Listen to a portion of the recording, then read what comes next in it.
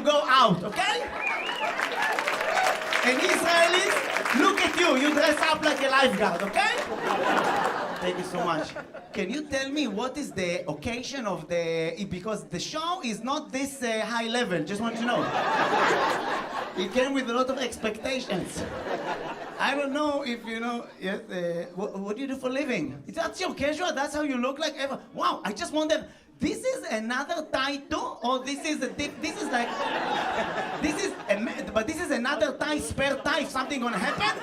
If suddenly, oh, need a tie, I'm gonna do, look, what do you do for a living? Oh yeah, you're a lawyer? I would put this tie, I would look like, you know, the little dolls that you put on cakes in weddings. I would be this thing, okay? I don't know even how to tie. Do you know how to tie the tie? How do you tie the tie? How do you tie the tie? Do you know how to tie the tie? You know to tie, do you know how to tie the tie on you, or you need somebody to tie on him? Because to tie a tie, you can't tie to yourself. You need to tie it to somebody with a tie, and then to take the tie slowly, and put it on you. Do you know how to tie the tie to yourself, or they're having fun? If the crowd is having fun, I continue with the tie. I don't have any other plans except of making you laugh, okay? If you're having fun, that's the thing with the tie, guys. Wow, I'm really curious. You know how to tie your tie, or you need somebody to help you? Because I don't know how to do it. You know how to do it? In front of the mirror? Guys, I don't know how we do it, because I can do nothing in front of the mirror. You know, sometimes you I don't know, you have like something here, you know, like in your shirt, a little string that you want to cut, okay? And then you take little scissors. I don't know why, when I do like this, my hand going to the other side. In front of the mirror, in the most dangerous thing. One time I cut my right ear. You know? It's beautiful. I love, wow, tie is really manly. This is the most manly clothes ever. A tie, because it's like a big arrow that shows where is your penis. Here it is. Yeah, here it is. Let me feel uncomfortable, but the penis is here. I can choke, but the penis. But the penis. You're beautiful. It's like push-up for ladies. Push-up. They have this thing to the boobs, so we have like my penis. You know? I wonder if a lady, when she's talking with somebody with the tie, she's like, and he's like, my eyes are here.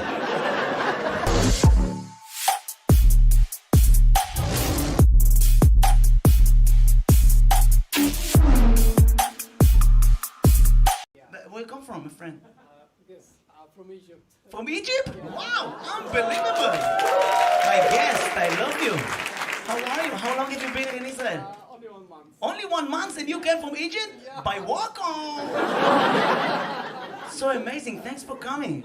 My friend. Wow, we love Egypt. I think that, guys, we can be even more friends with Egypt. You know what I mean? We built their pyramids, you know. You can see that it's an Israeli job, you know what I mean? The pyramids, because Pharaoh here, I said, I want buildings. And the Israeli contractor, believe me, the higher you go, less stones. You don't need to bring all the people. The higher you go, at the end, little stone. We don't like to walk, you know what I mean? Wow, so amazing. Okay, where do you live in Egypt? I live in Cairo? Cairo. This is like, Cairo is the Tel Aviv of Egypt? It's city. Yeah, and they have gay pride and stuff? Yes? Really gay? Wow. He didn't understand the question. You have gay pride? And he's like, yes.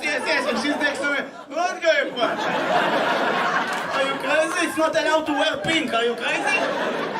If you wear pink, they hunt you. Gay parade, you know, when like in Israel, in Tel Aviv we have it, we are really open-minded. In Tel Aviv we dance on trucks, you know what I mean? It's not allowed. Unbelievable. How does it feel to live in Cairo? Wow, what do they think about us? How's Sissy? What's going on with Sissy? This is a gay name, Sissy. Just want you to know. Guys, I'm just saying, if your name is Sissy, you know, you are a little bit sissy, you know what I mean? And it's not allowed to be sissy over there. But the leader, kapara! How long have you been here? A week. A week? Wow, and you choose us as a vacation? It's a vacation? Workation. Workation? Yeah. Okay, what do you do for a living? I work in a university. University? So it's a workation. Under the cover here. Undercover? Yeah. Wait. What do you mean undercover? Maybe, guys, the Iranian sent her. We are suspicious, guys, because the Iranian, right now, they're sending spies here, you know what I mean?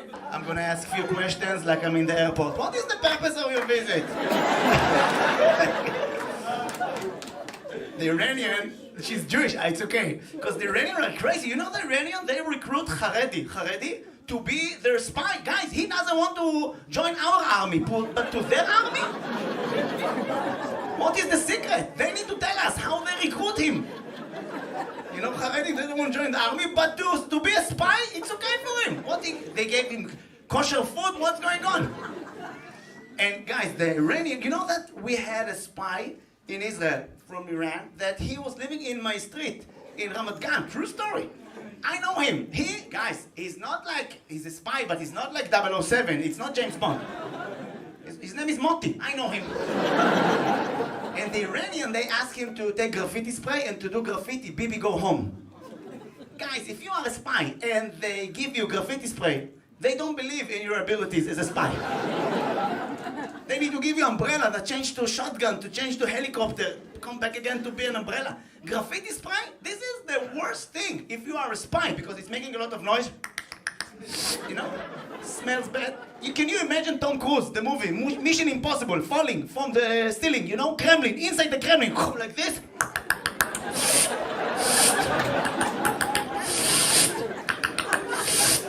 Writing, fuck Putin, I don't know.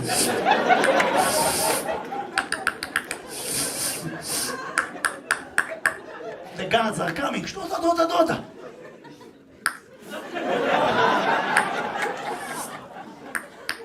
Because there's a Jula inside, you know? It's making a lot of noise.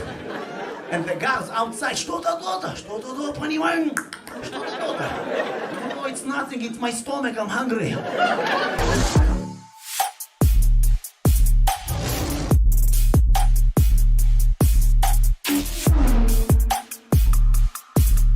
Where you come from, guys? The group, where you come from? Wow! German? How many people are you? What's going on? You came here to help us to build the train? Feel comfortable. It's just jokes. Don't be nervous, don't write down. Student Irish. They still remember that. Oh my God. Student Irish. We love you. Feel comfortable. You know, we love you. So how long are you going to be here in Israel? 1 week. Well, what have you seen so far? Excuse me? You just landed a few hours ago? So you just landed? I'm the first thing that you see in Israel? It's going to improve for you, believe me. I'm the first thing. After the show, she will go out and see. Always start low, then you can go up. Always start low, you know what I mean? Wow. This is Tel Aviv. This is the best place in the world, I think. You know Tel Aviv, best place, guys? It's like Berlin, and also we have, I know what you like, German people, you like the Kit Kat, you know the Kit Kat? Not the snack. BDSM club, we have it here. Yes. I was there, guys, crazy, you know? Crazy, and you can feel comfortable, because in Israel, everybody knows who you are. It's like, Shah Hassan, why you dress like a dog? But in the Kit Kat, I was like this, you know? No Israelis, I'm with a leash. The Kit Kat is an amazing place. I'm really happy that you're here and enjoy Israel. I think it's nice. What are you going to see tomorrow? They disappear. Excuse me, you go to Jerusalem? Tel Aviv bus station? Oh my God. It can be lower than me. They're gonna, it's not like a central bus station all over the world. That's the worst place ever. You will go there and suddenly, have money? Give me money right now, I need money. You know? Homeless in Tel Aviv, they don't ask money. They tell you, give me money. You give him 20 shekels, give me more money, I need money. You have more money? I have, but not for you. You know, it's not, this is not my last 20 shekels. It's not for you, the rest of my money. Give me money right now. And sometimes they start to cry next to you, give me money, I need money. I need money. And all the people look at me, you know, like, give me money, or Shachar Hassan, you can afford it. You know? So I gave him another 50 shekels. It was not a charity, it was a robbery. Robbery? Robbery. Robbery. Robbery. Can you say robbery or need to say robbery? Because robbery. Can I say robbery? It's better than because it's like robbery. It's not like robbery. So like, maybe like robbery. Nobody will give you the money. Robbery. No. You didn't convince me, but robbery? No, robbery. No, robbery. Yeah, robbery. It's not like robbery, you know? So how do you need to pronounce it? Robbery. Do I speak English? Do I? Okay. I'm always curious if I'm saying words because maybe it's just my energy, you know, because I'm doing stand-up many years. So maybe I'm like doing like the energy of these things and you are like, because of the melody, because I know comedy, but language I don't. So like, I'm happy that you're here. It's amazing. You know that in Germany they have sauna that you can enjoy sauna. In Israel, all Israel is a big sauna. Don't take off your clothes. Be careful. Stay with clothes. It's important, you know. In Germany, you go to the sauna, and there's a German next to you sitting, and there's something on his leg.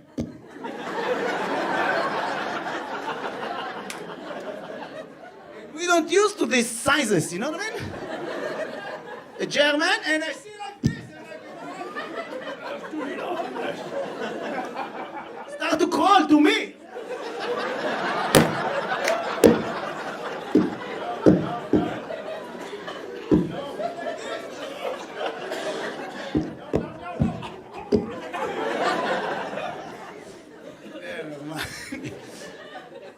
I'm happy that you're here.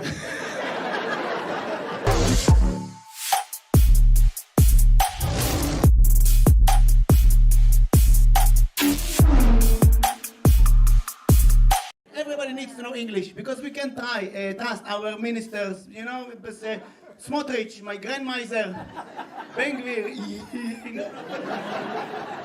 This is our mission. We are the real warriors. You know what I mean? We are the real warriors. Us. Not just me.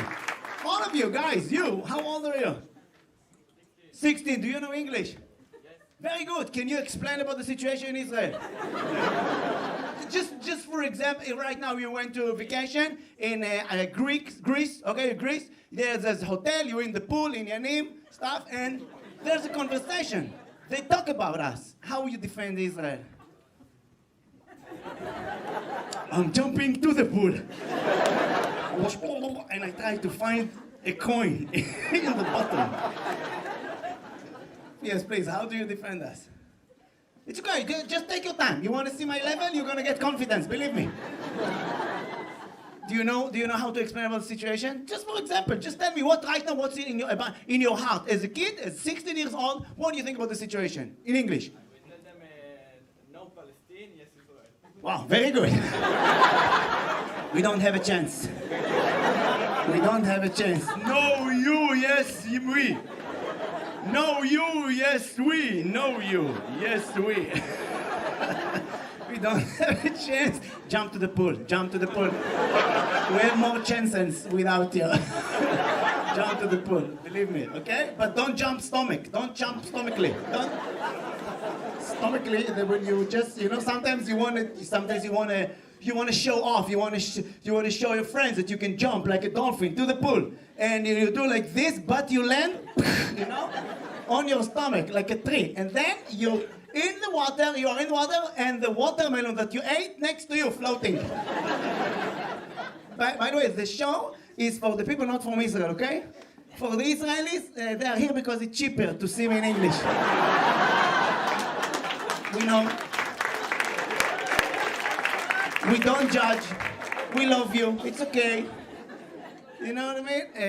So more people not from Israel do we have here, please? Family, hi, where come from? DC, Washington, DC. How long have you been here? 3 days. 3 days. Wow, you just arrived. But you Israeli completely, I can recognize your face. Your accent? No, your accent is not Israeli, but your face is like you have an accent Israeli face. It's a face that in a second can tell you, yalla, yalla, yalla. It's a face that it's a face, you don't know much, but Israeli face is a face that suddenly can change to a face that I was here before you. Complain about nothing. There's a line of people, somebody can come to you, I was here before you. And it's just you and him, What's your name? Dave. Dave. Ah, you're not Israeli? No. Wow. Wow. Okay, but you're Jewish, of course? Yes. Okay, you came here for 3 days, not your first time, of course. No. Okay, what do you think about the situation from over there, from the DC? It's Do you have good relationship with AC, or the DC and AC is not? Maybe it's a stupid joke in America, but in Israel...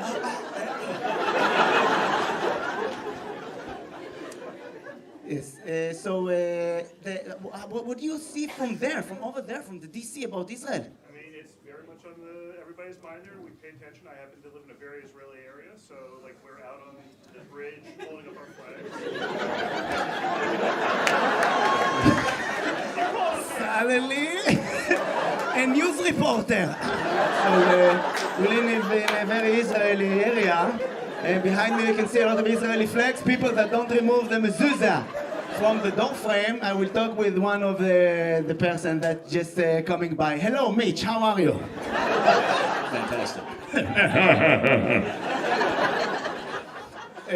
And I have another person here that he said from Israel and he wants to do hasbara. What do you think about the situation? We not they good. It's you. We good, they not good. Excuse me. To the fountain. There's a fountain on the street. You jump to the fountain. Fountain, Mizraka. Yes? Okay. You don't feel stressed right now when you're here? No, I'm on vacation. You unbelievable! Guys, this is so funny for us Israelis that for a vacation, we run away from here. You know what I mean? As a vacation, we don't want to see Israelis. Our vacation, by the way, is not to see other Israelis. This is our vacation. And even when we are on a vacation, and there's Israelis, we run away from the area with the Israelis. And you choose all Israel and the Israelis together. Babushka of nervous and stress. And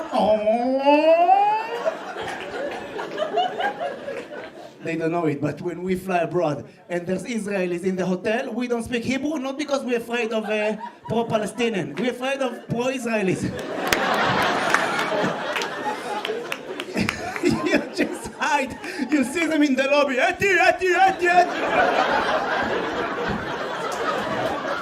You just wait, You jump inside the curtain of the towels, in the lobby. In the... עגלה של חדרנית.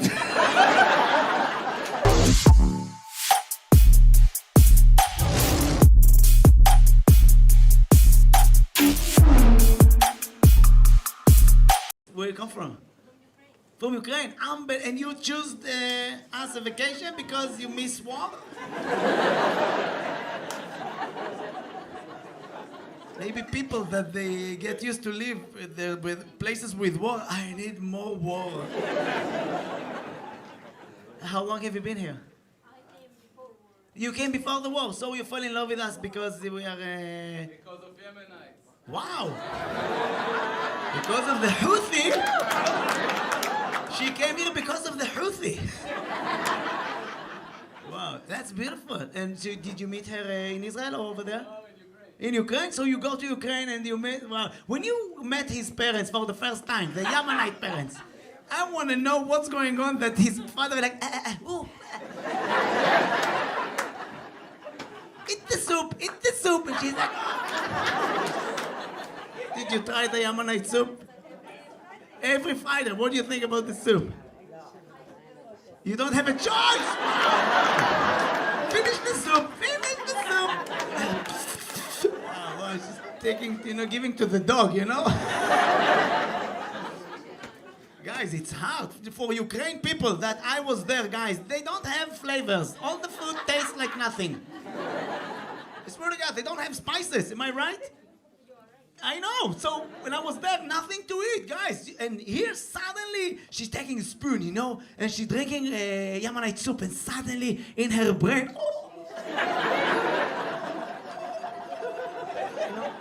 just imagine what happened to a person that have never tasted these spices like Hawaii marak. What's going on? You know that you drink the bottom of the wow. In the bottom, all the spices together. The ground zero of the soup that you take in. Everything together, places that even the chicken didn't swim there. It's too dangerous, When you drink soup, there's the Bermuda Triangle. At the end of the soup, that you see only leaves of parsley floating there. Unbelievable. עלים של פטרוזיליה, yes. When I was a kid, my grandma, we didn't have a lot of money. We were poor. My Yemenite grandma, she used to take all the things that people throw from the chicken, like the feet and the neck, and it was every dinner, my grandma. I swear to God. After I used them, she always found something else. I was a little kid. My grandma, give it to me. Swear to God, just take the bone of the chicken. Pass it to my grandfather, like joint.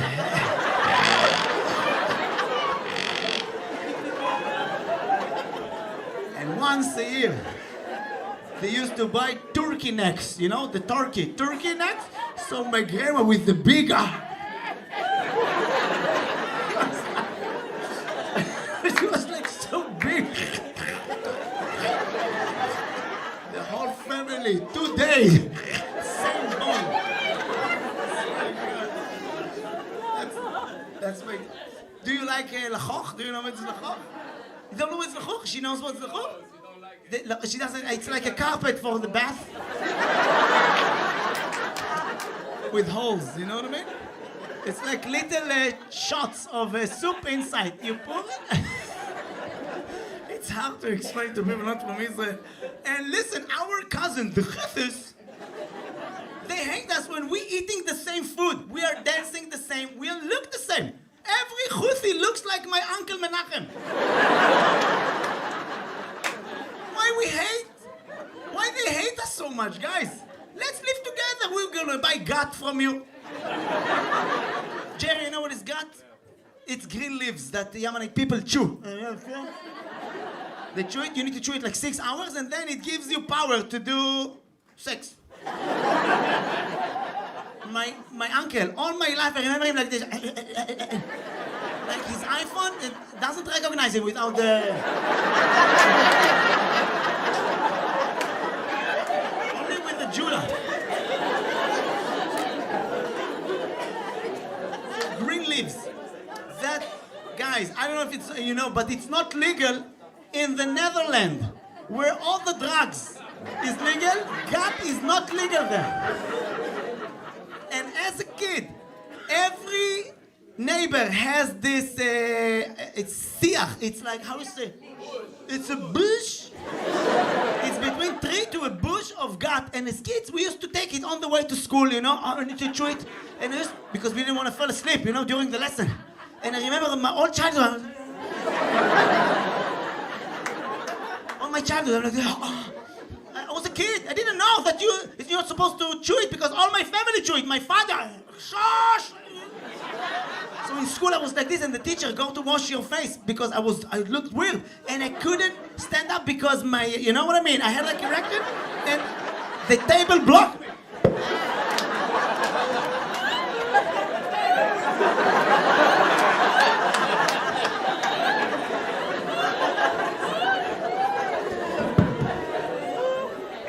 I'm happy that you're here. Amazing. She's amazing. She fell in love with a Yemenite. That's a beautiful love story, you know what I mean? Romeo and Juliet. You too? You're from Ukraine too? No, I'm from Russia. From Russia? Guys, relax. Wow. Your girlfriend's from Ukraine, your girlfriend from Russia, can't fight. She has like mouse breath from the Chilbe. She's from the Schug. You don't know, Jerry, but Chilbe, it's a green sauce. Green sauce that Yemenite people, we eat it, but it smells so bad. It can kill you, you know what I mean? You put it, and then when you run, it feels like the soup's still running after you.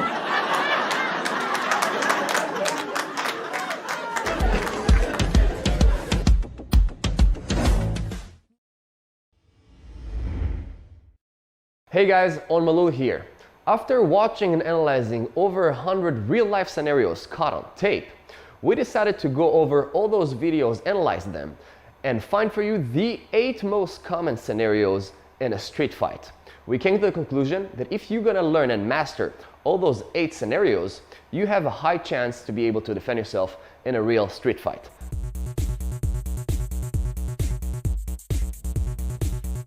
Another common attack that we can see are hair grabs.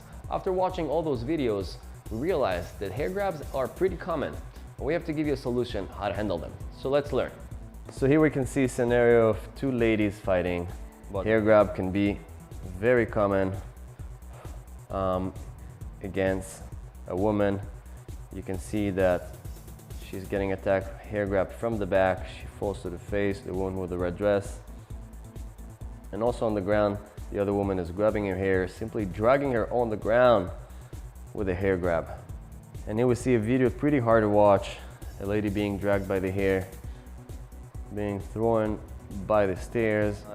You can see a man that is abusing this woman by grabbing her by the hair. Here we have another scenario of a guy grabbing the woman's hair and controlling her. And here we can see 2 women that are fighting. We have a hair grab on the ground and punches to the back of the neck and to the face. So hair grab, pretty severe attack. When you're being dragged by the hair, you're being controlled by the attacker. So let's see, how can we handle a hair grab?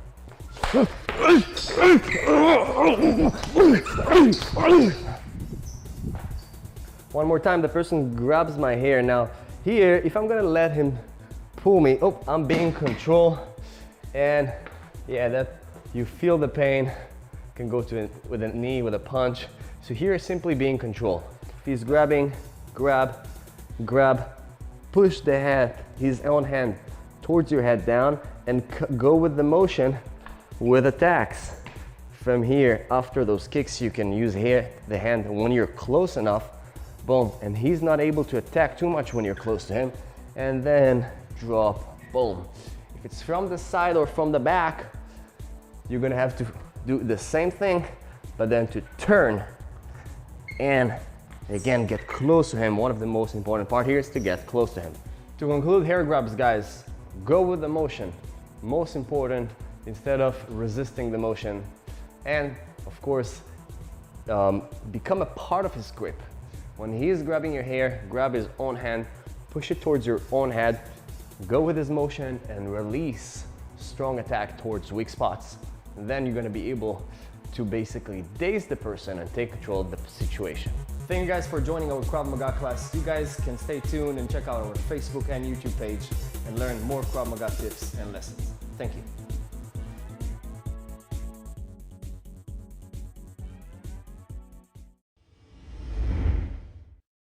Hey guys, On Malul here. After watching and analyzing over 100 real-life scenarios caught on tape, we decided to go over all those videos, analyze them, and find for you the 8 most common scenarios in a street fight.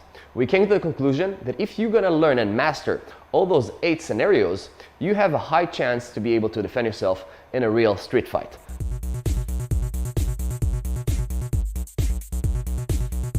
So we're gonna talk now about hand grab.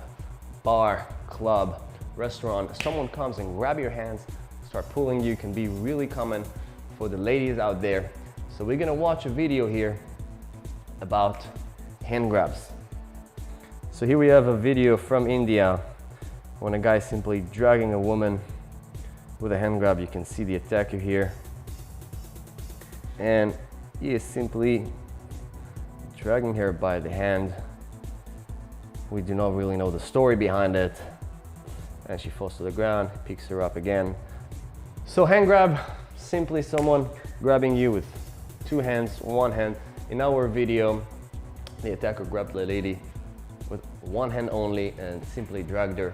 What we see most people are trying to do is to resist against the grab, but usually your attacker is stronger and bigger and it's not going to work. So a concept in Krav Maga, go with the attacker. Leo, you can grab as strong as you can. Up, 2 hands. Up. What I do, I create leverage. Okay, and I go towards the opening, towards the thumb. And here, I'm gonna grab my own fist. If he's pulling, again, go with him, grab your own fist. And pull, creating leverage. Of course, what I could do is also to attack sometimes, or I do not have the angle, like in our video, when he's facing his back. So if I'm attacking here, that's not a serious attack that is not gonna make damage and impact. But if he's in front of you and you feel in danger, attack, that will be perfect. Sometimes, as we know, club, bars, public places, someone grabs you, you don't want to escalate the situation and right away attack and create violence. So a great technique for that is simply grabbing your own hand, going up. You see his thumb towards his thumb. 2 hands is gonna work as well. We do it always with ladies, bringing strong guys to grab them, and they're amazed how easy and effective this technique is. If he's grabbing me from up, you can see that his thumb now is down, so I'm gonna have to go down. 2 hands is going to be exactly the same, so I'm following the same concept. So in Krav Maga, the idea is not for each situation to give you another technique. It's actually to use one technique, which we call minimum defense against maximum attack. To conclude, guys, hand grabs are common. They can be even in a non-violent intent, and you should know how to release yourself. If in danger, right away with attack, and if not possible to attack, how to use the technique to release the attacker in a simple way, one technique that will help you with any hand grab you can think of. Thank you guys for joining our Krav Maga class. You guys can stay tuned and check out our Facebook and YouTube page and learn more Krav Maga tips and lessons. Thank you.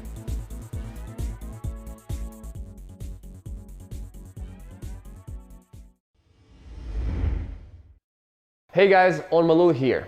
After watching and analyzing over 100 real-life scenarios caught on tape, we decided to go over all those videos, analyze them, and find for you the 8 most common scenarios in a street fight. We came to the conclusion that if you're gonna learn and master all those 8 scenarios, you have a high chance to be able to defend yourself in a real street fight.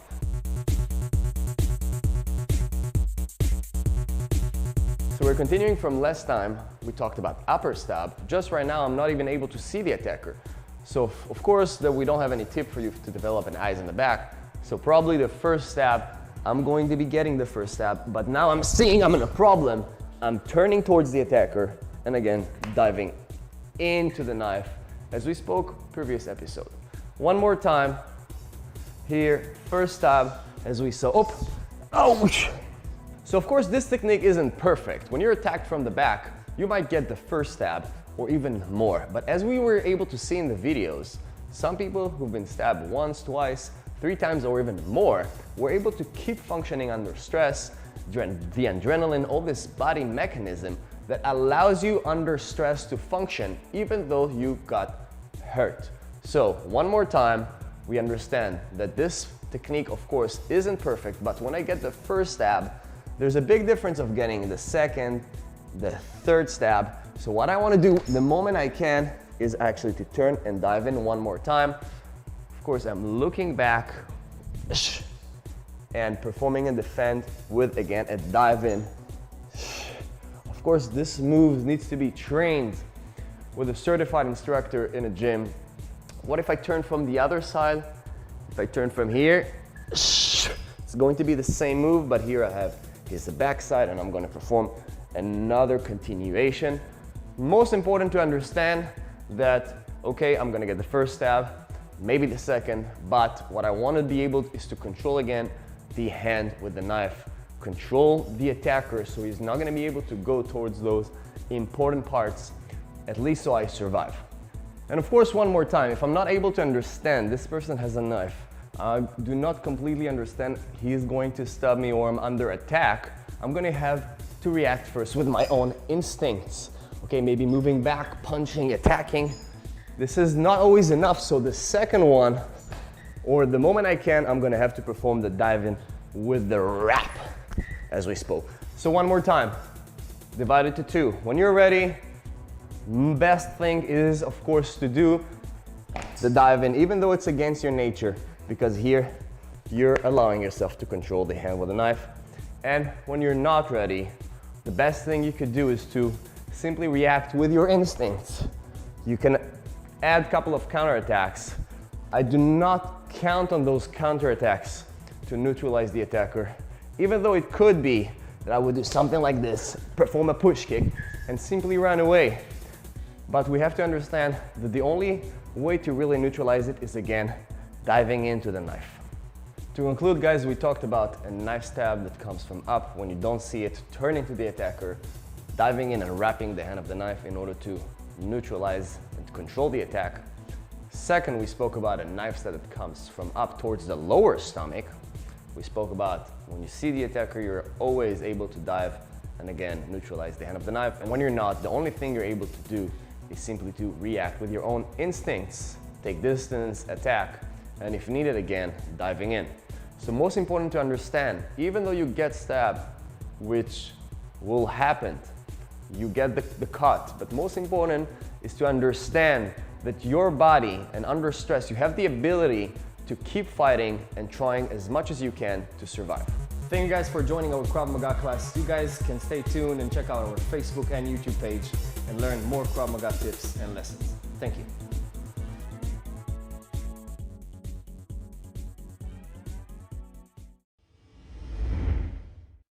Hey guys, On Malou here.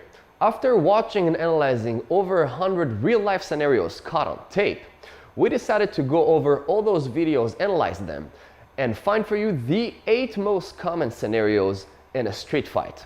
We came to the conclusion that if you're gonna learn and master all those 8 scenarios, you have a high chance to be able to defend yourself in a real street fight.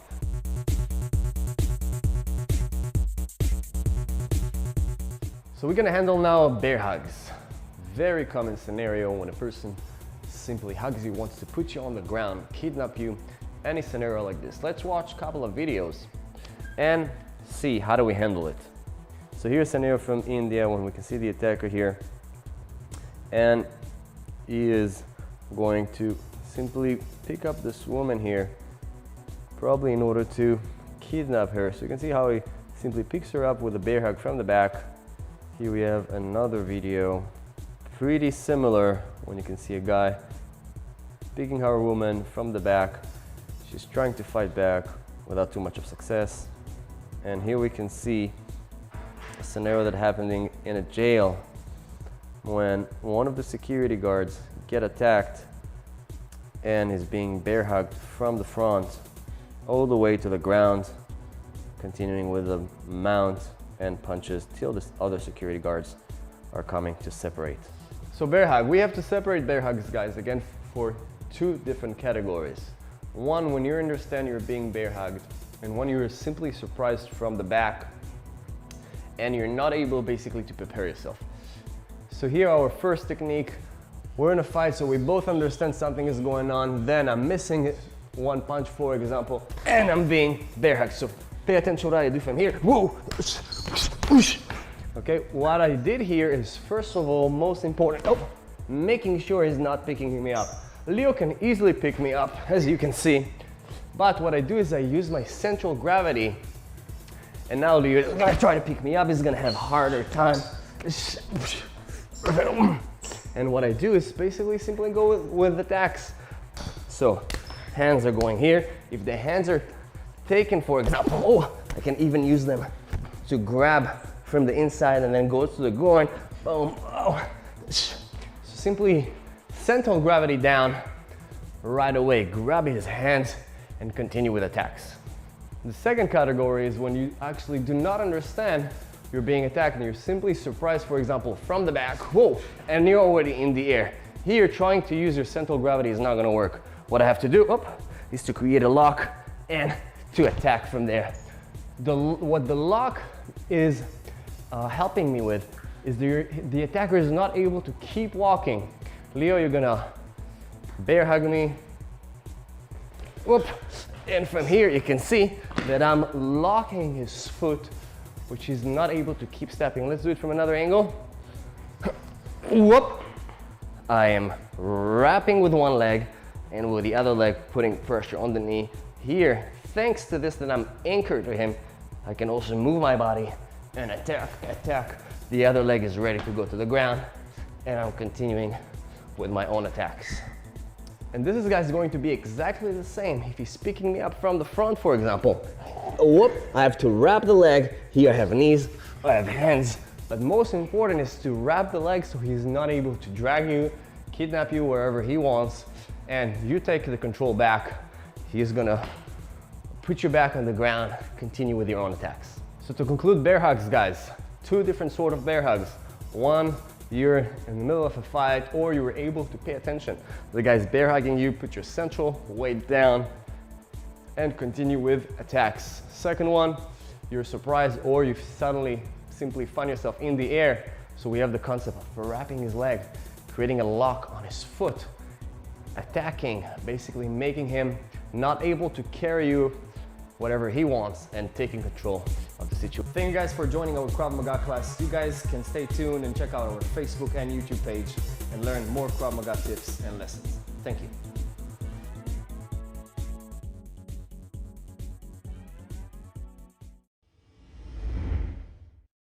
Hey guys, On Malou here. After watching and analyzing over 100 real-life scenarios caught on tape, we decided to go over all those videos, analyze them, and find for you the 8 most common scenarios in a street fight. We came to the conclusion that if you're gonna learn and master all those 8 scenarios, you have a high chance to be able to defend yourself in a real street fight.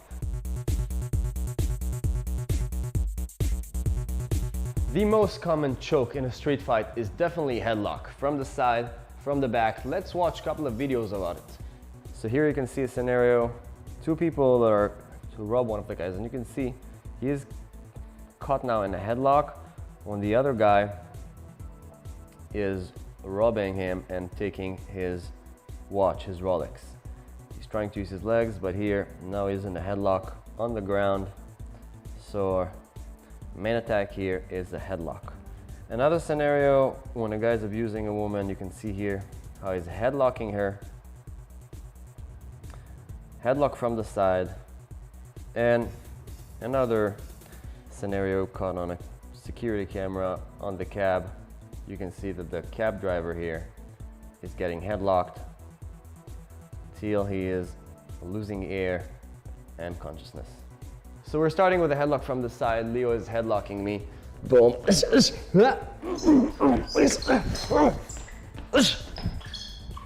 So a headlock can happen or out of nowhere when Leo just did, whoa, or in a fight, when Leo is punching me, boom, I may be moving back, and then, ooh, in the middle of the fight, the headlock is there. Okay, so what we have to understand is separating the headlock to two different scenarios. One, that I'm understanding I'm under attack, which we can call it, I'm ready. I'm in a certain awareness level that I'm under danger. Second one, when out of nowhere, there's a headlock that comes from the back or from the side, and here I'm already caught in a headlock. So first we'll show you what happens if you're understanding you're under attack, and you can kind of see this headlock. For example, he is punching me, I understand there's a headlock, only thing I do is put my chin down, and even if he's one or two hands, whoop, I'm already able to escape. And this works against headlock from the back as well. Here my chin is down, whoop, all I do is I step and I'm outside. So that also works if you're being headlocked from the back, but you have to understand you're being headlocked. For example, we're in a fight, whoop, and suddenly, oop, you're here, up. So what I did is exactly the same technique from the back. When I'm understanding, there's a headlock coming, putting my chin down, and from here, because I have my chin down, I'm able to slide, use those hands, and take control of the situation. A really simple technique that you guys can use. Now you might ask yourself, well, what if I'm not aware of this? So we showed you just a technique before that. I'm getting headlocked, and I'm in the position, whoop. Only thing I did here is going with this motion first, stepping, I don't want to resist my attacker, whoop, stepping, attacking. So most people, they're trying kind of to fight the headlock, forget about it. Here you have air, headlock from the side, you do not have to get air because he's simply putting pressure the back of your hand. So attacking, you're able to function here, bring the other hand to the face if he has hair, it's great, explosive motion, and continue from there. If it's from the back, I will need to get air. So that we talked in previous episodes, how to create leverage on his thumb and put the chin, continue from there to a headlock to the side.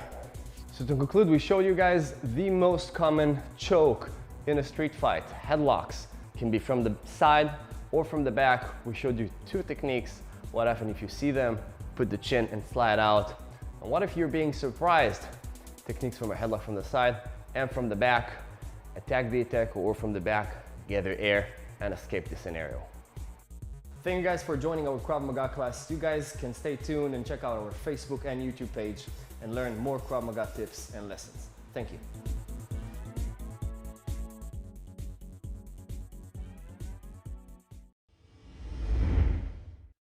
Hey guys, On Malul here. After watching and analyzing over 100 real-life scenarios caught on tape, we decided to go over all those videos, analyze them, and find for you the 8 most common scenarios in a street fight. We came to the conclusion that if you're gonna learn and master all those 8 scenarios, you have a high chance to be able to defend yourself in a real street fight.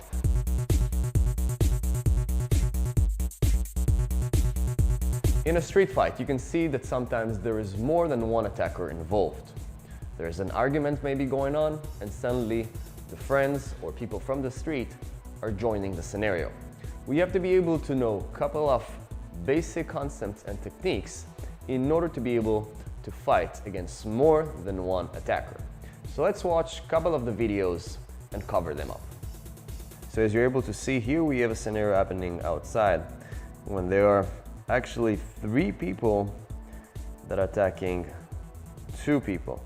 So you can see the guy here with the red shirt, for example, is moving backwards and trying to defend himself against those punches. Another scenario happened in a gas station where 2 guys are stealing a pack of beer. The employee is getting out of the gas station and trying to fight those 2 guys. And here you can see 2 attackers that are fighting against the employee. Here another scenario when you have 2 attackers with a baseball bat. Here's the first one, and here's his friend joining him with another baseball bat against this one person. As you can see, they're attacking him, simply throwing him off the balcony here. multiple attackers. So here we have Leo, which is one attacker, and our bag, who is going to represent a second attacker. Just understanding those concepts real quick.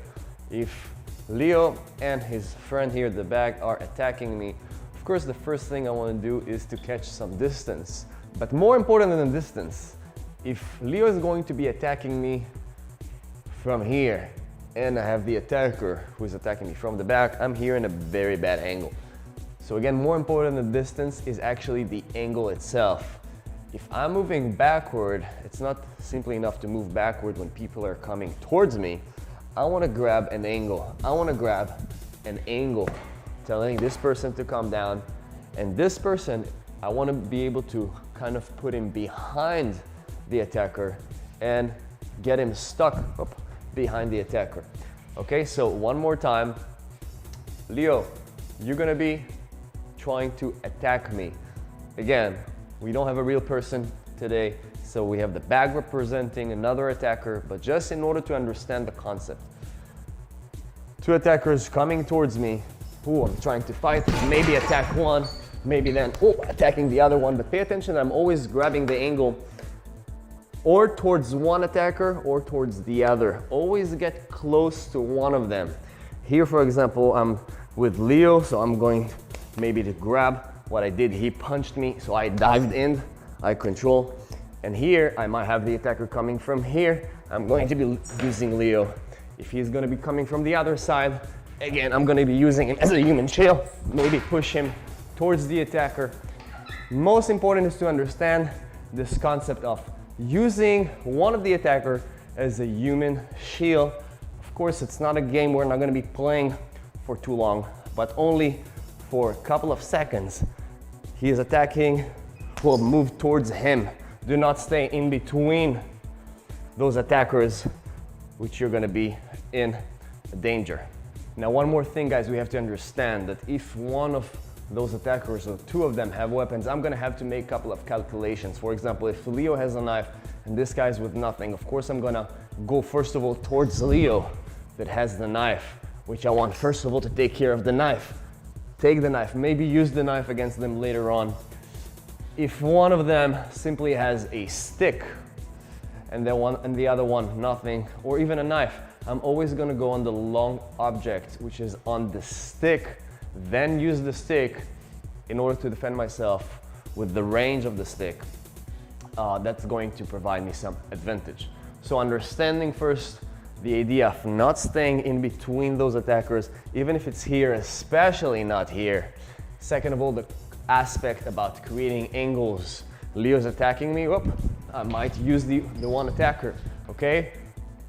Changing the angles from here up to here, using him as a human shield.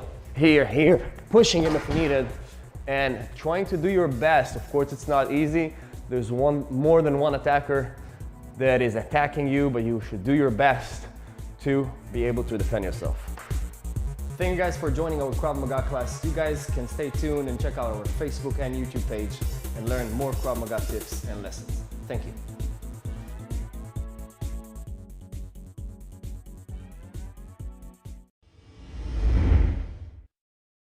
Hey guys, Owen Malul here. Today we're going to talk about the most common mistakes people do while learning or teaching self-defense.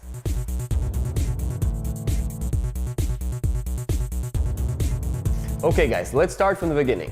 When you have an attacker facing you and you're understanding you're being under attacked, you want to be as prepared as possible, which means you want to put yourself in what we call a fighting stance, right? There's an attacker coming. You're not going to be simply with your hands down. You want to cover most important parts, your face, your weak spots, in order to be able to defend yourself. What I still see out there, what people learn or teach self-defense, is a lot of the classic fighting stance that comes from boxing or all kind of martial arts, when their hands coming to protect the face on one hand, which is good, but on the other hand, when I do something like this, or even with open hands, what I basically psychologically transforming to my attacker is, come on man, let's fight, okay? Which is the first thing that I don't want necessarily always to invite my attacker to the fight. Sometimes I would actually want to play the victim. The second and the biggest mistakes while doing all kinds of these self-defense is I'm simply losing the element of surprise, which is the best moment for us to surprise the attacker, maybe kick, strike, and run away. When I'm doing something like this, he's understanding that maybe I know what I do, maybe I'm trained, and I'm going to react. He might change his actions. I might be recognizing that my attacker is going to give me kind of a swinging motions, but when I put my hands here, he might change an attack in the last moment and actually go with a kick, or if it's especially with a weapon, maybe a knife or something like this. If I'm gonna put my hands here, whoa, he might confuse me because he is understanding he's facing someone who is going to react. So instead of these kind of stance or even with open hands, what we would recommend is simply a very little change that makes a whole difference. From here to here. Psychologically, I'm gonna tell here the attacker, my friend, I don't wanna fight, leave me alone. And on the other hand, I'm still protected. If he's attacking my face, I'm still prepared in order to defend and protect those weak spots. Okay? So very small change, guys, that makes a very big difference. Instead of these kind of fighting stance, put your hands close to each other. One more thing I want to talk about the fighting stance, that if you already put your hands together towards the attacker and you're already telling him psychologically, man, I don't want to fight, better you put your hands close to each other. And the reason is, when my hands are open, he has two options. He can attack me, boom, towards the face, straight towards those weak spots, right, boom. Or it can come around, which in a real time situation, I'm gonna have to decide if to do an inside offense or maybe an outside offense. And when you're being attacked under stress and when the adrenaline is high, and when you're being attacked under real-time scenario, under stress and when the adrenaline is high, you want to be able to think as less as possible. These kind of fighting stance will give you two options, inside or maybe outside. When you put your hands together, your attacker will never try to attack you towards your face. He will never do something like as such. He will always come from around. Something else you could do with this kind of fighting stance is raise your hands a little bit here. While doing this, you're affecting psychologically on the attacker to attack you towards the lower body, towards the stomach, which means that I'm basically, just with my fighting stance, kind of controlling and directing the attacker to attack me wherever I want to. So it's not only in order to protect yourself, it could be only in order to influence the attacker and tell him, man, attack me towards the stomach. Oh, and I'm already ready for my next move. To conclude, guys, we talked about fighting stance. They're not only here in order to be protected, also in order to create element of surprise. Instead of putting the hands here or here, put your hands here. Play the victim. Use the element of surprise to your advantage. We understood that in addition to that, with your own fighting stance, you can also influence the attacker to attack wherever you want him to attack and to influence him psychologically. This way, you're gonna be able to be the most protected as possible and almost predict his next attack. Thank you guys for joining our Krav Maga class. You guys can stay tuned and check out our Facebook and YouTube page and learn more Krav Maga tips and lessons. Thank you.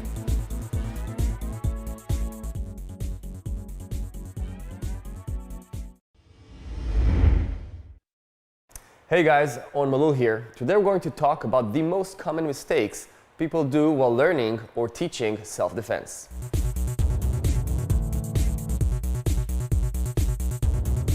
Let's talk about this common mistake called relying your defense too much on timing. What do I mean? Leo, you're gonna throw a punch. You're gonna throw a straight punch. Okay? So all of these moves, which can work in a ring when you're both professional fighters, for example, and you have a couple of opportunities, first of all, to learn your opponent, to learn his moves, Second of all, you're gonna have more than one opportunity to perform the defense. In a street fight, you have one opportunity to defend yourself and go home safe. Now, when he's gonna swing his hands towards my face, okay, doing all kinds of moves that are taken, for example, from boxing, which is a great competitive fighting sport, which can help us on one hand for the street fight, but on the other hand, this specific defense or a peeve against a straight punch would not necessarily work. The reason is that in a real-time scenario, your hands is the first thing that is reacting. Your palms is the first thing connected to your brain. When he's gonna throw the punch, whoa, that's what's gonna happen. You do not really know what to expect. If it's a right, left punch, choke, bear hug, kick to the groin, knife, gun. With those wide range of attacks he can pick, I cannot use timing only. For example, if he's going to punch me and I think he goes towards the face, but it actually goes down, I'm gonna perform a timing move, whoop, right? I'm in a problem. When it goes towards my face, up, could work. But if he changed the direction, oh, so I'm in a big problem. More than that if he's having a knife. And now I'm counting, for example, let's show you a very classic defense against a knife stab comes down. So I could perform something that looks like this. But what happens if while I'm going to the side, he is going to change the direction. Instead of stabbing classic from down up, he's gonna give me an angle. Whoop. So I'm here in a very serious problem. One more common defense that we see out there is against a stub when I move.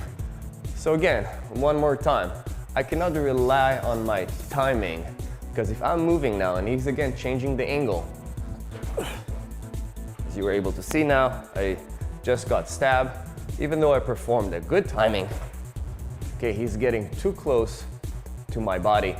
So all those defense with timing, we have to understand, timing is essential and you're using timing in any defense, right? If he's stubbing up and common defense I'm teaching, this one, if you do it in the wrong timing, you're in a problem. But on the other hand, what I rely on is also the defense with my hand, okay? The move that he's doing, it does not matter if he goes up now or if he's going down now. If I'm inside, I'm protected. So the timing here, whatever I'm going to do, when I'm diving in, performing a defense with a good timing, that will simply work. One more example so you guys will deeply understand. Leo, you're gonna punch to the face. One more time, this defense looks great. I'm redirecting, going diagonally forward. Can perform a strike or a hit towards the groin, then I'm in control.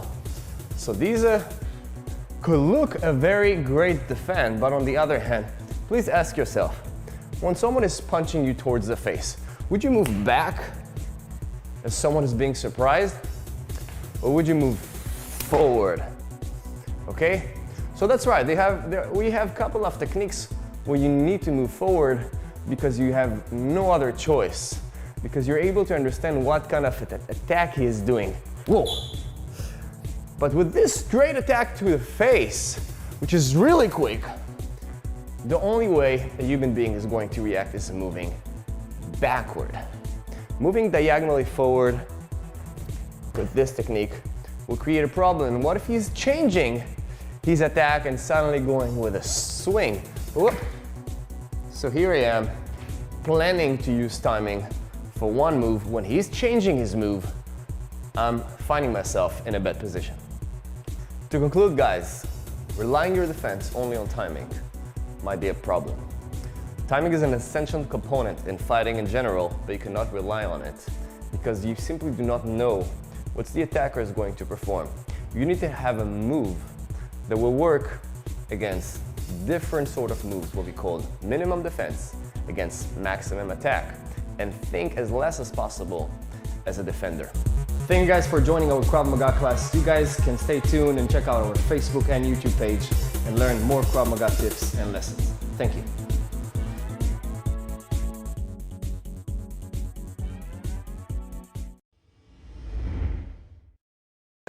We can divide. Rolling. So knife stabs. We can divide knife stabs.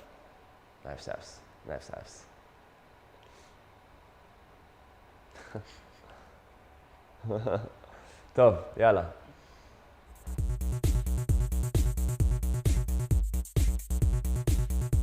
One more common street attack, and one of the most dangerous are knife attacks. They're accessible, easy to carry, and create severe damage.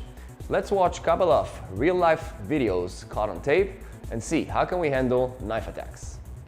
Here we have a scenario from Israel when a woman is pulling out a knife from her bag and attacking a security guard. Another scenario happening in a room full of people when an attacker is getting into the room and starts stabbing the person towards the stomach till he falls to the ground and then stab him towards the back. You can see many people in the room, unfortunately, does not interrupt.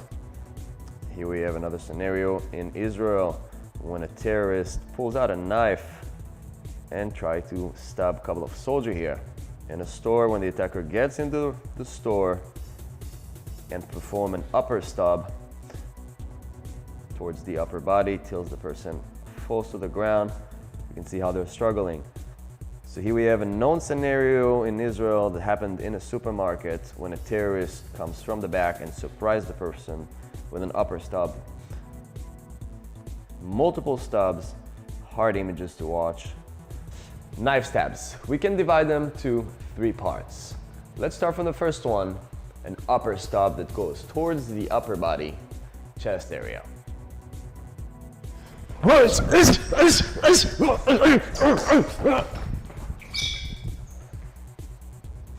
So as you guys saw, I performed a dive in with a wrap. Okay? Which we have to understand that in order to perform this kind of move, I have to be ready. That means I have to see the attacker. It's impossible when I'm talking to a person and a guy is attacking me that I'm going to perform with dive in. As you saw, I performed with another move, which called an instinct. So we have to understand that first of all, if I am ready for the guy, the best thing to do is to actually dive in. As much as it's against the instinct and against the nature to dive into an attack, this is the only way to really neutralize the hand of the knife. And from here, even though the knife can touch me a little bit, I don't care because I'm neutralizing the hand with the knife. And here, if he's gonna pull me, boom, I'm anchored to him with those knees. One more time. You can try to pull the knife, boom, and I will go with a couple of knees, elbows, hammers, boom, till the knife will be on the ground, and I'm gonna push the attacker. So first of all, understanding that if I see the attacker, the best thing to do is to kind of suicidal knife. I know I'm in trouble, even though it's against my nature, I want to control the attack. So we do have to address what happens if I'm not ready. That means the attacker is surprising me. Sometimes, yeah, I would get the first stab. There's no magic technique for that. But sometimes I'm going to be able to perform what we call an instinct, a very natural move. For example, Leo is talking with me behind his back. He's the attacker, and suddenly out of nowhere, whoa, he's attacking. So we can see that a human being's natural motions are always to do this kind of motions. If he's attacking with the other hand, boom, he's attacking from up, from down. So all those motions, which are instincts, we can take a person who is even not trained, and you'll see that he's going to defend against those swinging motions. So very similar to a punch. This move, as we spoke already, represent a punch, a slap, a knife stabs, battle of beer, hair grab, shirt grab, all those motions that comes from the outside in, okay, multiple attacks. Now we're addressing knife stabs. So if I'm not ready, the only thing I can do is first of all, to react with my own instincts, maybe try to create a better angle Okay, attack. So reacting with my instinct, attack, attack. Prefer maybe in other attacks, getting distance, running away if possible. But if it's not enough, and now he's going to stop, whoa, I will need again to go back to the dive in, because this is the only way I'm gonna be able to completely neutralize.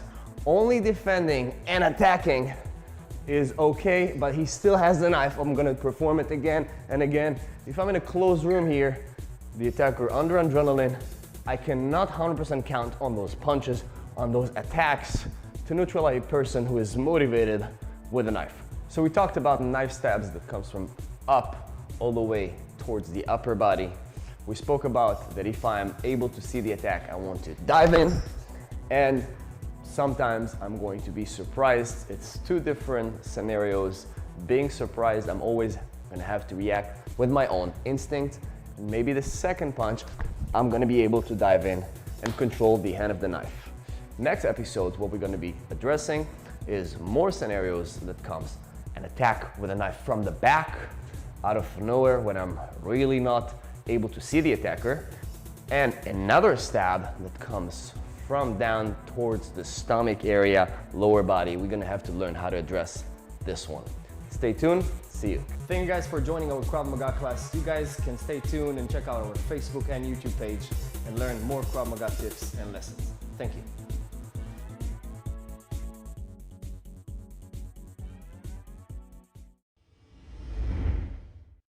Hey guys, On Malou here. After watching and analyzing over 100 real-life scenarios caught on tape, we decided to go over all those videos, analyze them, and find for you the 8 most common scenarios in a street fight. We came to the conclusion that if you're gonna learn and master all those 8 scenarios, you have a high chance to be able to defend yourself in a real street fight.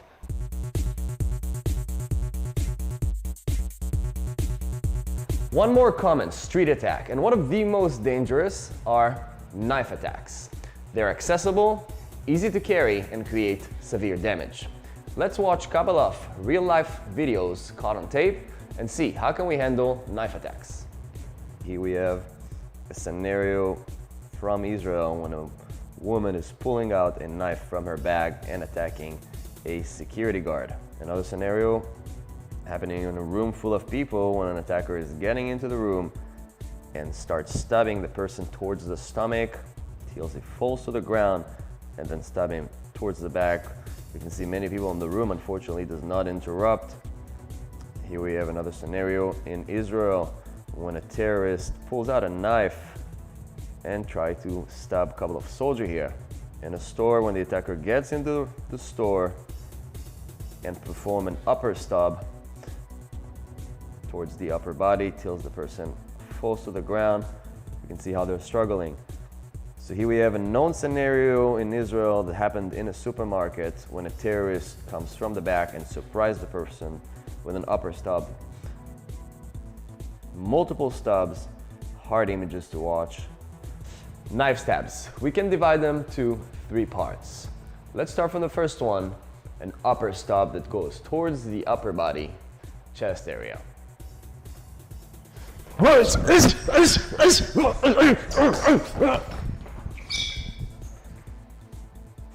So as you guys saw, I performed a dive in with a wrap. Okay? Which we have to understand that in order to perform this kind of move, I have to be ready. That means I have to see the attacker. It's impossible when I'm talking to a person and a guy is attacking me that I'm going to perform with a dive in. As you saw, I performed with another move, which called an instinct. So we have to understand that, first of all, if I am ready for the guy, the best thing to do is to actually dive in. As much as it's against the instinct and against the nature to dive into an attack, this is the only way to really neutralize the hand of the knife. And from here, even though the knife can touch me a little bit, I don't care because I'm neutralizing the hand with the knife. And here, if he's gonna pull me, boom, I'm anchored to him with those knees. One more time. Leo can try to pull the knife, boom, and I will go with a couple of knees, elbows, hammers, boom, till the knife will be on the ground. and I'm gonna push the attacker. So first of all, understanding that if I see the attacker, the best thing to do is to kind of suicidal knife. I know I'm in trouble, even though it's against my nature, I want to control the attack. So we do have to address what happens if I'm not ready. That means the attacker is surprising me. Sometimes, yeah, I would get the first stab. There's no magic technique for that. But sometimes I'm going to be able to perform what we call an instinct, a very natural move. For example, Leo is talking with me behind his back, he's the attacker, and suddenly out of nowhere, whoa, he's attacking. So we can see that a human being natural motions are always to do this kind of motions. If he's attacking with the other hand, boom, he's attacking from up, from down. So all those motions, which are instincts, we can take a person who is even not trained, and you'll see that he's going to defend against those swinging motions. So very similar to a punch. This move, as we spoke already, represent a punch, a slap, a knife stabs, battle of beer, hair grab, shirt grab, all those motions that comes from the outside in, okay, multiple attacks. Now we're addressing knife stabs. So if I'm not ready, the only thing I can do is first of all, to react with my own instincts, maybe try to create a better angle, okay, attack. So reacting with my instincts, attack, prefer maybe in other attacks, getting distance, running away if possible. But if it's not enough, and now he's going to stab, whoa, I will need again to go back to the dive-in, because this is the only way I'm gonna be able to completely neutralize. Only defending and attacking is okay, but he still has the knife. I'm gonna perform it again and again. If I'm in a closed room here, the attacker under adrenaline, I cannot 100% count on those punches, on those attacks to neutralize a person who is motivated with a knife. So we talked about knife stabs that comes from up all the way towards the upper body. We spoke about that if I'm able to see the attack, I want to dive in, and sometimes I'm going to be surprised. It's two different scenarios. Being surprised, I'm always gonna have to react with my own instinct. Maybe the second punch, I'm gonna be able to dive in and control the hand of the knife. Next episode, what we're gonna be addressing is more scenarios that comes an attack with a knife from the back, out of nowhere when I'm really not able to see the attacker, and another stab that comes from down towards the stomach area, lower body. We're gonna have to learn how to address this one. Stay tuned, see you. Thank you guys for joining our Krav Maga class. You guys can stay tuned and check out our Facebook and YouTube page and learn more Krav Maga tips and lessons. Thank you.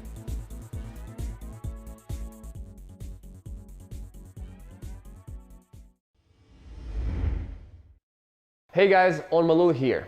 After watching and analyzing over 100 real-life scenarios caught on tape, we decided to go over all those videos, analyze them, and find for you the 8 most common scenarios in a street fight. We came to the conclusion that if you're gonna learn and master all those 8 scenarios, you have a high chance to be able to defend yourself in a real street fight.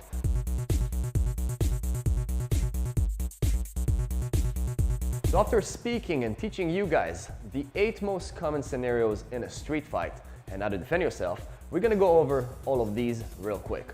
First of all, we spoke about punches. Punches are way far the most common attack in a street fight. We were able to see in our videos caught on tape at least 40–50% of the scenarios that are starting with a punch, with those swinging motions that goes towards the face.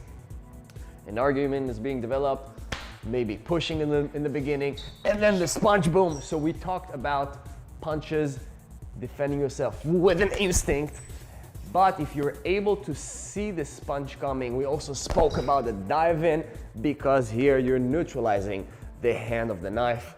We spoke also about what happens if there are multiple attacks that comes to your face and you have to use both hands. You're able to defend yourself and attack with those legs. His stand is wide, go in between those legs. And of course, if needed as well, diving in is always great in order to neutralize the attacker. We spoke about what happened if you got a punch already towards the face and react with the natural instinct reaction moving back, and you need to dive in. go over it and learn it step by step. The dive in with those elbows, surprise the attacker, do the unexpected. Then we moved into what happens if you already got the punch or something you simply got to the ground. Okay, here we spoke some about ground techniques. If he moves, try to reach you, try to use ground techniques and create angles from here. Attacking if he comes from one side, turning with him, the other side. What happens if he's already on top of you, here on the side, maybe punching, choking you, boom, we spoke about a technique, boom, pushing him, standing up, all those scenarios that you're on the ground. 50% of the time, guys, in a street fight, if you do not react quick enough, you're gonna find yourself on the ground. Really important to know how to defend yourself. We then moved to headlocks many times in a fight, even if it starts with those punches, swinging motions. Whoop, I'm moving on and suddenly there is this headlock. Boom, boom. We spoke about the defend when he's headlocking you, going with the motion, attacking, grabbing a weak spot here, eyes, boom. We also spoke, what if you're able to see the headlock coming and simply putting your chin down. We also spoke about a back headlock in the same episode that you have to be able to get air, put the chin, move on to the side headlock and continue from there. And of course, again, the same, this chin, if you're able to put the chin down, you're always able to escape on time. Now we're going to bear hugs. Bear hugs, very common attack. A person wants maybe to kidnap you, maybe to put you on the ground. We see it a lot happening on the street.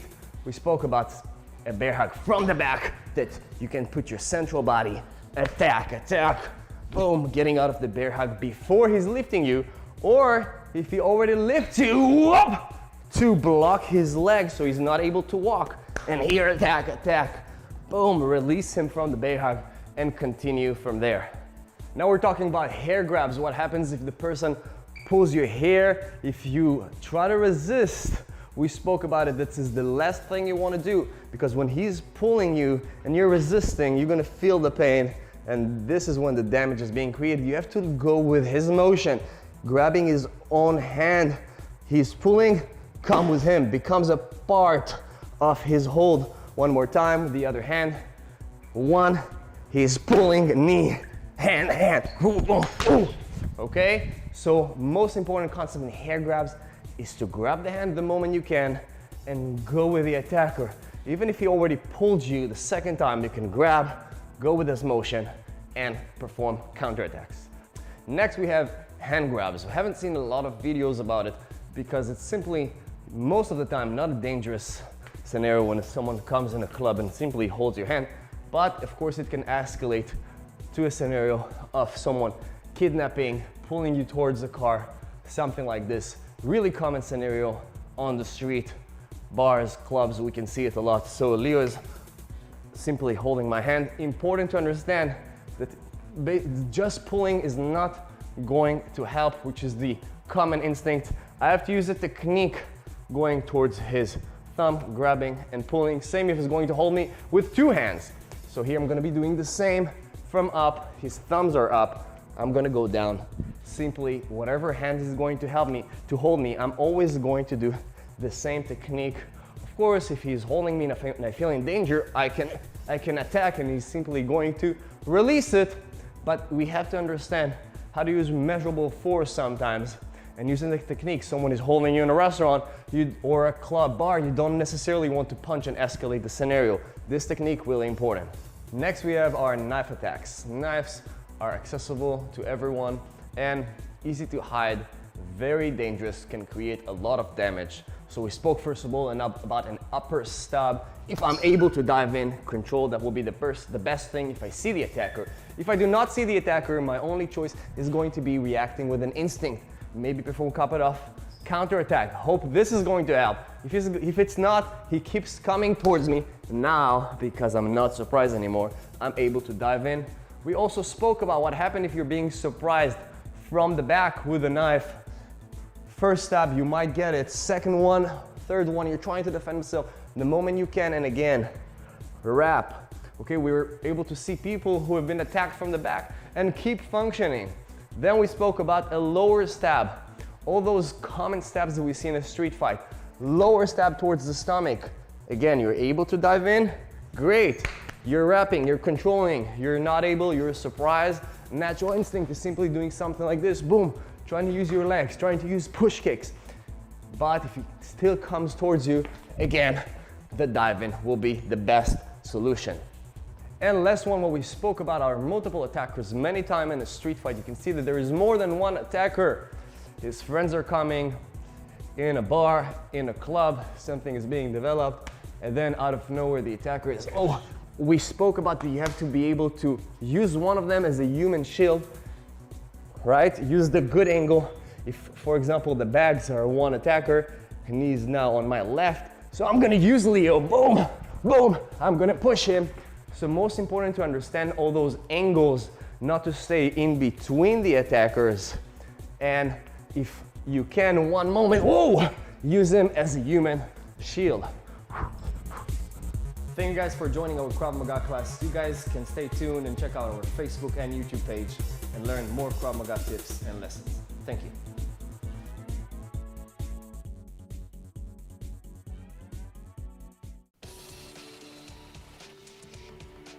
Welcome to ILTV's Israel Daily. I'm Caleb Ben David, and coming up in today's newscast, Trump is pressuring Israel into giving safe passage to Hamas terrorists that are on the IDF side of the yellow line.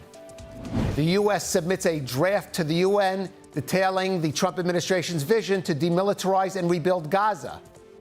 And a moving story. Yad Vashem's name database has now reached 5 million names of those perished in the Holocaust.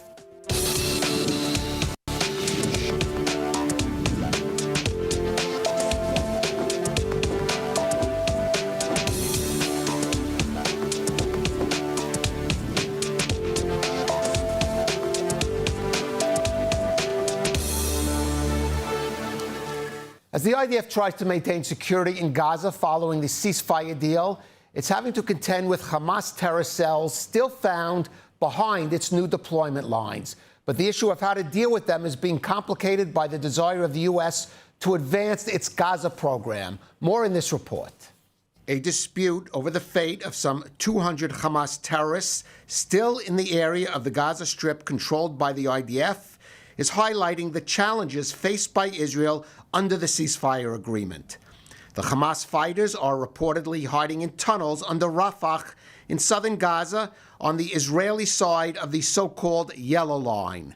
According to reports in Israeli media, the Trump administration is pressuring Prime Minister Netanyahu to allow them to cross over the Yellow Line into territory still controlled by Hamas, seeing this as a needed step to advance into the next stages of the Gaza deal. The hardliners in Netanyahu's cabinet reacted strongly to the report, with Finance Minister Bezalel Smotrich calling it utter madness, and National Security Minister Itamar Ben-Gvir saying all Hamas terrorists must be destroyed rather than be released under ridiculous conditions. The Prime Minister's office clarified in a statement that it would not allow the 200 safe passage unless they give up their weapons in line with the agreement's condition of disarming Hamas and demilitarizing the Gaza Strip. The IDF will not oppose a decision by the government to allow safe passage for Hamas territories, the Jerusalem Post reported, since there are political considerations involved in terms of Israel's relationship with the U.S., and this is the dilemma facing Israel, weighing security considerations against Washington's desire to push on with its big plans for Gaza. Israel's Channel 12 is reporting that the U.S. submitted a draft to the UN calling for the creation of an international force in Gaza with authority to oversee demilitarization and reconstruction. The report indicates that with the presence of a transnational body operating Gaza, foreign troops would be deployed to the Strip. We have more on that from ILTV's Devil Klein. The report by Channel 12 indicates that an international foreign force made up of allied countries would be deployed to reconstruct, resettle, and demilitarize Gaza. Trump's plan reportedly requires cooperation between multiple nations and funding from the World Bank until the Palestinian Authority completes approved and much-needed reforms. An American official told Channel 12 that the administration wants the force to enter the enclave as soon as January and expects the efforts to continue for at least 2 years. Under the draft, the Board of Peace would be established as a temporary governance administration with international legal status to coordinate funding and redevelopment in Gaza. Humanitarian aid would resume under the Board of Peace oversight and in cooperation with the United Nations, the Red Cross, and Red Crescent, with strict measures to prevent diversion by armed groups. If approved, the resolution would mark the most significant international intervention in Gaza since the outbreak of the war, combining reconstruction, governance reform, and security enforcement under joint Arab and Western oversight. And joining us now to discuss the latest developments regarding the situation with Gaza is retired IDF Colonel Miri Eisen. She's a senior fellow at the International Institute for Counterterrorism. Miri, thanks for joining us.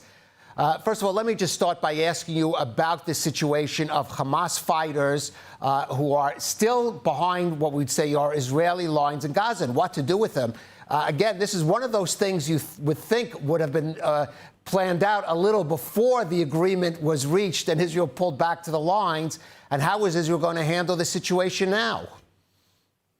So there are two different sides to this, Kalev. The one aspect is that underground subterranean arena that we keep talking about 2 years later, just like you and I have been talking about it probably for the last 20 years, still exists. That means that they can go underground into areas that the IDF has deployed in that yellow line area. So that's one aspect that the IDF wants to continue to work against. The IDF has said we destroyed maybe 50% of the underground subterranean arena, but not more. Second aspect is, where are the bodies? And here it's called Hamas being a terror organization. Of course they're going to say that all of the bodies are where Israel is, because it gives them the chance to try to push back, to push the lines, to change the situation. What's important for them is for them to show that they're dominating. And on that one, I think that Israel has been quite clear on what to do. But we still need the bodies back. We still need to end it both with the 8 bodies that have not been returned and with a new force that's going to come in and hopefully put Hamas in a different place.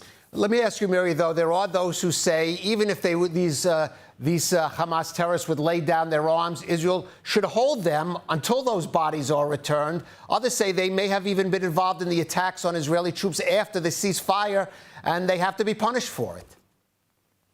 What I'm always asking people is, what do you think a ceasefire is? This is not peace. This is not the end of the war. Hamas has not suddenly said, hi, we recognize Zionism or Jews. That they have not done, and they're not going to do that. They are a terror organization, and in that ideology, they're going to continue to try to push the lines. The question at the end is, do we want to be, it's an old term in Israel, is this about being right? I don't see myself right now persuading those Hamas terrorists, and what I want to do is I want to arrive at a place where I, Israel, define what's important to me, bring back those bodies, put Hamas in a place that I, Israel, can live with. This isn't about their rhetoric. This is about their capabilities. And that's a combo which is very challenging, because after 2 years, it's not that we've destroyed all of their capabilities. But Kalev, they can't do on October 7th. They absolutely can continue to attack Israeli troops that are inside the Gaza Strip. And we're going to have to see how we find a whole new arena.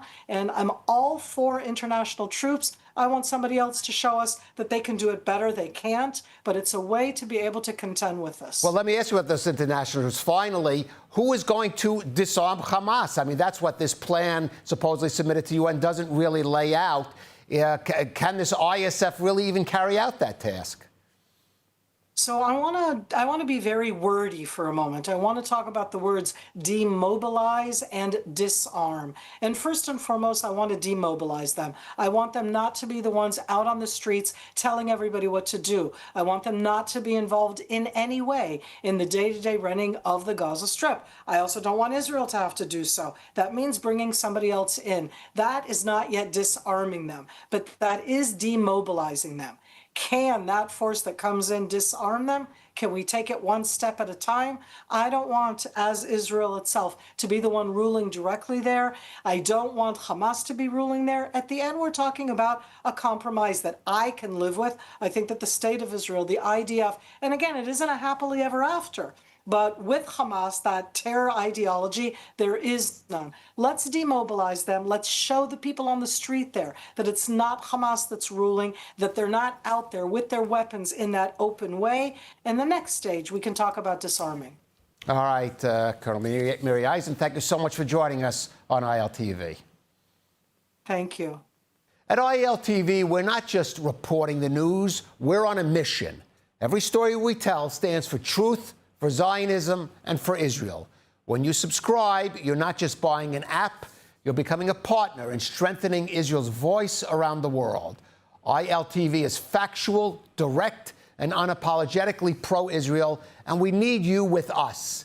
Scan the QR code on your screen right now to subscribe and stand with Israel, because this isn't just news, it's a mission.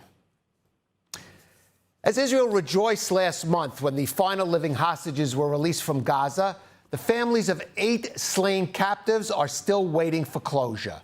Among them, the parents of American-Israeli soldier Itai Chen, whose body remains in Gaza. ILTV's India Naftali reports.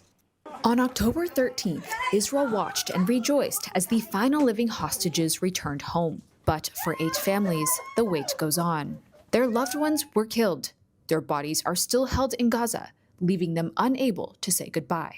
19-year-old Staff Sergeant Itai Hen is one of them. He is an American citizen from Netanya. Itai was serving on the Gaza border when Hamas launched its October 7th attack. He was killed in battle alongside 2 other tank crew members. While his fellow soldier, Captain Daniel Perez, was returned and laid to rest last week, Itai's body remains in Gaza. He is the last American hostage in Gaza. His family, who have dual U.S. and Israeli citizenship, have said they will not sit Shiva, which is the traditional Jewish mourning period, until he is brought home. They've become leading advocates for the families of the fallen, pressing both Jerusalem and Washington to bring their son back home.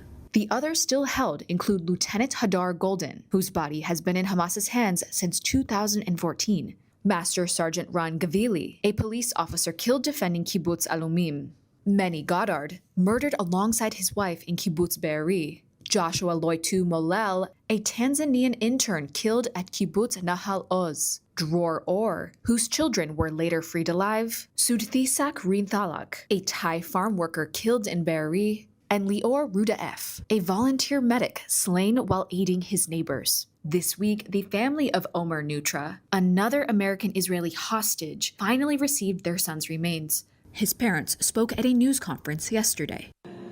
For 758 days, we lived between hope and heartbreak.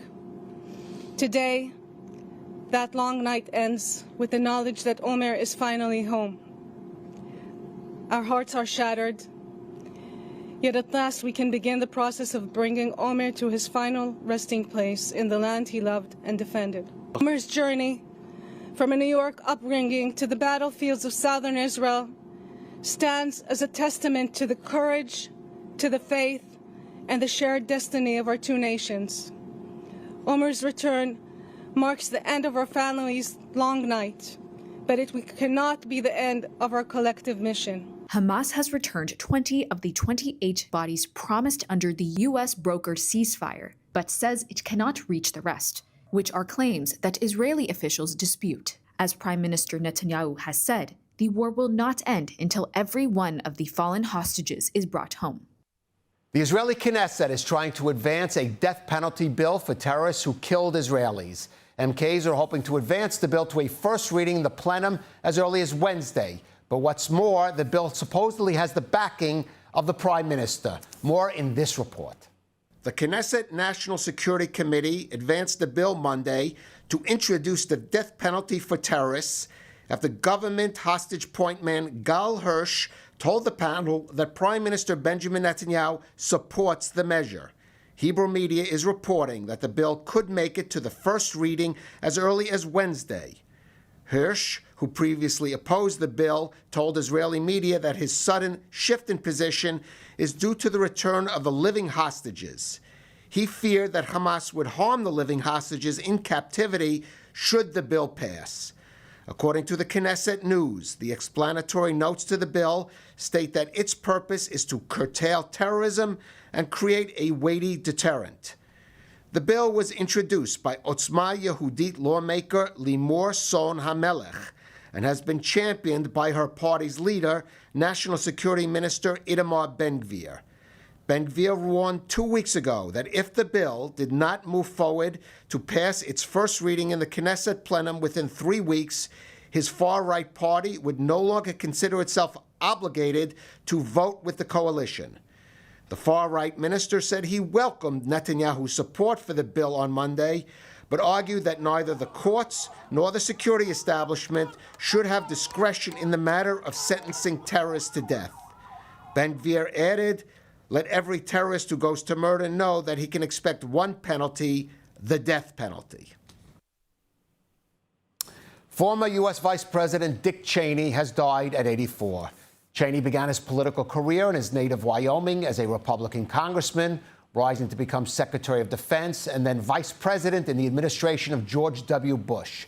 Cheney was a strong supporter of Israel and of the use of military force to protect U.S. interests. He is viewed as one of the key drivers behind the U.S. invasion of Iraq in the Second Gulf War.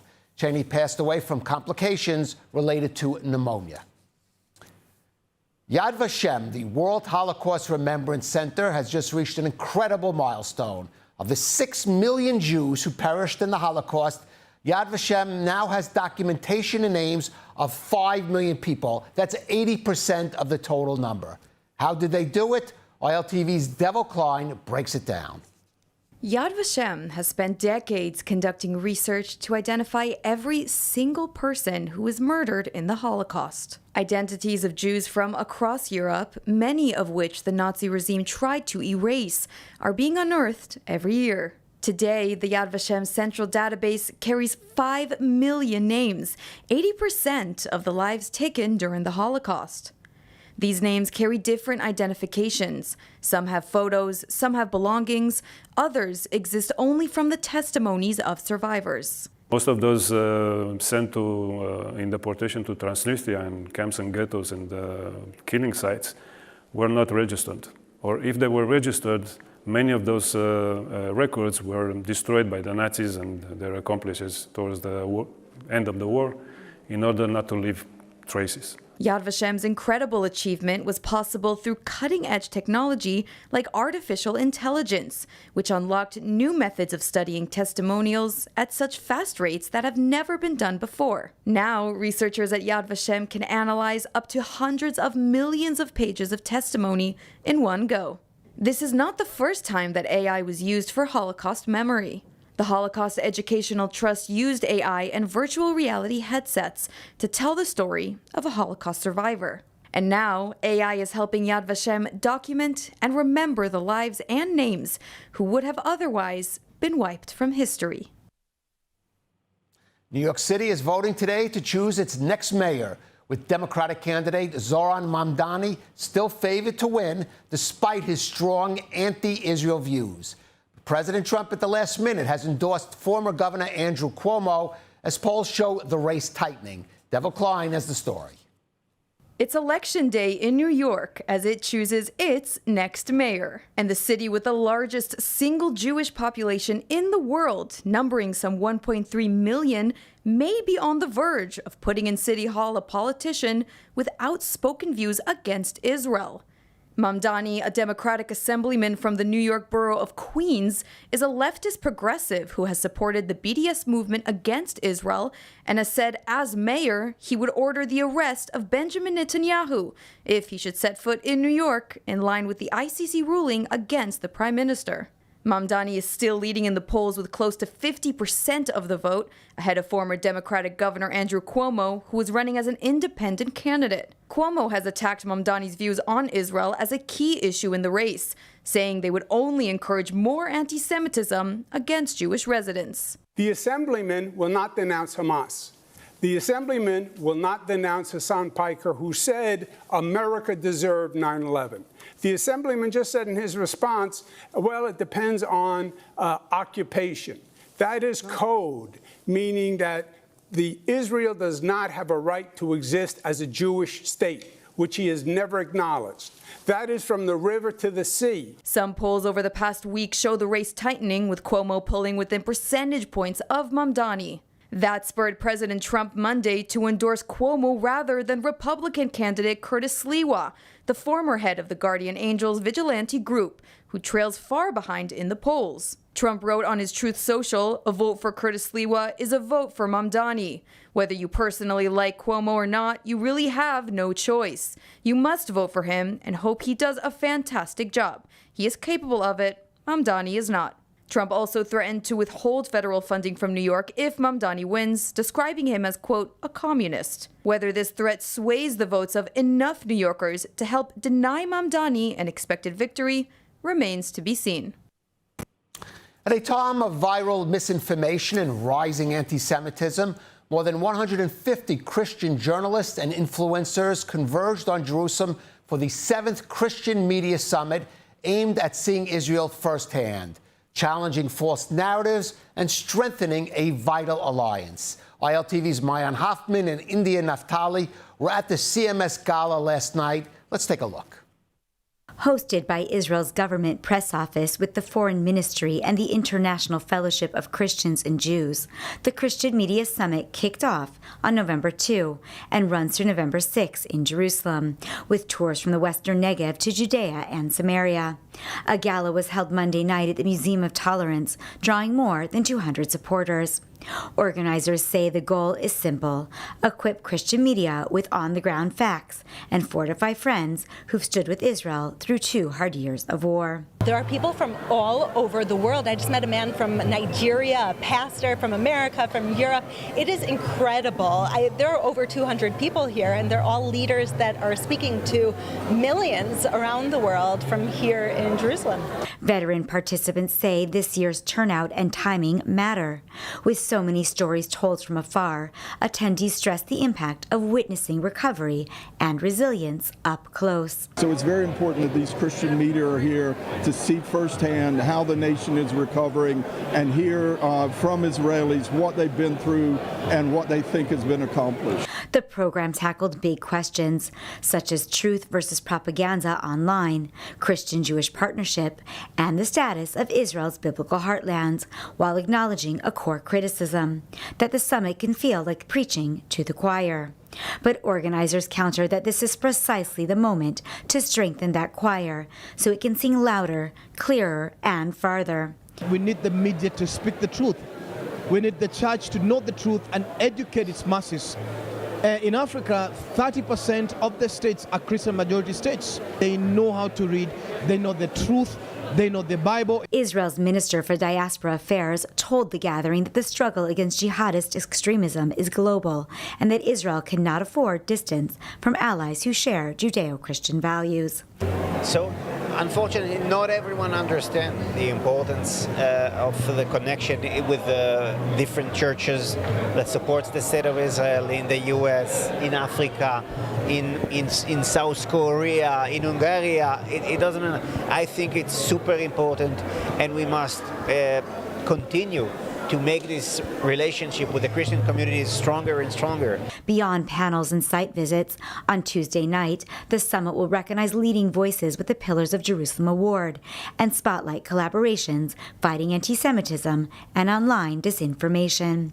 For many attendees so far, the takeaway has been both moral and practical.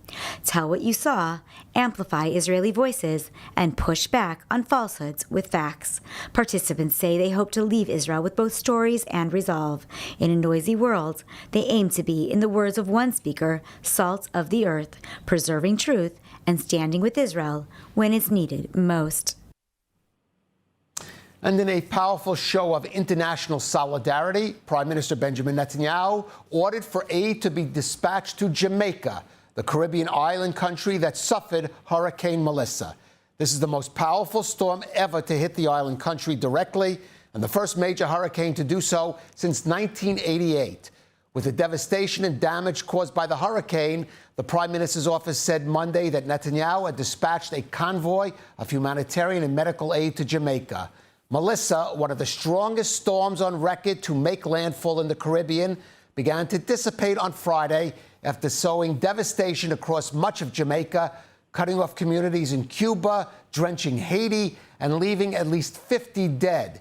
U.S. forecaster AccuWeather estimated the $48 billion to $52 billion in damage and economic loss across the Western Caribbean. Needless to say that Israel has its own issues to deal with here in the Holy Land, but it is still committed to international solidarity and cooperation, a beautiful sight to see. And let's take a look at our own weather forecast. Cloudy skies are expected around most of the country tonight, with temperatures reaching lows of 22 degrees Celsius or 70 degrees Fahrenheit. Then tomorrow we'll see clear skies alongside steady temperatures, seeing highs of 32 degrees Celsius or 90 degrees Fahrenheit. And that's a wrap for today's news. For the latest updates from Israel on all your devices, be sure to follow our ILTV channels and our new live channel. And you can also catch us on Screen IL with 24/7 live coverage. Stay informed with the latest news straight from the heart of Israel.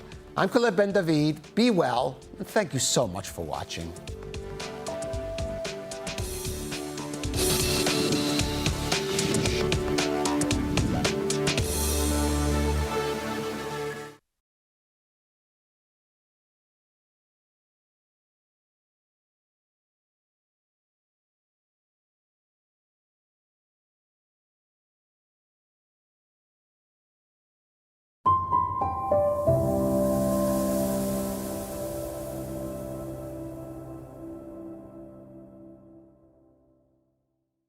The wave of anti-Semitism around the world continues, but thankfully there are those shining a bright spotlight and combating this hateful phenomenon. One such organization is the Israeli American Council, and joining us now in the studio with more on their efforts is Aya Schechter, the Chief Programming Officer at the IAC. Aya, thank you so much for joining us. Thank you for having me. So first of all, can you tell us a little bit about the Israeli American Council? Because you know, when this organization was originally established, it was to provide support, to provide a voice, essentially, for Israeli Americans. So the Israeli American Council was actually started after the Second Lebanon War, when some Jewish organizations organized rally in support of Israel, and they actually wanted to reach the Israeli American community. And then they realized that they have no way to do that because nobody was catering to this community. And that is how the IAC was first established. And ever since then, we have been working on strengthening the identity of the next generation and their connection to Israel. And how has that changed after October 7th and sort of this outbreak of anti-Semitism that we're seeing? So a lot of change in how we do things. So if before we did a lot of events and activities that were around, the holidays and celebrations of Israeli culture and Jewish traditions, after October 7th, a lot of our attention was focused around fighting anti-Semitism. A lot of what we did was around the fight to release the hostages. And a lot of what we're doing now is also centered around fighting anti-Semitism as well as civic engagement and educating our community in the United States on what they can and should do to impact their lives in the United States to live free of anti-Semitism. Yeah, and so can you maybe go into a little bit more specifics? For example, I know that you do a lot of work on college campuses where we really have seen, the encampments and really a lot of anti-Semitism there. So yes, so IAC was actually the first organization to actually protest in front of an encampment. And we started to organize that rally, and a lot of other Jewish organizations joined us, and it was in UCLA. And we had thousands of people who came and we protested in front of the encampment. And actually, after that, the encampment in UCLA was gone. We did that in MIT as well, and days later, the encampment was gone. So we really took initiative against those encampments, and we were essential in actually the breakdown of those encampments eventually. And I understand that it's not only on college campuses that you're doing work as well. I mean, it's even at the level of elementary schools, because really this is a widespread phenomenon. Yes. So I think when we started seeing things on college campuses, it was, it's like seeing the fruit, but actually the roots goes much deeper. And we see more and more that anti-Semitism is in public schools, in K through 12. We have a service for our community that helps them to come to us and tell us, what is going on, and we track and help families and kids who experience anti-Semitism in schools. We see it all the time, from swastikas on lockers, through students who are being harassed by classmates or being discriminated against by their teachers. So there is a wide phenomenon of anti-Semitism in public schools now. And you're there, of course, to offer support and help to those affected. And I also want to ask, every year the IAC holds its annual conference, and I know that in the past you've had even U.S. President Donald Trump speak at this conference. Maybe you can give us a little sneak peek into what we can expect at this year's conference. So first of all, now the IAC summit is actually the largest pro-Israel summit in the United States. So that is something that is very essential for us to show that there is a very wide support for the state of Israel in the US. We are going to celebrate the 250 years of the United States, as well as the relationship between Israel and the United States and its strong bond. We're going to thank the administration as part of the summit for everything they did for Israel during the war, and especially the latest deal that brought us the last living hostages, and hopefully all those that we're still waiting for will come back as well. We always hosted people from the administration, but this year it will be bigger.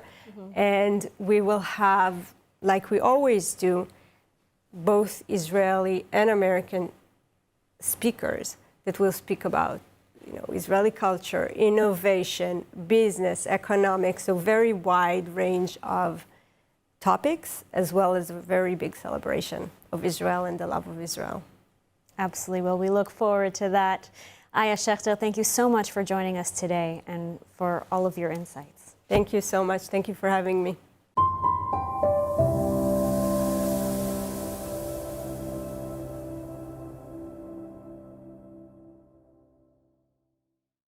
Hello and welcome to the ILTV podcast. I'm Ayan Hoffman, executive editor of ILTV, and I'm so happy to have back our viewers and our listeners. Now, I have with me today a very interesting guest, an author of a book called Israel Valley. His name is Edward Kukerman. He is a veteran venture capitalist and the founder of Catalyst Investments. Edward, thank you so much for being here. Thank you for welcoming me. Of course. Now, your book, Israel Valley, just came out at a very pivotal moment in English, just in the last few months, almost 2 years into the war that started on October 7th. Yeah. Why did you feel that this was the right time to publish it in English? I mean, the book was published initially in French and published in Chinese and other languages, but due to the war, a lot of things have happened in the last 2 years, especially in the, obviously, the war had an impact on the economy, it had an impact also on many civilians that have been involved in the war, directly or indirectly. The high-tech companies have been affected, and also the image of Israel has been affected. We saw also during that war how important the technology is, but also what are the limitations of technology during October 7. So we felt that it's a good timing to refresh the book, completely re-edit it. We had done that with the two co-writers, Ron Valman, who is American, who joined us to really refresh the book, and also Professor Daniel Roach, that has been writing with me for many years. And we've done a common work to really show a new angle to what's going on in the high-tech industry today. And you talk about Israeli innovation as what you called a technology shield. Explain to me that metaphor. The technology shield has been seen very clearly during this war with the Iron Dome system. We saw that without the Iron Dome, we probably would have not faced the threat from Iran, from the Hezbollah, and even not from the Hamas. And this impact of the idea of the Iron Dome was really, I think, just an illustration of Israeli technology capabilities. We see that there are also, in this field of the Iron Dome, new disruptive technologies like the Iron Beam that will also change the way Israel will defend itself in the future. But the technology applied to the military application is not the only issue. Obviously, the high-tech industry had an impact on the Israeli economy. So it's another kind of shield, because I think that without the high-tech industry, the Israeli economy would be very weak. It has been the growth engine of the economy for many, many decades. It's more than 50% of the GDP, or close to 50%? It has probably, the high-tech company has a smaller impact, but the indirect impact is huge. You have also business tourism. You have a lot of real estate projects that are related to the success of the high-tech technology and the entrepreneur that hired so many people in the industry. So it has an impact on almost every aspect of the industry. Today, the vast majority of the export is high-tech product, and the rest is technology related to agro-tech or military technology, which are considered low-tech. But I would say that almost 100% of the export of Israel today is technology related. So that's another aspect, the economy, but obviously it helped also integrating immigration for many, many decades. We had 1 million immigrants that came from the former Soviet Union. Obviously the fact that 37% came with an engineering degree enabled to integrate them into the high-tech industry, but also to boost the high-tech industry. I think that without this population, we would not have the type of growth we had in the high-tech industry in the year 2000 and 2010. So that's obviously had a major impact, and we see that in so many aspects. So we address all those aspects that also in terms of academy, the universities, a big portion of the financing of the university is the licensing of the company developed at the university and the link between the high-tech industry and those universities. So we see that in so many aspects that we think that we had to give a different angle. We came also with Professor Daniel Roche with a more academic angle, Ron with an American angle, and I came with more venture capital experience and investment banking experience. Of course, and you're also from France. So, tell me a little bit about that French integration. Is that also played a role in the high-tech industry? Where the French community fit into all of this? The French community is today, I would say, the immigration from France is more important than ever. Also because of the crisis going on in France with anti-Semitism. My father was for many years the head of the Jewish community in France, and he had been facing this challenge of anti-Semitism in France that has been growing in the last years. But the French immigration has an impact, but not a major impact. Obviously, the funding of the high-tech companies came mostly from the U.S. Right. We have been seeing the direct funding and direct investment by corporation and by investors into the high-tech company, and indirect through the venture capital industry. Mm-hmm. When I started my first venture fund in 1993, we were 3 venture funds. Now we are 400 venture funds. Wow. So the industry has grown a lot, and most of the funding came from the US. So I would say that the impact from France was, in that sense, more limited. Interesting. Now, you mentioned the Iron Beam as the next, generation of the Iron Dome. So tell me a little bit about that. And also, I understand that your investment company has been somewhat involved in the development of this great technology. We have followed a company called Sivan, which has developed the laser technology, which was the key technology to deploy the Iron Beam. Mm-hmm. And this technology has been, for 18 years, the company, when they started speaking about it, looked like Star Wars. But right. Now they have managed to integrate that into the Iron Dome system, and it was really very efficient during the conflict, especially against drones, but also against missiles. So we think that the main difference of the Iron Beam is that instead of firing a missile that costs $100,000 to stop a rocket or to stop a drone that costs tens of dollars, which is, it doesn't make sense in terms of the well, economic. the cost of lives, of course. It's yeah, but the economic impact is very heavy on Israel. So if you do the same job, even better, using a laser technology, which is really the cost of energy, it costs $2 to $5 every time you use it, and it's done in real time at the speed of light. So that's much more efficient, and that's, I think, the solution for the future for many of the threats that are coming from our neighboring countries. Unless the Trump peace plan goes through and we no longer have rockets running into Israel, right? But let's inshallah, hold our breath, inshallah, right? as we say in the exactly, region. Yeah. Exactly. So I want to ask you about Israel's innovation system in comparison to, let's say, the American one in Silicon Valley. How can you compare and contrast those two innovation systems? So when we describe in the book the key factors, we identify 7 factors, and some of them are similar, but some of them are really different. Obviously, the impact of the military experience that many of the young soldiers have at a very young age, where they use state-of-the-art technology tools and they have many responsibility at a very young age, is something that is very special.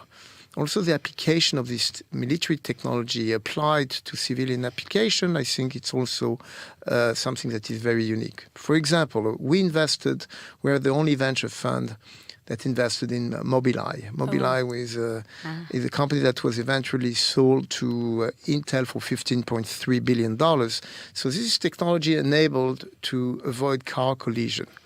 And when we invested, there were a lot of competitors that were able to identify the red light, the white line, but they were not able to identify the pedestrian. So at Mobileye, you had a lot of engineers coming, most of them from 8200, that were able to divert a missile in real time when suddenly there is, for example, a person coming in and they need to neutralize a missile at the speed of a missile. So if you're able to do that, you're obviously able to do it at the speed of a car. So in order to avoid car collision, Mobileye came with this solution. I think there is also, in my view, it's the first AI technology company that made a major exit, and it's also the first auto tech company in Israel that made an exit. So I think for us it was an amazing adventure, but it's just an illustration on how military technology can sometimes be used to apply it for the benefit of the civilian. Do you think that the military is the major driver of our innovation, just the fact that we have such a difficult security situation? It's not that the venture industry invests much more funding than what even the army is investing. I mean, there are maybe some specific field where the army is still investing a lot of money.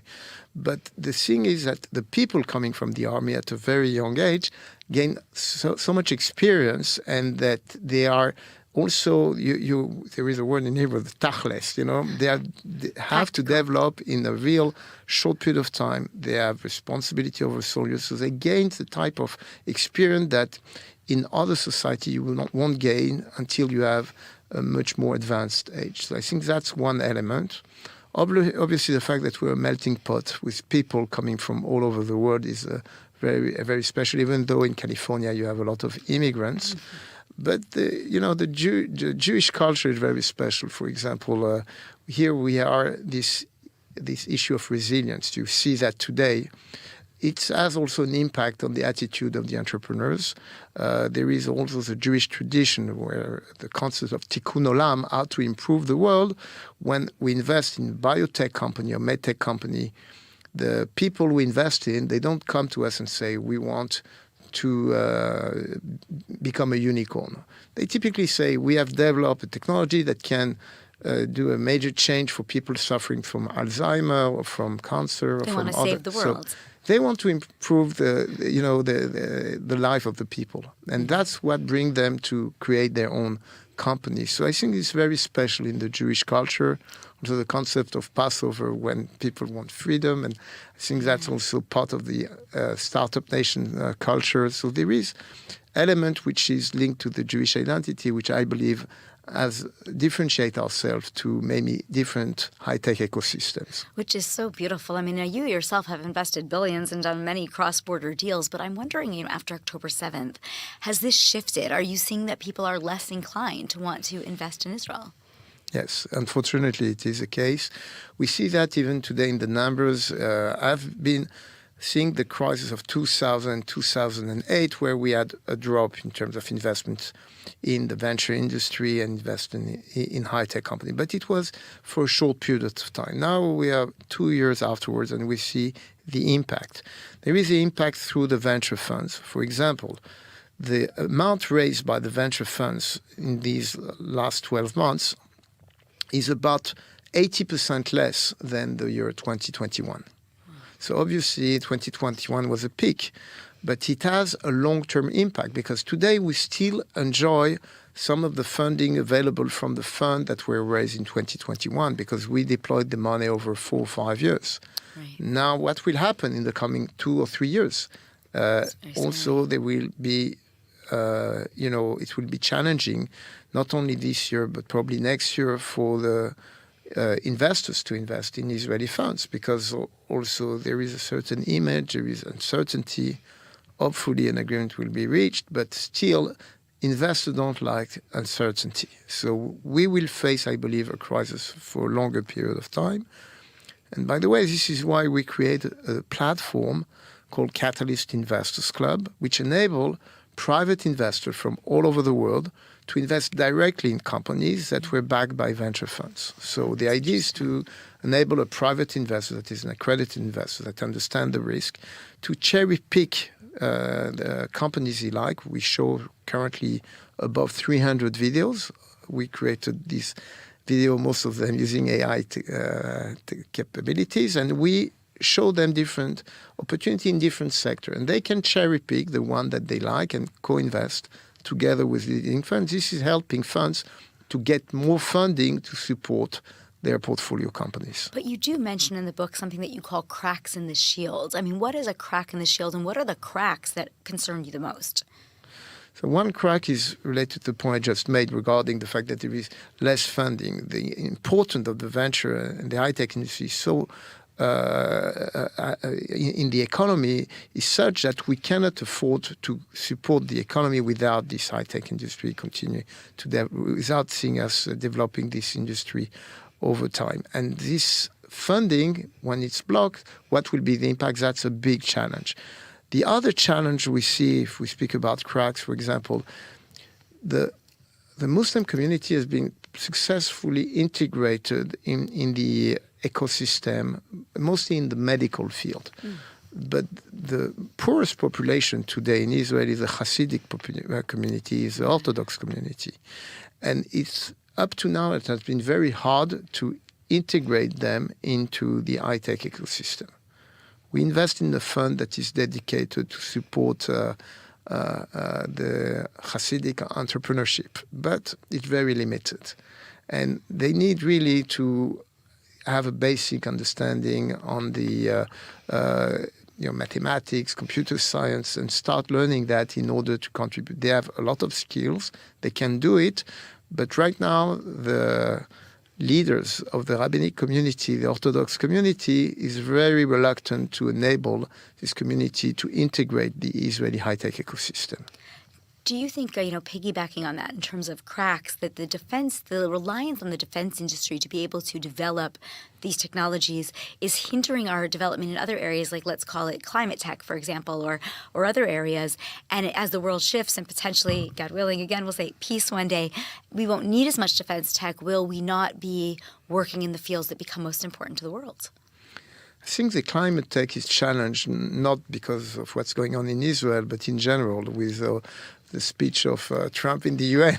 I think he made his point very clear. So it's hard for people to invest in long-term, renewable, for example, energy infrastructure, while the government doesn't support that. That's a big issue.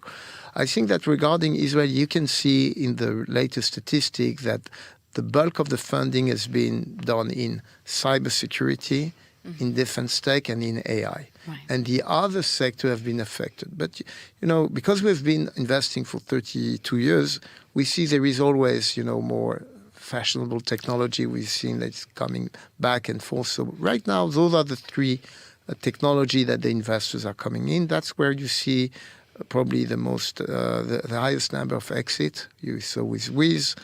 That was sold for, I think, $32 billion. So the cyber is very appealing. And the defense, obviously, the increase of the allocation of the European nation to invest more in defense has also an impact. The other concern that I have is also the fact that some countries, especially in Europe, are reluctant today to buy defense tech technology from Israel. And they may be also reluctant to buy European Israeli technology in other sectors. So that's also something we have to understand. So the consequences of the war on the long term. And that's something that we don't know how much time it will take to come back to what we had before the war. And thinking of long-term consequences of the war, one of the things that I've been reading a lot about is this mental health technology or trauma tech. The idea that we're going to have maybe 3 million Israelis that are suffering from some kind of symptoms of post-traumatic stress disorder, anxiety, depression. So we're going to need to be able to serve those people and don't have the capability in terms of the manpower to do so. And so technologies are popping up, which actually could be very relevant in Ukraine, in the United States, where there's a lot of this as well. Do you think that that's going to be a new field for Israel? Fortunately, we have a lot of experience in these people that are wounded and hurt, not only psychologically but physically by the war. So there are some companies that did well in developing medical device for people that was wounded during the war. And it's more problematic, I believe, when we speak about people that are suffering from trauma, because the business model depends very much on the government. The government have very little resources right now, and they don't put enough resources to face this challenge. So, medical device and biotech company has managed to raise funding because there is a huge international potential, and the bulk of the market is obviously not in Israel. Right. But I think that it's in general more difficult right now to raise money for medical technology, for healthcare. We're doing a lot of effort. Our investment bank, we have 12 people raising money for many biotech and medtech companies, but the period is more challenging for that industry. It's interesting. And you mentioned the Haredim or the ultra-Orthodox. I mean, obviously there were also issues in the country with judicial reform, other social cohesion issues that have gone on in Israel. When the world looks at those as well, does that have deterrence the same way, the October 7th ongoing war has had on Israel? I didn't understand the social cohesion issues when they are exported to the world. You watched before the war started all of these judicial reform protests, or you see some of these other challenges we're facing internally that then export themselves sort of in the news to the world. Do those also hinder investments? Yeah, it was before October 7th. Right, of course. Obviously. Today there is more cohesion and more. The people are. I see people from different political views that are serving in the army. We are really in the survival mode. So the attitude is very different, and I don't think that it doesn't matter from which political party you are. I think that almost all the Israeli population was supportive of what happened, what are the steps that were taken regarding Iran, regarding the Hezbollah. And if at the end of the day we have the release of the hostages in Gaza, I think that there is much more cohesion than any time before. So I think this problem was a big issue before October 7th. It's less of an issue today. Fascinating. And, in terms of the international image of Israel, do you think that the technology, the things you're talking about, for example, in your book, the incredible innovation could be part of our hasbara? And if so, how could we more effectively use the technology rather than looking for the investments, but to improve Israel's image? Yeah. It's a good point. I think the high-tech is a message that is of interest for any population in the world. When you disrupt an industry, you come with a solution that is to help people that are facing cancer or diabetes. We invest in a company, CuraLife, focusing on fighting people that have diabetes problem. We are in a situation where we address that to everyone. I was spokesperson of the army for many years. I was also quite a lot in the news in Europe, speaking about the situation. It's always challenging when we speak about the military action. And when you speak about the high-tech industry, my first fund went public at the time in Europe, and I was presenting in 1997 already the high-tech industry to the European investor community. They were more intrigued, more interested to learn about it. The political issue is put aside, and I think it's a very good way to present Israel. Yeah, so hopefully, through the book and through other ways, we'll be able to do it more. Now, I mean, you've been in the space for 35 years already. And 32, yeah. 32, almost 35 Okay. years, okay? So, modest. Tell me, do you think the DNA, though, of the Israeli entrepreneur has changed over those 30 years, from what we were when the kind of concept of the startup nation and the young entrepreneur was to where we are today? It has changed a lot. First, one of the challenges the entrepreneur have today is that in order for an Israeli entrepreneur to do an exit, he needs to reach a critical size of $100 or $200 million sales per year. In the past, you could go public at a $100 million valuation a few years after you created the company. And that's why we call it the startup nation, because we're good at creating startups. Today, if you want to be successful, you need to create an international operation, to have critical size, have sales all over the world. So you need different skill set than what you needed many years ago. That's also why today the statistics shows that from the day you created your company till the exit, for exit above $200 million, you have to wait for 18 years. So it's more challenging. It's a long time. And that's also why we shifted our investment strategy at Catalyst from early stage to investment in more mature companies and pre-IPO companies, because we know we cannot afford to wait 18 years to make an exit. So that's why the profile of the company is evolving, and the profile of the entrepreneurs that support the company until the exit is different. But I think that one thing that also impacted is a war. We have to today, because it's harder to raise money, we have to show very fast that the business model of those startups, it's a profitable business model, and it's not only R&D center, and people want to see results, and they are very cautious about their investments today. The valuation is more linked to how fast the company can be profitable than just having, as we used to have, a company that was ready to go for a long way but burning a lot of cash. So a lot of elements have changed that impact the way the founders and the managers have to operate. So are there different staff members as well? Like they have to recruit not just engineers, I'm assuming then, but businessmen, marketers? Exactly. One other aspect in the war is that many of the companies decide to establish their headquarters overseas. You see that before the war, only 25% of the Israeli startups were established overseas. Today, we're at 45%. Oh, wow. Just in the last 2 years, it's grown that much. So it's a big change.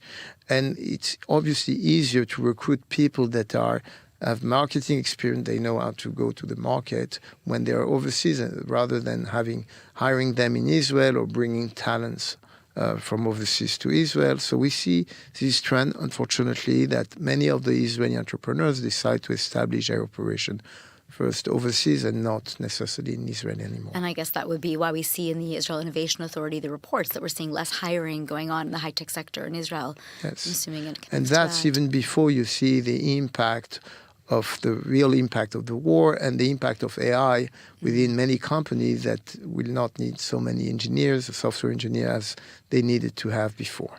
Oh, wow. So now in the book, do you offer some of these tips to the more international companies? Like, in other words, this is about Israel, but are any of the lessons applicable for companies that are not Israeli?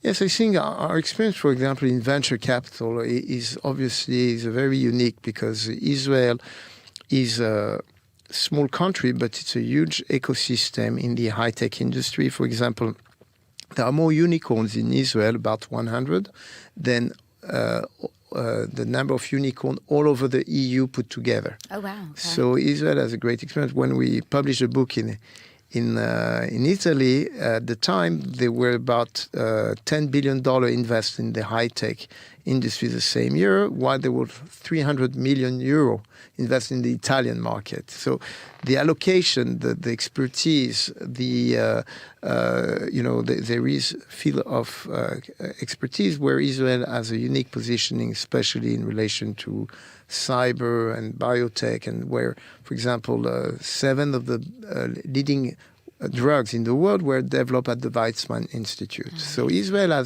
is appreciated, and we have gained a lot of experience. Obviously, the American is the first market, the leading market, but for example, we see a lot of interest from European companies, even Asian companies. We have raised quite a lot of money from Asia in the past, and we think that this is something that will continue over time. So we're going to run out of time, and I just want to ask you one final question. You know, this podcast is about 30 minutes long. People will remember some things, other things they'll forget. But if you had to give one final headline to describe the book, the takeaway that you really want people to have about Israel Valley and the Israeli ecosystem, what would it be? I think Israel has developed so many great technologies in so many fields over the time. Even though it's a challenging period, it's also a period of opportunity. I think it was Ross Perot that said, when there is a crisis, there is an opportunity. So it's a good opportunity for international investors, especially investors from the US, to look at opportunities today in Israel. The value of those companies are cheaper. We offer them with this Catalyst Investors Club platform the opportunity to cherry pick the company they want to back. So I think that when there is a crisis like that, it's also the time to look at opportunity in that market. So from crisis comes opportunity. Well, Edward, thank you so much for being here today. Thank you.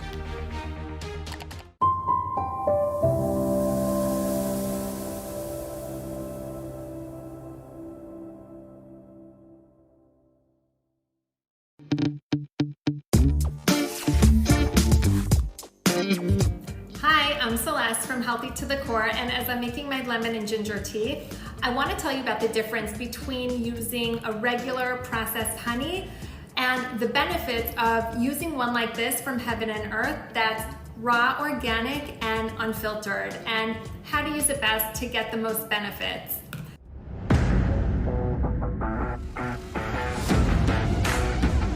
You've likely heard about the benefits of honey, but not all honey is the same.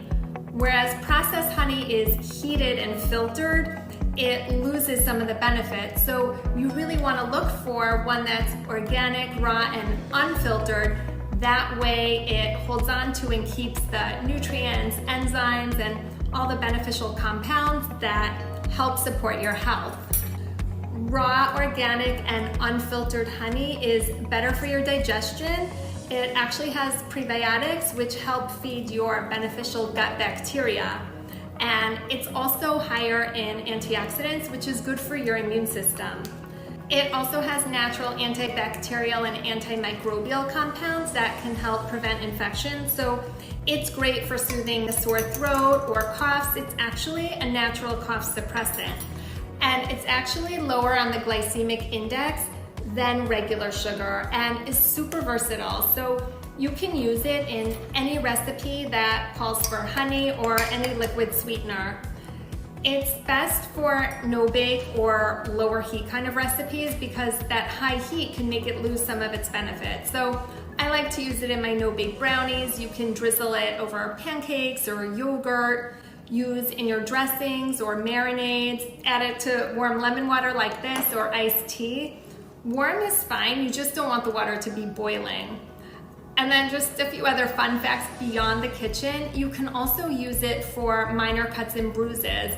Because it has antibacterial and anti-inflammatory properties, it can really help with healing. You could also use it as a face mask because it draws moisture into your skin, so it's super hydrating. So whenever you're choosing your honeys, keep in mind that you want organic, raw, and unfiltered. That makes it more than just a sweetener. Then it becomes really a functional food with benefits. Just make sure that you're looking for a high quality one like this one from Heaven and Earth to get the full benefits. So now you know, let me know how you like to use yours.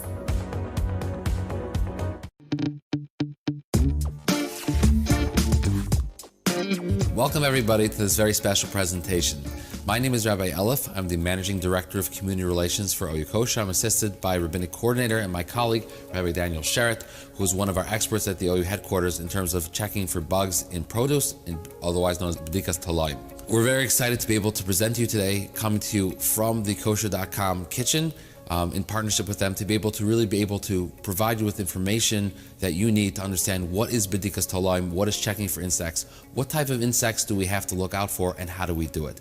So to really give you the bird's eye view, or rather the bug's eye view, I'm going to turn over the countertop to my colleague, Rabbi Sherritt, who will take it away. Thank you, Rabbi Elif.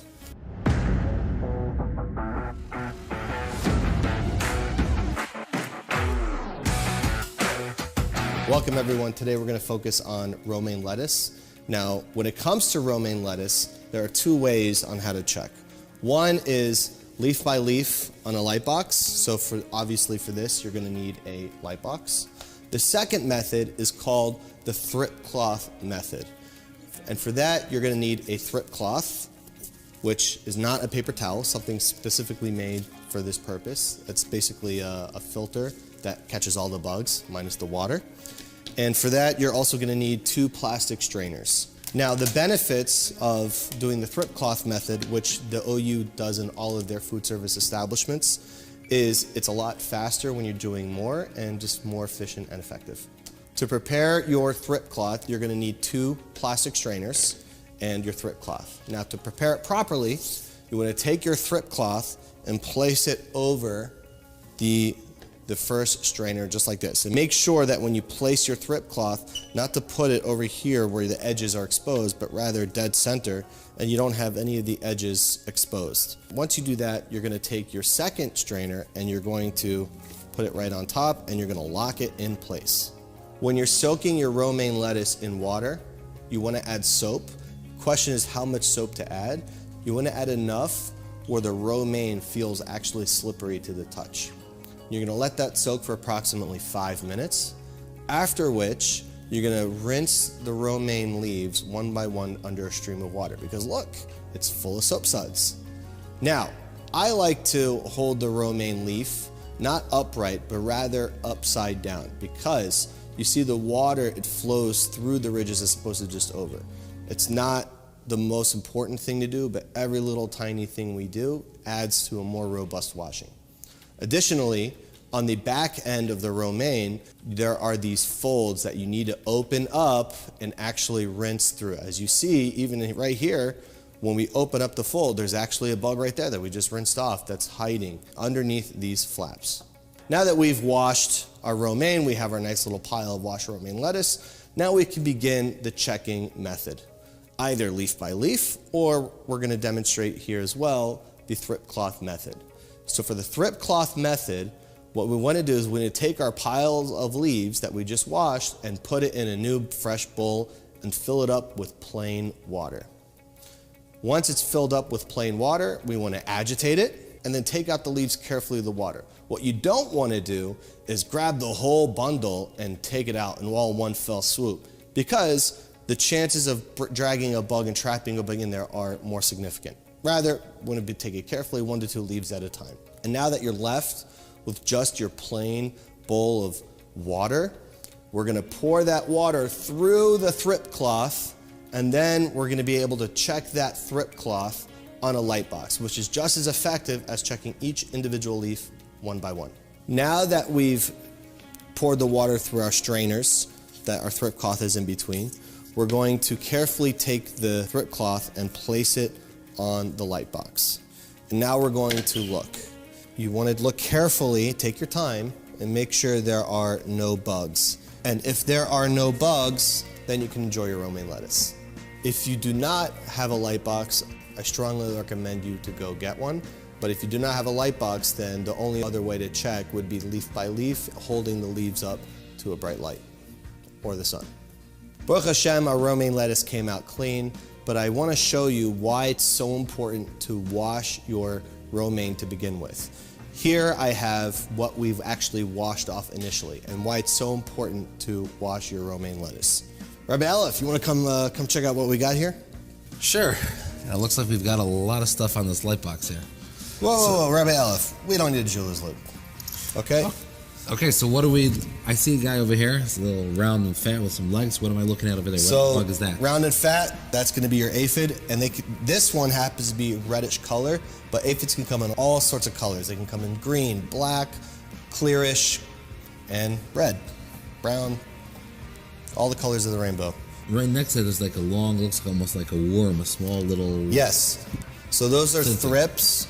The adult thrips are going to have a striped abdomen, and then the front part, and they're going to have wings, and the front part, they're all going to be kind of a yellowish color.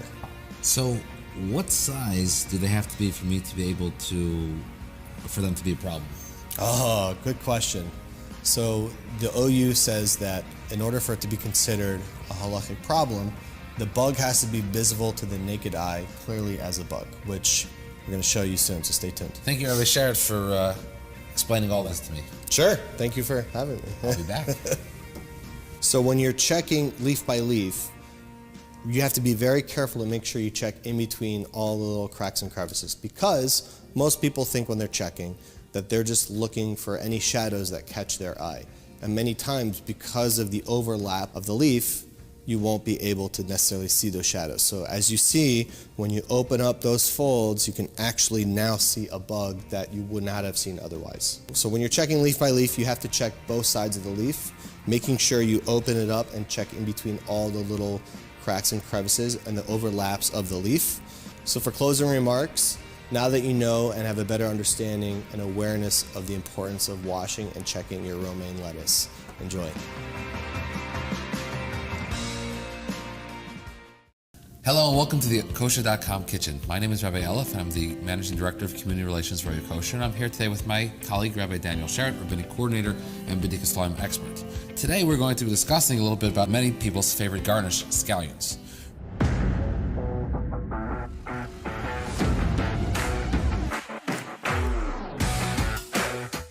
Rabbi Sherrod, what could possibly be wrong with the scallion?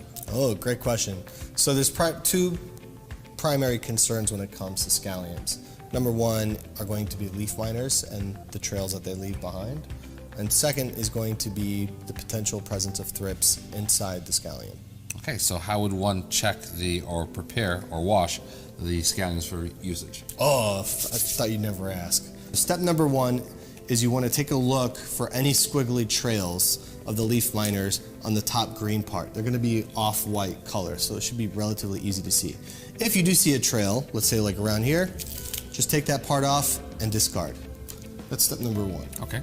Step number two is, and there's many ways to do this, but essentially what the OU recommends is take a knife and basically cut along the length of the scallion, and under a stream of water, rinse it thoroughly, make sure you don't see any thrips. So if we just prepare the scallion, let me just show you, like this, on either branch. Don't cut all the way through. I like to say cut maybe 3/4 of the way through. So this way the scallion still remains relatively intact. So basically, when you open it up like that, you can see pretty clearly if there's any bugs inside. I always like to give it a good rinse anyways. Okay, fantastic. That looks easy enough. You should be able to enjoy the scallions without too much tircha. Oh yeah.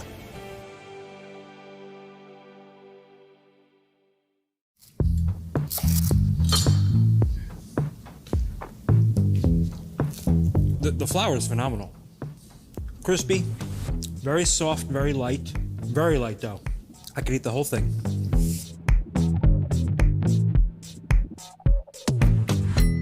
If you want to make authentic any cuisine, you need to use ingredients that are native to that cuisine. So, for example, if you want to make truly great Israeli food, you want to use Israeli ingredients. If you want to make real Italian pizza or you wanted to make real, Italian pasta, you need to start with an Italian flour. I like all pizza. I just use this to make a Roman-style pizza, and it was phenomenal. You get the crispiest crust, but it feels like you're eating a cloud, a flavorful, delicious cloud. And Toscanini flour is really gonna give you that. So we're gonna make a very easy pizza dough. This is in a food processor. You really can't get easier than this. And this is Toscanini 00 flour. We're gonna add salt, we're gonna add water and yeast, and some olive oil. And we're just gonna mix it. Okay, bring this together. Sometimes easy is all we need. Okay, and that's it. A little flour. One of the nice things about using 00 flour is it's so soft that you don't need as much of it as other flours because of the very fine milling, it absorbs water better. Olive oil, and there we have it.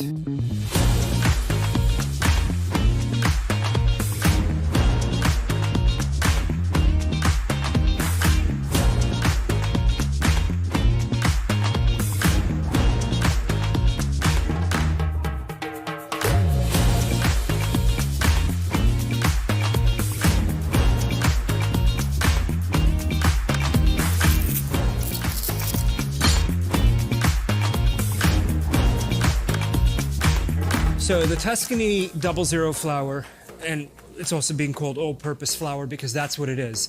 00 actually refers to the fineness of the flour itself. The flour is milled very, very, very, very fine. So think regular flour, and then think finer than that would be like the consistency or texture of baby powder. And that's kind of what this is. It's gonna give you a very light baked good. It is the preferred flour in homemade pasta, but it's very versatile. It will make the best cookies you've ever had. It'll make the best cakes. Anything you use it in, the fluffiest, lightest pancakes. If, for example, you're making challah, you want to use high gluten flour for challah because you want the strands, right? You want the braids. You want to be able to rip it apart and see the little fibers of the dough in there. You're not going to get that with this. What you're going to get with this is a much softer, lighter dough, a much softer, lighter baked good. So I would not use this for bread. You certainly could, and it would be okay. But anything where you want to have a lighter product, this is what you're going to want to use. No, that's for you.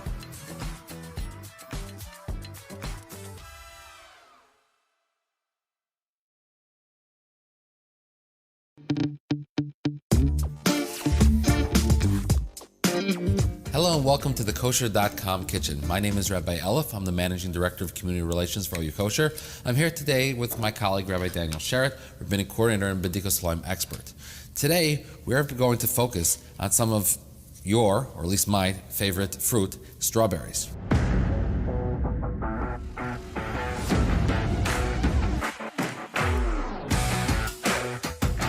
Rabbi Sherritt, how are you? Great. What can you tell us about strawberries? A lot of people are confused. Can they have strawberries? Are they kosher? Are they not kosher? Are there bugs? Are there not bugs? What can you tell us about it? Great question. So strawberries are definitely prone to insect infestation, and one needs to thoroughly wash it. Okay, so you're showing us how to go ahead and prepare the strawberries to be washed, but do they actually have to be checked? Great question. Carefully rotate and inspect each strawberry. This must be done in a very good light. A toothpick is also helpful to remove any small insects you may see. So next, what you want to do is you want to take the green tops off, because that is where you have a higher concentration of insect infestation. So you want to remove the green tops until you have a nice flush top there, and then you're going to put it in your bowl, getting ready to wash. What happens if you get a hole when you're cutting it? Great question. So if you remove too much, like I did here, and you have the hole exposed, no worries. You just want to now cut that part in half. The reason why is because when you're going to soak it in soap water, and we're assuming there are going to be bugs there, that you don't want bugs to be entering that hole and not being able to get out. So no problem, you just want to then quarter your strawberry like that. So next, we're going to soak our strawberries in soap water. Cut.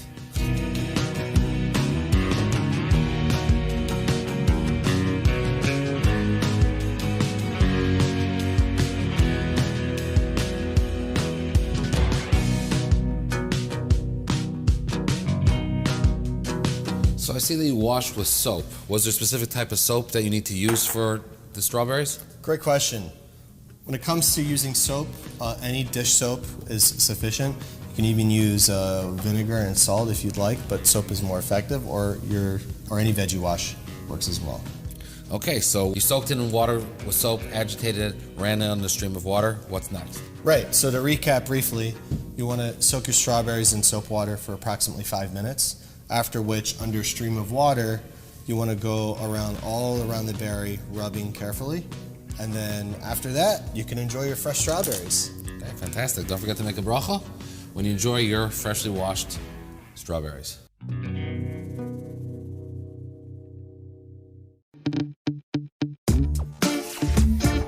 Hi, my name is Melinda Strauss, and today I want to talk to you guys about allulose, which is a plant-based sugar alternative. This sweetener is derived from non-GMO corn, and it can also be found in jackfruit, kiwi, figs, and raisins. Now, I have tested allulose already in baking recipes, and I can tell you that it is such a great exchange for sugar. And on the back of the bag, it actually says that 1 1/3 cups of allulose is what you want to use for 1 cup of sugar. Here are a few fun facts about allulose. It contains 10% of the calories of white sugar.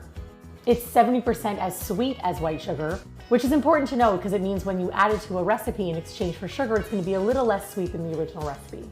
And what's really amazing is allulose is non-glycemic, which means it doesn't affect your blood sugar or insulin. And as a type 1 diabetic, that means a lot to me. What you see here is allulose, and then stevia with allulose and monk fruit with allulose. And these can be used as tabletop sweeteners, in your beverages when you're baking, added to your sauces and syrups. You can really use this in any application where you would use white sugar. And what's really cool about the stevia and the monk fruit is that these are just cup for cup. So if you're using a teaspoon of the stevia, then you want to use a teaspoon of this stevia with allulose. And if you're using a teaspoon of monk fruit, then you want to use a teaspoon of the monk fruit with allulose. Really though, just follow the directions on the back. You can even find recipes on the Health Garden website for homemade marshmallows using allulose or homemade chocolate chip cookies. Wherever you use sugar, you can replace it with this. And now you know everything there is to know about Health Garden's allulose.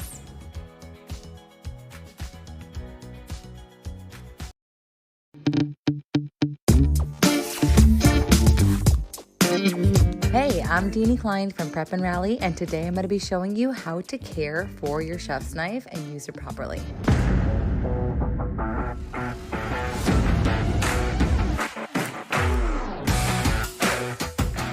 We've got to talk about a little care and maintenance and the fundamentals of using your knife. Be sure to always store your knife either in your box that it came in or hang it up on a magnetic strip if you have. You also don't want to throw your knife in a dishwasher. Ideally, you want to hand wash and dry thoroughly after you're done using it. I don't believe in using a whetstone or sending your knives out to get it professionally sharpened because who has time for that?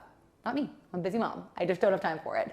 So I highly recommend getting a 2 or 3 stage knife sharpener, such as this one. There are a ton of brands. You could just head to Amazon and buy any of them. It's like $5, but the best purchase you will make because it will keep your knife in great condition. The way to hold your knife, you want to make sure you're gripping it like this, your thumb on one side, your index finger on the other. One of the reasons I love this knife is this little area right here, and it has the perfect indentation to show you where to grip it. So you're not gonna hold it like this.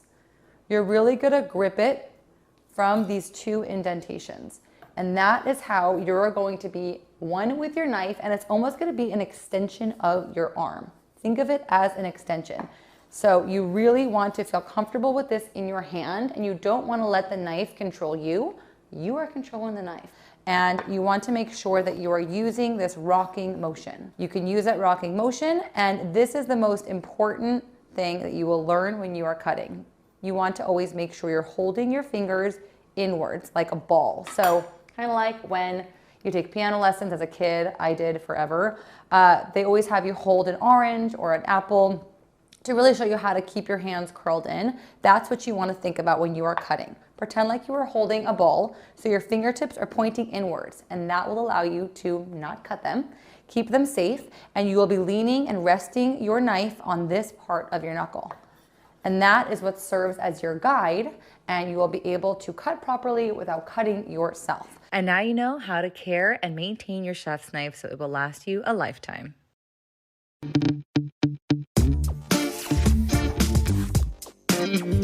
Hi, I'm Rory from Full and Free. And I'm Eliza from The Absolute Collagen. And today we're going to talk about all things collagen.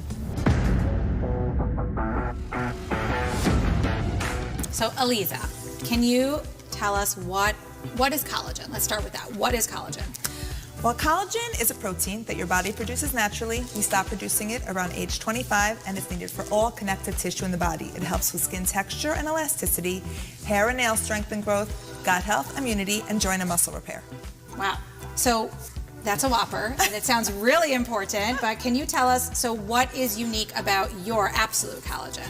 So the Absolute Collagen is a bovine collagen. It's a premium product. There's nothing else added. It's 100% collagen. Wow, okay, so if it's bovine, that means it's coming from an animal source? It's coming from the hide of a cow. So is it Fleischig? That's actually a fascinating question. It's parv. It's based on a tshuva from Moshe called Eitz Ba'alma, which means it's no longer what it once was based on the extensive drying process. But if you have any further questions, you can always check with the OU.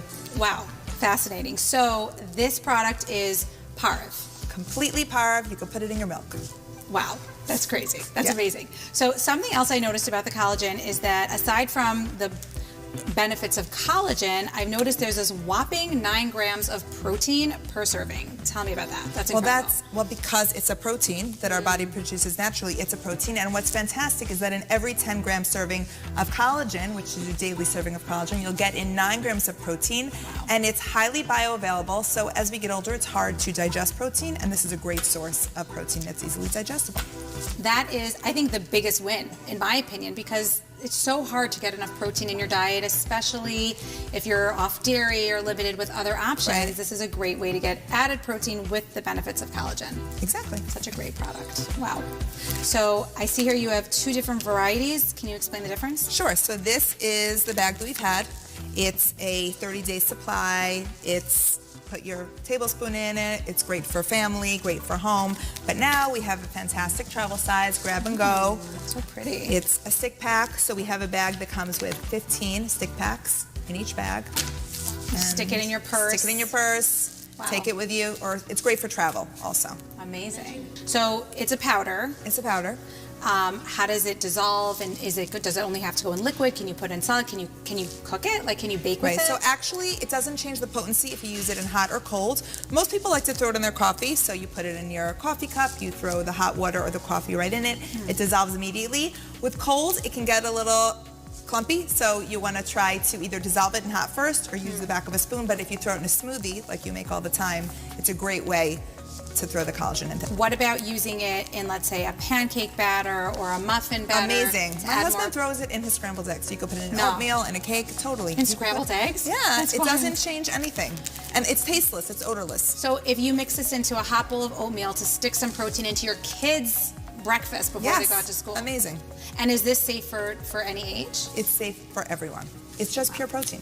I love it. It's great. Thank you so much, Lisa. And I'm really excited about these little mini packs. Me too. Great for traveling. And like, if you love your morning Starbucks, just take it along and stick it right in. Yeah. It's awesome. And now you know everything there is to know about collagen.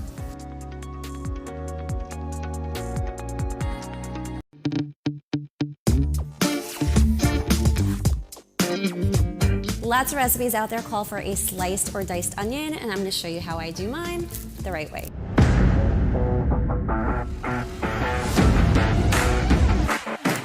So we start with an onion, of course, and a very large, sharp knife.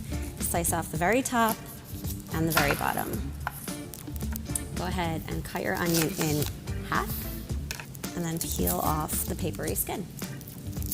Now we're gonna go ahead and start with the slice. You might be familiar with the half moon method, which is where you go just straight down like that. I actually find that those onions tend to be on the tough side, and I like to go pull to pull. So when you look at an onion, this is the top of the onion, this is the bottom of the onion, and it's kind of the North Pole and the South Pole in my head. So you go according to the lines, you wanna slice it pull to pull, and what you get are these almost moon-shaped pieces of onion that fall apart beautifully when they cook low and slow. Now, when it comes to chopping or dicing an onion, all that is a matter of size. And I know that many people like to slice into the onion this way, but you really don't have to because the onion already comes apart in these layers, right? So just go and play on that. I like to decide what size my dice is going to be. So this is on the large side. And then rotate the onion, and you go into Once you get to there, flip it over so you have a sturdy surface, and you've got a beautiful dice. And now you know how to slice and dice an onion.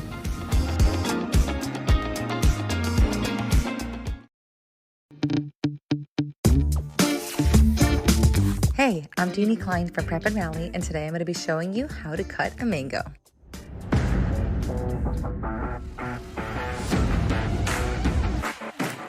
Let's start with the mango, because the mango is the most common fruit that people ask me how to cut. Cut off the top and cut off the bottom. Put it flat on its bottom. Now, just like the peeling techniques, you're going to peel all around the edges. So now you're going to cut both sides of the mango. So as you can see here, you see sort of like this oval shape. It looks like a football. See, it's going up and down this way. And you know that the two fat sides are on either side of that football. So I just cut off one slice, and now we're going to cut on the other side of that football. Here I just kind of cut around that pit as best as possible. Mango, done. And now you know how to cut a mango.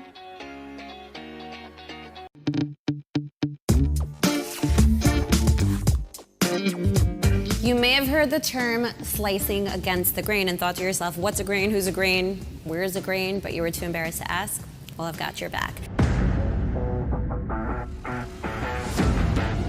When you're looking at a roast, the grain is the direction of the muscle fibers. So you can see that here in this brisket.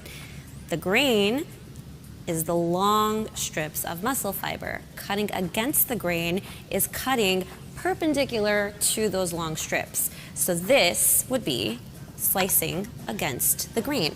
And the reason that we do that is that it results in a more tender piece of meat, as opposed to if we were slicing it this way, that would be cutting it with the grain, and it would be a lot tougher and not as enjoyable to eat. And now you know what cutting against the grain is.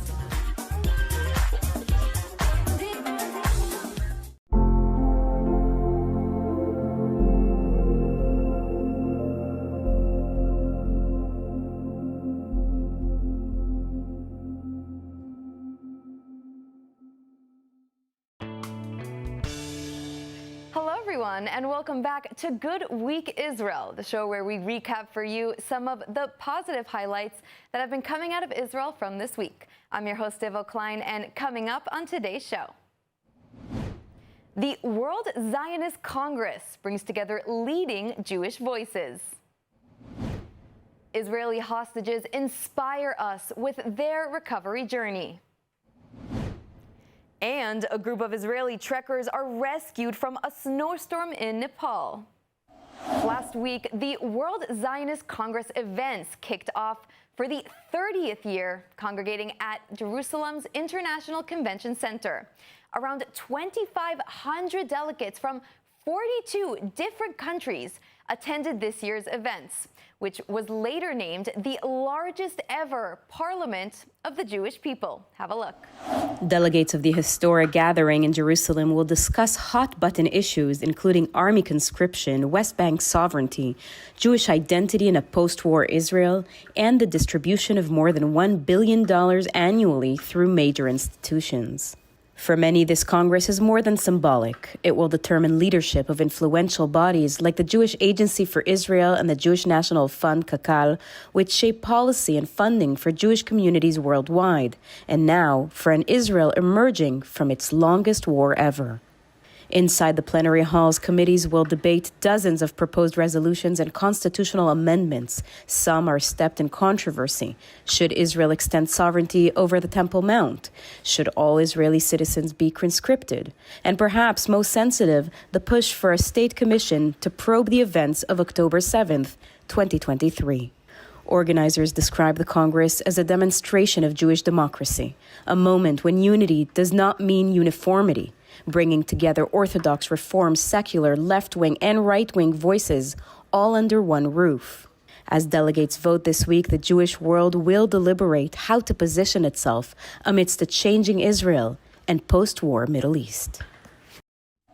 And the World Zionist Congress events continued. Let's hear some of the most important voices from the Day 2 event. Inside the ICC Jerusalem, the Parliament of the Jewish people convened for the first full in-person Congress in a decade.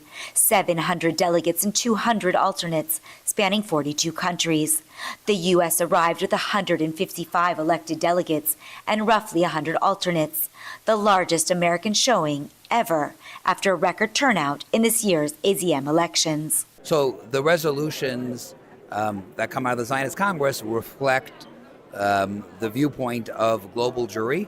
Statements and resolutions either set policy or make declaratory statements of the priorities of world Jewry on issues affecting both things that are happening in Israel and priorities for support for Jewish communities around the world. But the biggest headline here was political.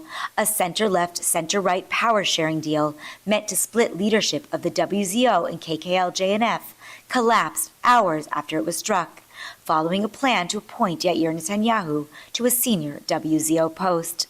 The plenary then voted to extend the Congress by 2 weeks to salvage a coalition. Tempers flared behind closed doors. Ministers traded accusations over who was cutting deals with whom.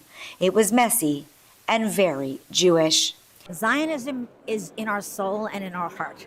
So no matter what happens on the streets of New York or around the world, those of us who are really compassionate about it, we can't let that stop us. Beyond the drama, committees advanced a raft of resolutions, combating anti-Semitism, strengthening Jewish education, and proposals from women's groups to expand mentorship and leadership pipelines. Some really do have bearing on what the World Zionist Congress and the World Zionist Organization can do moving forward.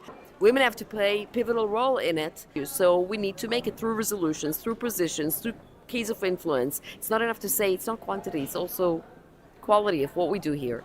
And yet, for first-timers, the site of a global Jewish town hall was the story. It's very cool and special to see so many different types of Jews coming together in Jerusalem, the undivided and eternal capital of the Jews, and discussing so many important issues that obviously have a big effect on our future. Inside the committees, arguments were sharp over borders, peoplehood, identity, and priorities after 2 years of war. For some, the danger is external. For others, it's internal division. For all, the work is to turn debate into budgets and programs that touch real lives in Jerusalem to the diaspora. It's a little bit hard to be with so many people with so many different ideas because the discourse is healthy, but the disagreement, it puts people in very different places. And what I see here is a proud people that come and raise their heads and say, guys, we are Jews, we're Zionists, and we will make this state stronger. I think this is our hope. Zionism in 2025 is not one thing. Here, it's sovereignty and security, social infrastructure, and equal opportunity, argued loudly, voted on democratically, and funded at scale, over $1 billion a year across Israel and Jewish communities worldwide. Even with the coalition chaos, the work continues. Set priorities, pass budgets, and remind a fractious world the Jewish peoplehood still gathers, debates, and builds in Jerusalem. In a week of sharp elbows and shared purpose, the World Zionist Congress showed that the family fight is real, but so is the family. And with the growing anti-Semitism around the world, it's the work of organizations like the Israeli American Council that truly makes the difference. ILTV was joined by Aya Schechter to discuss the Council's activities in combating anti-Semitism. Have a look. The wave of anti-Semitism around the world continues, but thankfully there are those shining a bright spotlight in combating this hateful phenomenon. One such organization is the Israeli American Council, and joining us now in the studio with more on their efforts is Aya Schechter, the Chief Programming Officer at the IAC. Aya, thank you so much for joining us. Thank you for having me. So first of all, can you tell us a little bit about the Israeli American Council? Because, you know, when this organization was originally established, it was to provide support, to provide a voice, essentially, for Israeli Americans. So the Israeli American Council was actually started after the Second Lebanon War, when some Jewish organizations organized rally in support of Israel, and they actually wanted to reach the Israeli American community. And then they realized that they have no way to do that because nobody was catering to this community. And that is how the IAC was first established. And ever since then, we have been working on strengthening the identity of the next generation and their connection to Israel. And how has that changed after October 7th and sort of this outbreak of anti-Semitism that we're seeing? So a lot of change in how we do things. So if before we did a lot of events and activities that were around the holidays and the celebrations of Israeli culture and Jewish traditions, after October 7th, a lot of our attention was focused around fighting anti-Semitism. A lot of what we did was around the fight to release the hostages. And a lot of what we're doing now is also centered around fighting anti-Semitism as well as civic engagement and educating our community in the United States on what they can and should do to impact their lives in the United States to live free of anti-Semitism. Yeah, and so can you maybe go into a little bit more specifics? For example, I know that you do a lot of work on college campuses where we really have seen, the encampments and really a lot of anti-Semitism there. So yes, so IAC was actually the first organization to actually protest in front of an encampment. And we started to organize that rally, and a lot of other Jewish organizations joined us. And it was in UCLA. And we had thousands of people who came and we protested in front of the encampment. And actually, after that, the encampment in UCLA was gone. We did that in MIT as well. And days later, the encampment was gone. So we really took initiative against those encampments. And we were essential in actually the breakdown of those encampments eventually. Mm-hmm. And I understand that it's not only on college campuses that you're doing work as well. I mean, it's even at the level of elementary schools, because really this is a widespread phenomenon. Yes. So I think when we started seeing things on college campuses, it was, it's like seeing the fruit, but actually the roots goes much deeper. And we see more and more that anti-Semitism is in public schools, in K through 12. We have a service for our community that helps them to come to us and tell us, what is going on, and we track and help families and kids who experience anti-Semitism in schools. We see it all the time, from swastikas on lockers through students who are being harassed by classmates or being discriminated against by their teachers. So there is a wide phenomenon of anti-Semitism in public schools now.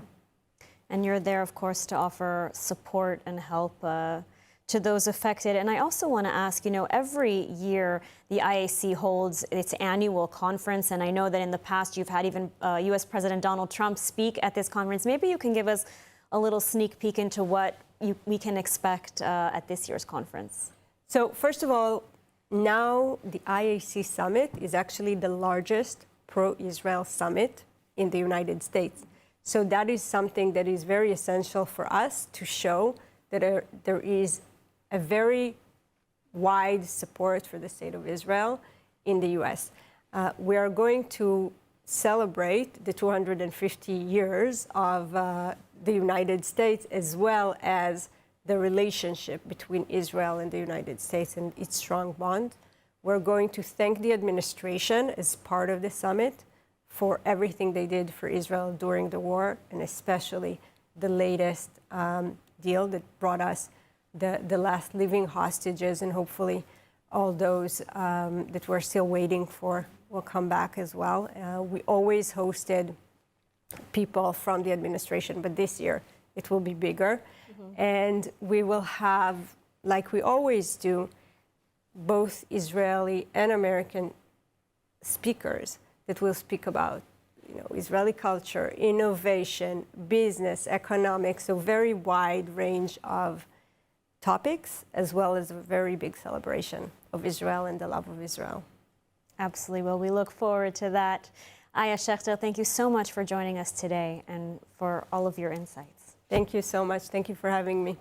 Israel rejoiced when 20 living Israeli hostages were finally released from Hamas captivity.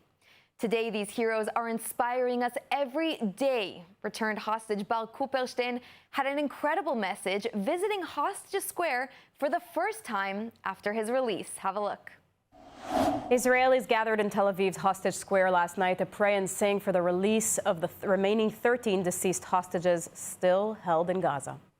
Bar Cooperstein, an Israeli hostage who was recently released, thanked the crowd for their support and invited them to join him in a mass prayer on Friday. Orna Nutra, mother of Israeli hostage Omer Nutra, whose body remains in Gaza, talked about the struggle of not having closure until she buries her son.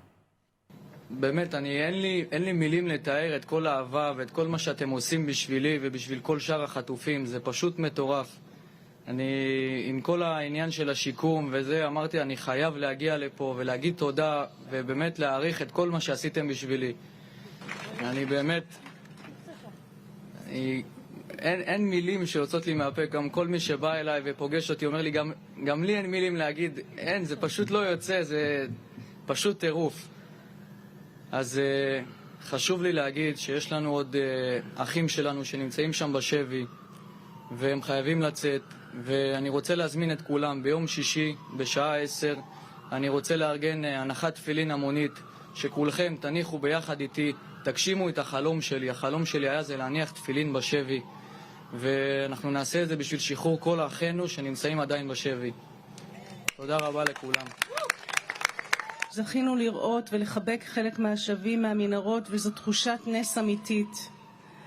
אבל במקביל נותרנו אנחנו בתוך חלום בלהות שנמשך כבר 753 ימים בלי נקודת סיום ברורה לעין. אנחנו נלחמים בכל מאודנו למען דבר שאף הורה לא אמור להיאבק עליו. ודאות המוות של בנינו עומר.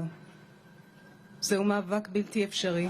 And in more hostage news, Alon Ohel, who also survived 2 years in captivity, won the nation over when he joined the Israeli show Eretz Nehederet for an emotional performance. Let's see.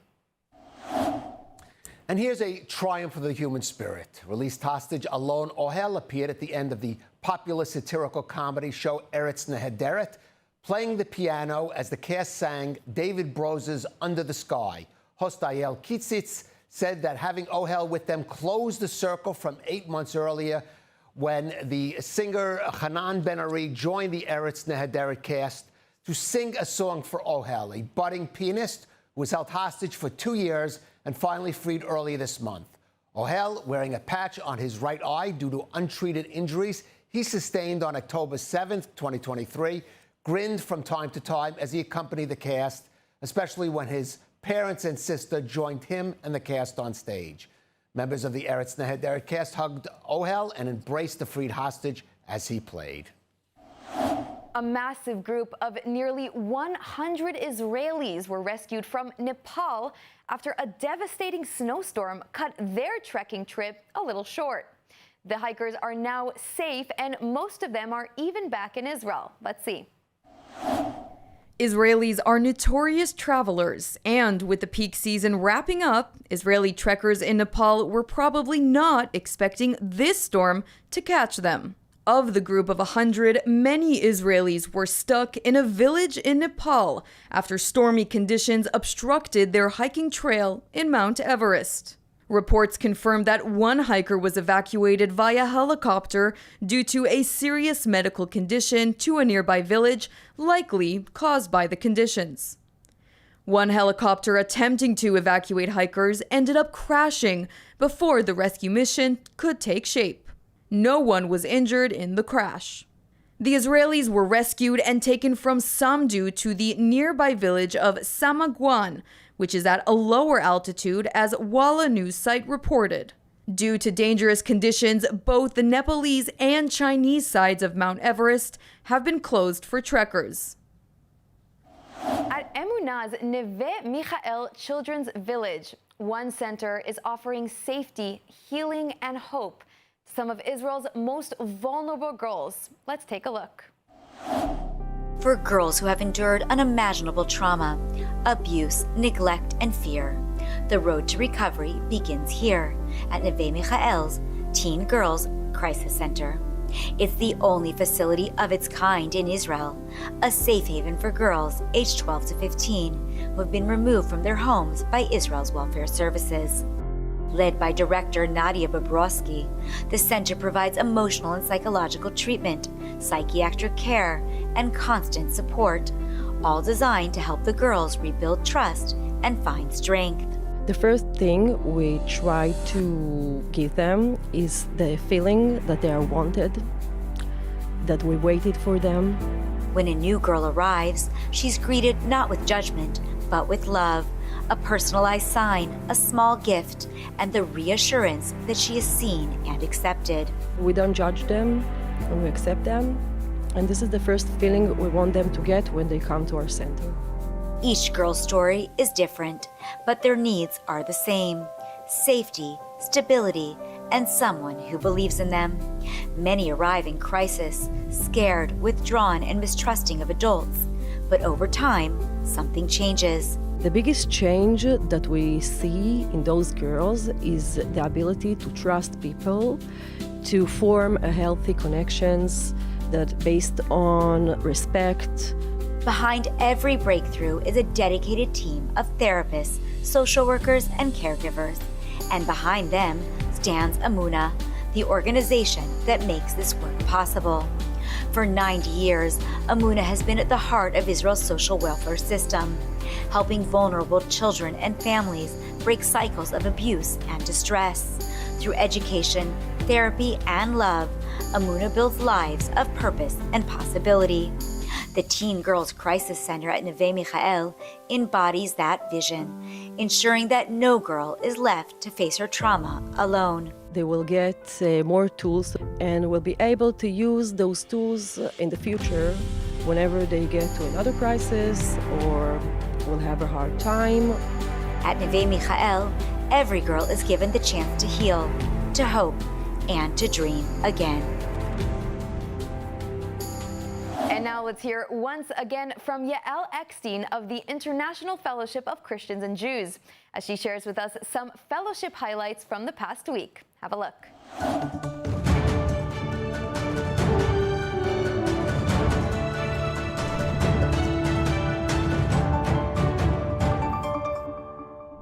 Shalom, my friends, from here in the Holy Land. Here are 2 fellowship projects that you should know about this week. Number 1.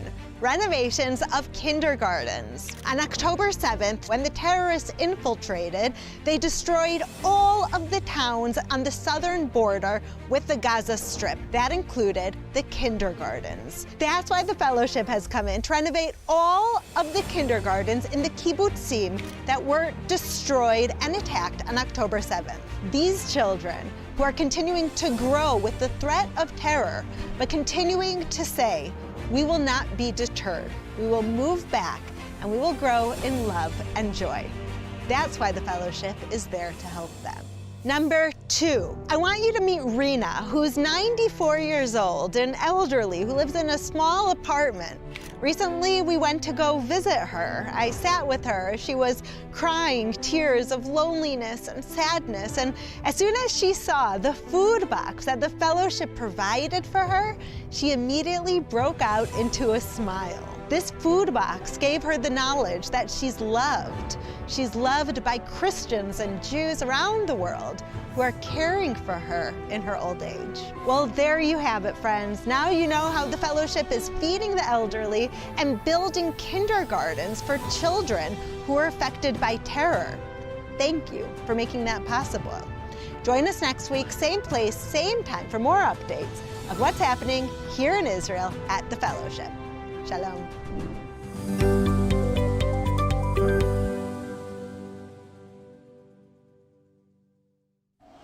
And that's all for today's Good Week Israel. I hope we've helped to deliver some positive news that you get to now take with you into this week. As always, I'm Devo Klein. Take care, and thank you so much for watching.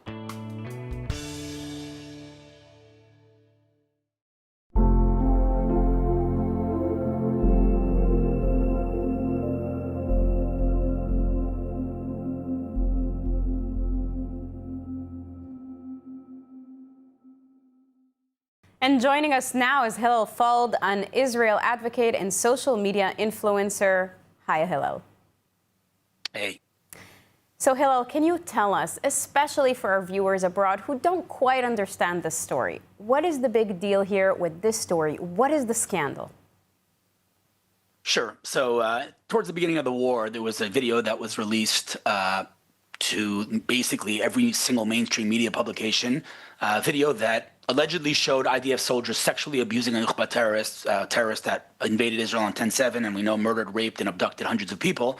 And apparently they committed sexual abuse. That was his claim. As soon as he claimed that, basically, these soldiers were arrested without any evidence of any kind. This terrorist wasn't even interviewed, and of course the public in Israel did not accept that and pushed back and demanded evidence, at which point our friend Yifat Tomer Yerushalmi decided to release a video. Of course, we didn't know at the time that she had leaked it, that allegedly showed these soldiers indeed abusing this terrorist. Now, pretty quickly, it was clear that this was a video that took two videos and combined them as if they were one video, which begs the question, what else did they doctor? But then the big question was, how did it get to the press? Who leaked it? She, Yifat Tomer Yerushalmi, denied it the whole time and said that, that whoever did leak it has to be prosecuted, and played the game. Unfortunately, one of her subordinates recently came out with the truth that she indeed leaked it, at which point she admitted it.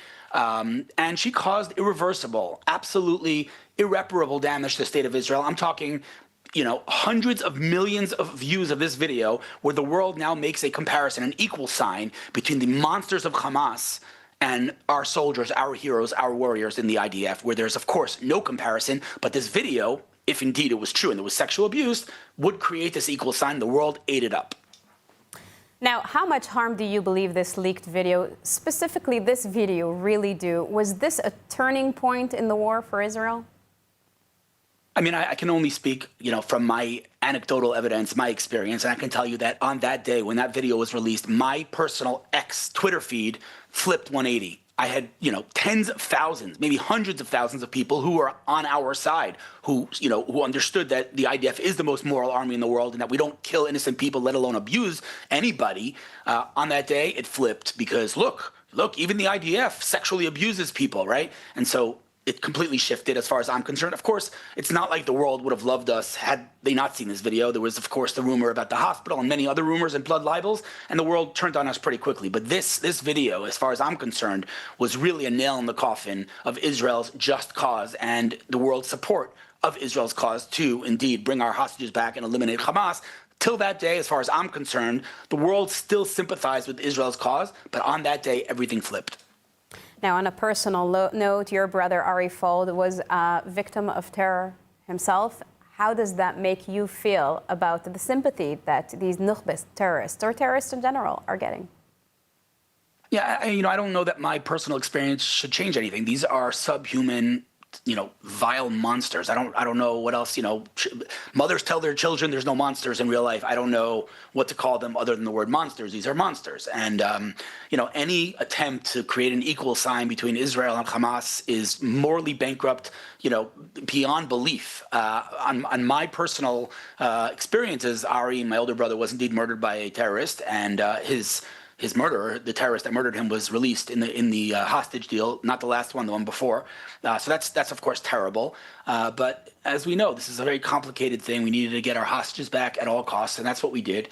But I think as far as this case, this story with Yifat Tomer Yerushalmi, I think we're just scratching the surface. And I believe that the reason that her phone so mysteriously disappeared, and the terrorist who is the foundation of the entire case against these soldiers was mysteriously released to Gaza, I think there's something way bigger happening here. And I think if she did indeed try to commit suicide, it's because she knew that on her phone and in her brain, she has too much information that will not just bring down her and her colleagues, but perhaps the entire leadership and, what people like to call the deep state. But now we're already entering, conspiracy theories. All I know is that there's a lot more than meets the eye, and we're going to hear a lot more about this in the next couple of days and weeks.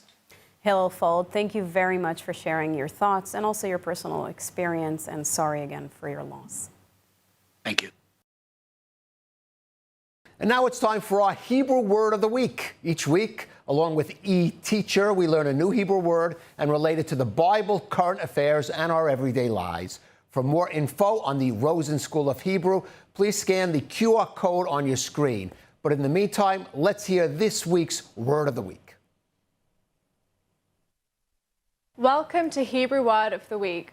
I'm Ariella, and in this segment, together with eTeacher, we explore the beauty and depth of the Hebrew language. We'll learn a new Hebrew word or phrase and see how it's used in the Bible, current events, and everyday life. Today's Hebrew word is emunah, which means faith. In Hebrew, emunah represents a deeply rooted belief and trust in something greater than oneself. Emunah is a word that embodies the concept of faith in Hebrew culture. It goes beyond mere belief. It signifies unwavering trust and conviction. In Hebrew culture, emunah is a fundamental aspect of religious and spiritual life. It's the cornerstone of belief in God and the guiding force behind many actions and rituals. People with strong emunah often find comfort, strength, and purpose in their faith. Here are some examples of how the word emunah is used in a sentence. Ha'emunah be'Elohim hi chelek chashuv b'chayai. Faith in God is an important part of my life. Ani mitnachem be'emunati be'et kshayim. I find comfort in my faith during difficult times. So if you're interested in learning more about the Hebrew language, check out eTeacher.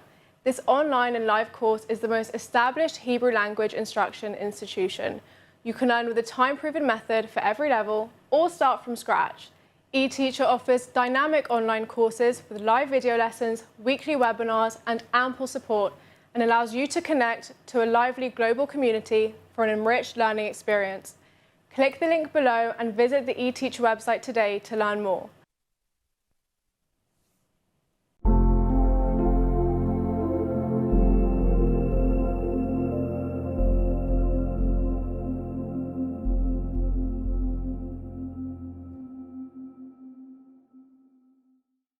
Welcome back to Axis of Truth on JNS. I'm Emily Schrader, and this week we're talking about the question of sovereignty. Who decides what happens in the Middle East, and has the Trump administration overstepped its bounds? Plus, we'll speak with Israel's international spokesman to the UN, Jonathan Harunoff, who just released the book Unveiled about the Women, Life, Freedom protests against the Islamic Republic of Iran following the death of Mahsa Amini. Let's dig in.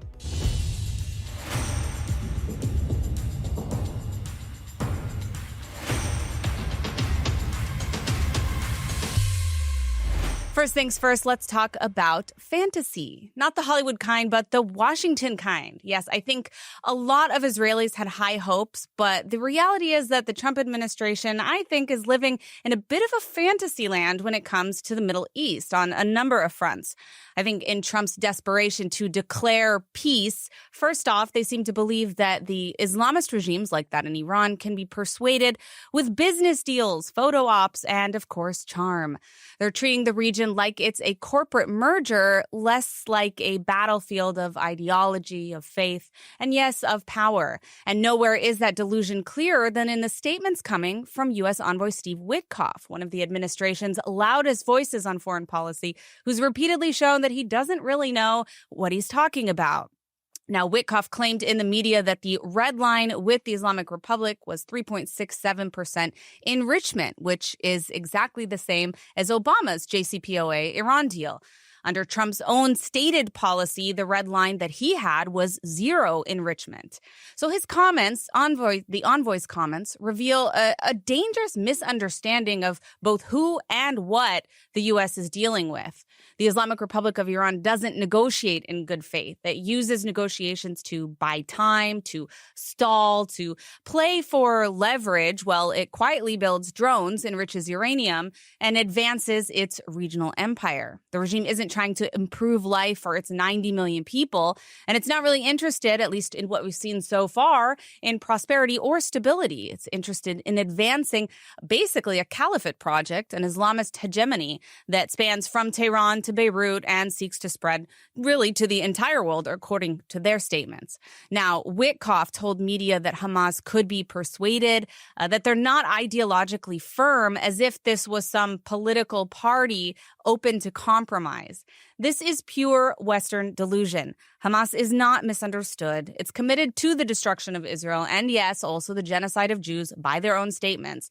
It's very difficult to reform that kind of ideology with investment portfolios or promises of trade.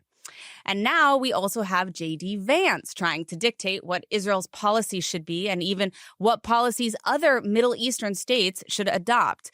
Now, I have plenty of criticism of the Israeli government, but the arrogance of parachuting in from Washington to tell a sovereign nation that they will decide their security when they don't pay the price really shows a complete ignorance of the region.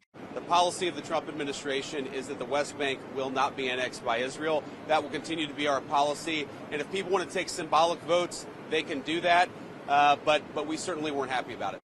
I mean, Israel isn't a client state. It's not a campaign prop. And support isn't the same as control. Partnership is not the same as permission. For many years, myself and others have advocated for more independence for the state of Israel from the U.S., and this is precisely why. Israel provides its best technology to jointly develop defense technology that really has saved countless American lives. But what good is that if someone else is dictating what Israel's security is with a U.S. government in bed with Qatar, no less? Now, the Trump administration also sent leader after leader to oversee this ceasefire, yet it doesn't want Israel to respond to Hamas's blatant violations when Hamas killed 2 IDF soldiers just days ago after the ceasefire had begun. Trump actually made excuses for them, suggesting maybe Hamas is not in control. Seriously? Hamas deployed 7,000 fighters to seize neighborhoods the IDF had just withdrawn from, and then publicly executed and tortured hundreds of Palestinians accused of being collaborators, without due process, of course. Now, they know exactly what they're doing.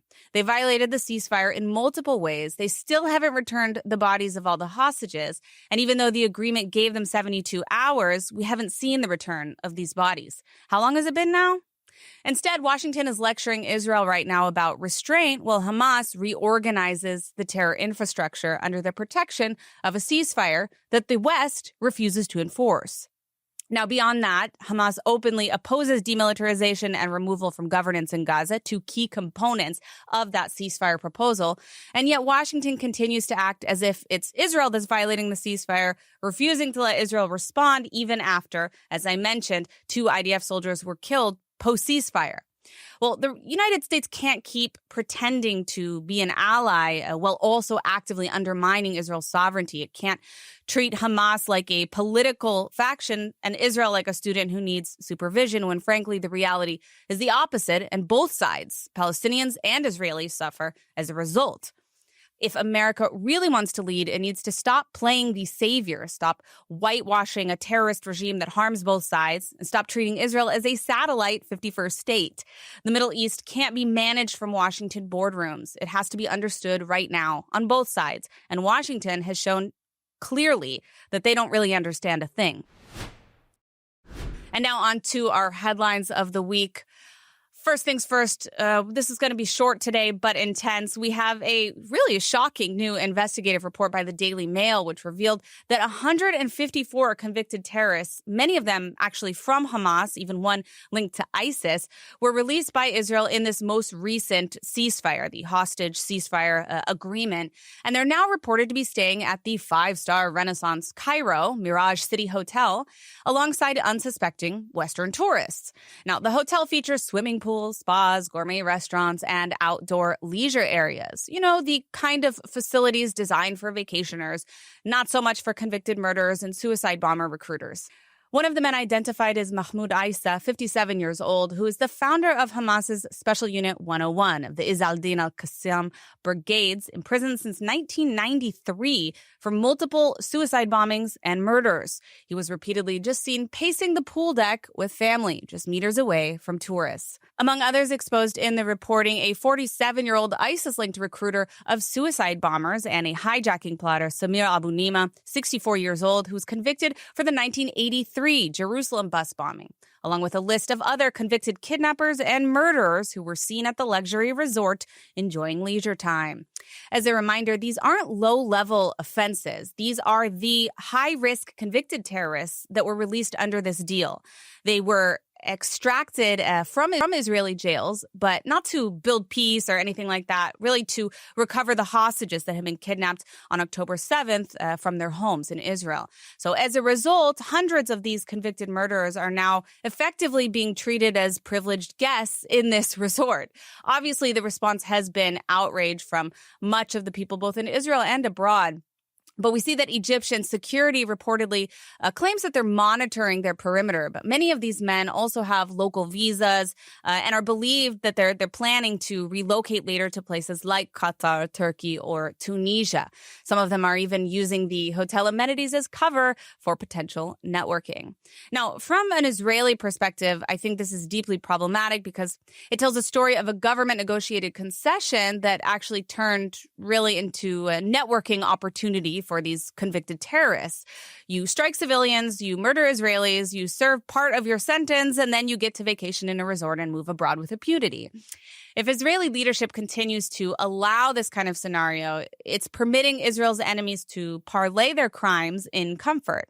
And then this very notion of deterrence collapses. I mean, if this is the West's idea of peace, then they're kind of missing the point entirely. The next story we have is the development that the U.S. is pressing states that have long harbored Hamas and promoted its propaganda to now place troops on Israel's borders. According to a report from the Jerusalem Post, President Donald Trump plans to stop in Doha for talks with the Emir of Qatar about forming a Gaza ceasefire monitoring force.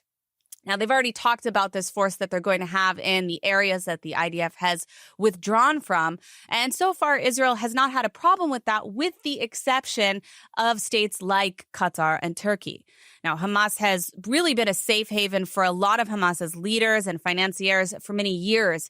It funds and operates the state-sponsored network of Al Jazeera, which has served as sort of a global mouthpiece, at least in Arabic, for Hamas throughout this war, spreading a lot of disinformation, celebrating terrorism even long before October 7th, and inciting violence, even against other Arab states, which have at times banned Al Jazeera because of their open support for terrorism. We're talking Bahrain, the UAE, and others. Yet Washington now expects Doha to coordinate troops on Israel's border. That's not diplomacy, it's delusion.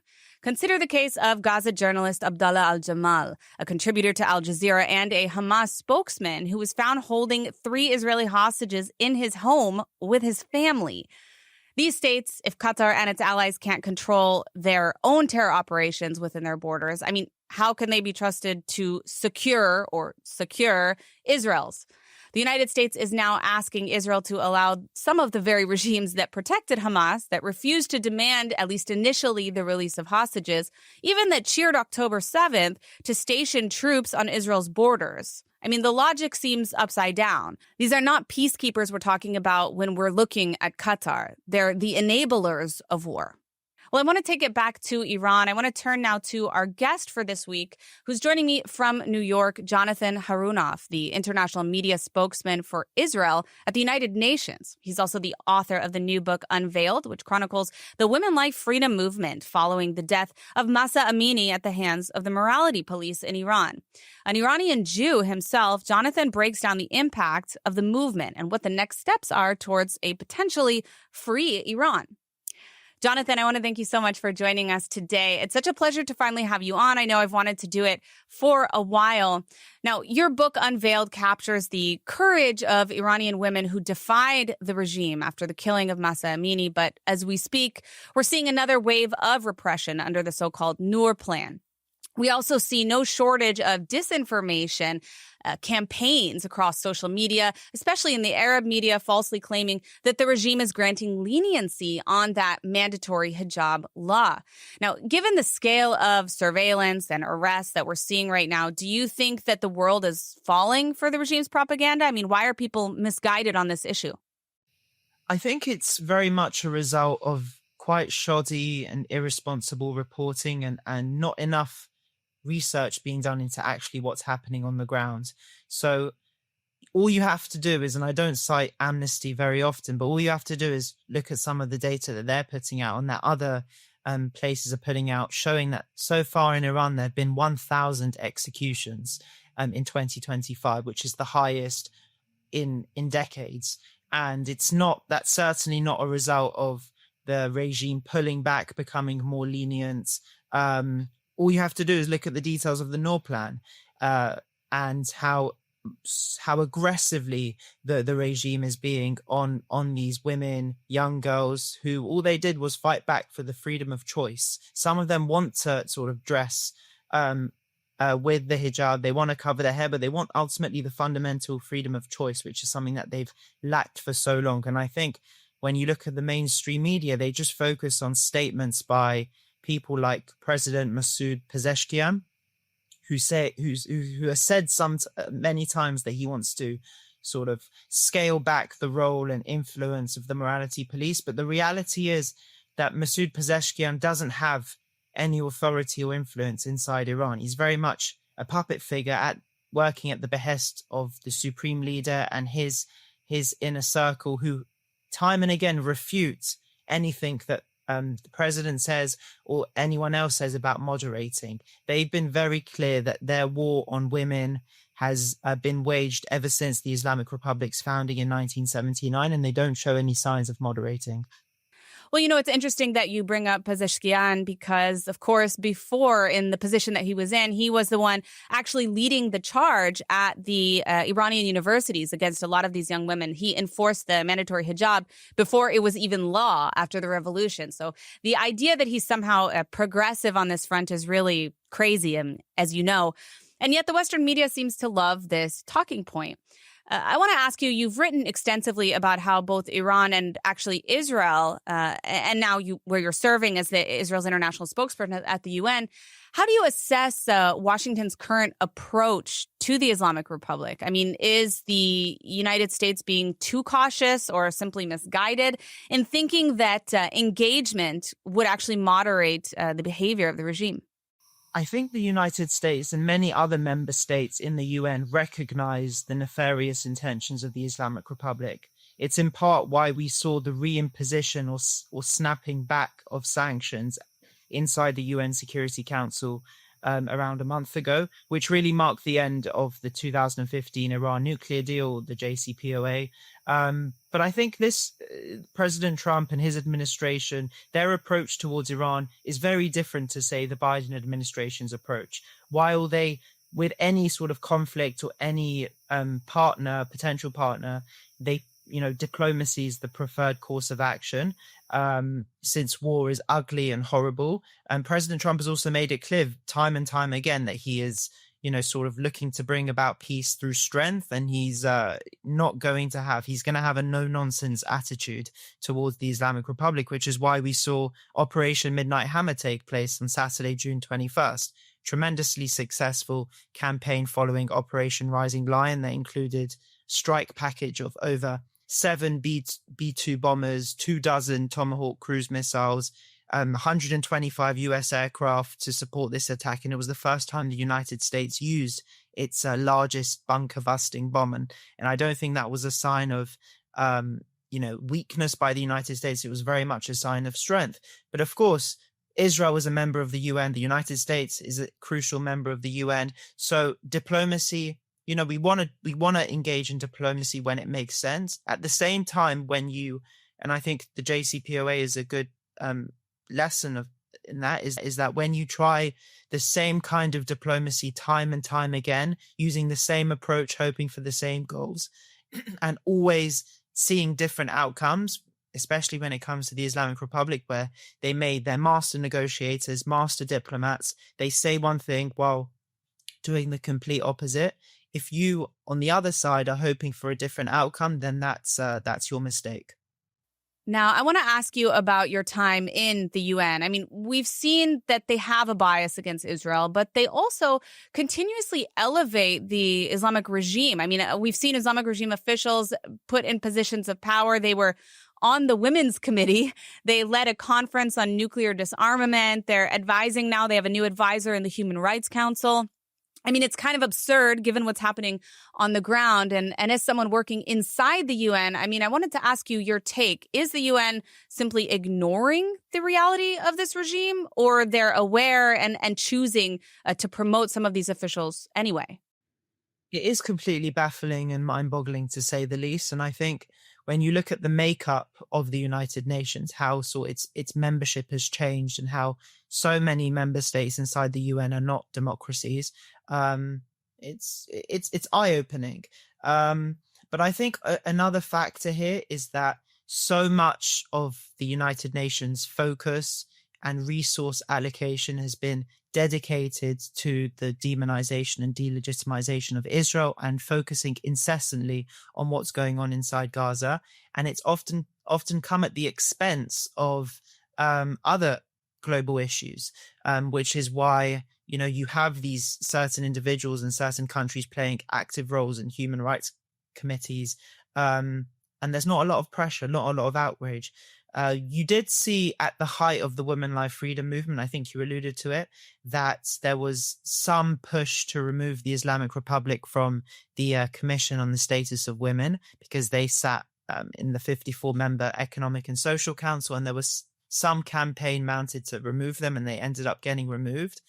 But overall, sort of the attitude towards the Islamic Republic is quite tepid, and I think it's in part a result of it's absurd, but it's also a result of so much focus being on Israel, on the wrong things when it comes to Israel, not on bringing about the hostages, which the UN, didn't really do much of. It was more the United States, its tremendous role and its partners in the region. It's focused more on just demonizing Israel, saying Israel's the bad guy without really painting a full picture of exactly what happened just over 2 years ago and how Hamas were the instigators of this conflict. Well, of course, I mean, this also comes at the expense not just of the Iranian people, which we're talking about today, but also at the expense of other human rights atrocities that are occurring throughout the world that just don't get, I think, at least the attention that they actually deserve or that's needed in order to stop some of what's happening when they present it so inaccurately. But I wanted to ask you, in the wake of the recent 12-day war that we saw between Israel and the Islamic Republic, what are you hearing on the ground inside Iran? I mean, how have Iranians both inside the country and in the diaspora responded to Israel's actions? There's no question that the 12-day war left the regime very exposed militarily. At the same time, it also led to a wave of arrests inside Iran, because you've seen this theme emerge inside Iran when it's exposed, when it's weakened militarily and it can't respond, abroad. It usually takes it out on those more vulnerable, which are the people inside Iran, which was why you saw this massive wave of protests, this sort of paranoia engulfed the regime. Tens of thousands of people were arrested, including Jewish Iranians. You saw some Kurdish people be executed, and what we heard was very much that. But also, I think the key point here is that all of this stuff has coincided with times of tremendous internal strife and domestic challenges that the regime is facing, that the people of Iran are facing, and that are not being addressed at all. You've seen major water droughts, gas and electricity shortages. You've seen even talks of moving the capital city elsewhere, instituting bank holidays, extended weekends, so that people move out of city centres to alleviate water and gas and electricity shortages. And all of this has coincided with the aftermath of the 12-day war. And I think that is what is leaving the regime extremely exposed and vulnerable. And it's what is causing extreme unrest among the people of Iran, because they realize that their government is not addressing the very existential socioeconomic issues that they're facing, and instead is continuing to want to annihilate the state of Israel, invest and allocate resources outside of the country, funneling those resources away from the people inside Iran who need them most. Now, your new book, it focuses on the uprising being led by women specifically. But since then, we've also seen growing discontent amongst students, workers, even within parts of the clergy. I mean, how prevalent is the opposition to the regime inside Iran? And do you believe that genuine regime change is coming? I mean, realistically, what's it going to take to bring that about? Or is it even possible? I think there is tremendous opposition inside Iran, because even if you put aside politics or ideology, for the past 46 years, the people inside Iran have risen time and again, because their basic human needs in order to survive, in order to take care of their families, are not being taken care of by the regime. They're very much a last priority. And so long as you have sort of political and internal grievances combined with just very basic human grievances that aren't being addressed, there's going to be unrest. So I think I think the vast majority of the 92 million people inside Iran want, a brighter future. They want the freedom to choose how to live their lives, who to talk to, what to wear.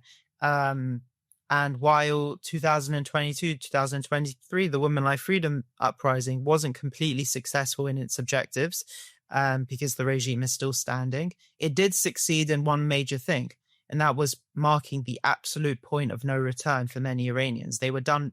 That was really the point at which they were done with the regime. You saw prior massive uprisings like the 2009 Green Revolution, following the disputed presidential re-election of Ahmadinejad. And at that point, you saw millions of people rise up, but many of them sort of wanted to bring about change within the framework of the regime.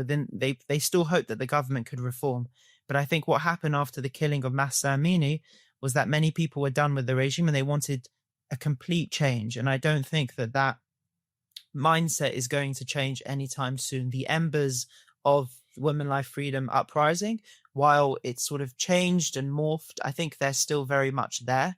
And all it's going to take in a country like Iran, anywhere in the Middle East, is just one sort of instance, one trigger to really catch fire and unlock a massive wave of protests. Well, as you know, I've spoken a lot about the historic ties between Iranians and Jews, actually not just Israelis, from the time of Cyrus the Great to the present. But in the climate of hostility that's promoted by the regime today, what does the Iranian-Israeli friendship mean to you personally? I mean, how do you think it could be rebuilt in a post-regime Iran, if it can? It means a lot. I've got my parents are from England and Israel. My grandparents on both sides come from Iran, and they lived there. They remember what it was like. And and many of my closest friends, either come from Iran, have close family from there, and they all, even if they've never been to Iran, I've never been to Iran, but I would love to go there one day. There's this tremendous history stretching back thousands of years. Far exceeding the history of the 46-year-old Islamic Republic. And that history is far too often overlooked by this 46-year-old regime. And one really extraordinary experience I had was I had a speaker, a book talk in August in Israel, Netanya, and I was expecting a sort of eclectic crowd to come. And the vast majority of the people who came were sort of women in their 60s, 70s, 80s. And many of these women were Iranian born who had moved to Israel. And they spoke firsthand about their experiences, what life was like pre-1979 or what life was like post-1979. And they really, I know nowadays some people talk about the Cyrus Accords and what could happen, and it sometimes seems a bit unrealistic, especially in this current state. But it's not unrealistic. It's not even unprecedented. This happened before. Don't forget that Iran, under the Shah, was the second Muslim majority country to recognize Israel after Turkey, and that was in 1950. You saw unofficial diplomatic missions established in both capitals in the 60s and 70s. You saw tremendous trade take place. agriculturally, education, and all other kinds of things. And David Ben-Gurion stated many times that, as part of his sort of periphery doctrine, cultivating relations with non-Arab states, Iran played a major role in that. Another really interesting point is that, especially now with the country facing Iran facing very serious water shortages, all you have to look back to is 1962, where there was a massive, very damaging earthquake in the city of Qasvin in Iran, and thousands of people were killed, tens of thousands were injured. And what happened? The Shah of Iran spoke to his Israeli counterparts, and Israel received permission to send a team of water engineers to Iran to advise on rehabilitation, rebuilding, reconstruction efforts. And that kind of sort of alliance really, I think, helped save lives, help rebuild. And when people inside Israel most recently were talking about, potentially helping with water technology because Israel's a world leader in that, again, while it sounds a bit unrealistic at this point in time, I think there was tremendous reception for that inside Iran, because they remember that this isn't unprecedented. This has happened before. And the only real impediment to Israel and Iran sort of coming together again is the Islamic Republic. The vast majority of the people of Iran that I've spoken to have this tremendous love and gratitude towards Israel, and it's very much returned in the other way. There's a lot of respect for the courageous, resilient, brave people inside Iran, and it's I hope one day we can restore that. Now, the regime's elite, including figures close to Khamenei like Ali Shamkhani, are constantly caught in scandals showing how disconnected they are from ordinary Iranians. Do these incidents, like what we just saw with the wedding, the viral footage from the wedding, does these type of incidents accelerate public anger, or are the fears from the oppression of these protests, is it still keeping people from mobilizing like we saw in 2022? I think they certainly do accelerate anger and frustration that the people inside Iran, and also the Iranian diaspora abroad, have towards the government, because those same people who kill people, who violate stringent dress codes, are the ones who only, themselves flagrantly violate those same dress codes. And you mentioned Ali Shamkhani, his footage went very viral this past week, where he was walking his daughter down the aisle, and his daughter's hair was not covered, and she was dressed in a way that if anyone without government connections was dressed, would be very quickly apprehended by the morality police and arrested, and perhaps much worse. So it really highlighted the hypocrisy of the Islamic Republic's elite, and also perhaps states that, their commitment to the sort of ideological foundations of the Islamic Republic, and sort of this very literalist reading of the Quran and what the Islamic Republic stands for, perhaps is quite shaky, and it's not that sincere. So it really unlocked a lot of anger, because this wasn't the first time that this had happened. You see these instances of hypocrisy emerge time and time again, and it's a cause of huge concern, because people are killed for those very actions inside Iran. Now, finally, if tomorrow the Islamic Republic did indeed fall, who should lead Iran? I mean, do you see a credible opposition figure or a movement that's capable of uniting Iranians around a vision of freedom, democracy, and hopefully reconciliation with the world? The future of Iran can only be dictated by the people inside Iran, who are, who would be the ones who would be bringing about the change, but also dictating what their future looks like. I think the role of the Western world and the international community, and those really invested in the future of Iran and the peaceful Middle East, their role is to support the people and to sort of disassociate from the Islamic Republic, to distance themselves, to impose and enforce sanctions that are coming into place. But it's ultimately down to the people of Iran to decide what kind of future they like. You've seen some opposition figures sort of emerge abroad, and it's much harder for those same opposition figures to emerge inside Iran, because they're targeted with much greater ease. which is why you've seen a kind of decentralized opposition materialize inside Iran, because that's much harder to target. When you don't have one single person who's emerging as the leader, then it's much harder for the regime to target. But I think it'll be down to the people inside Iran who they want as their leader. There are some very important voices out there who no doubt want to bring about a brighter future for the people of Iran, but it's down to the people of Iran to decide who that leader looks like. And finally, I know I said it was the last question, but I want to ask you, how can our viewers purchase your book?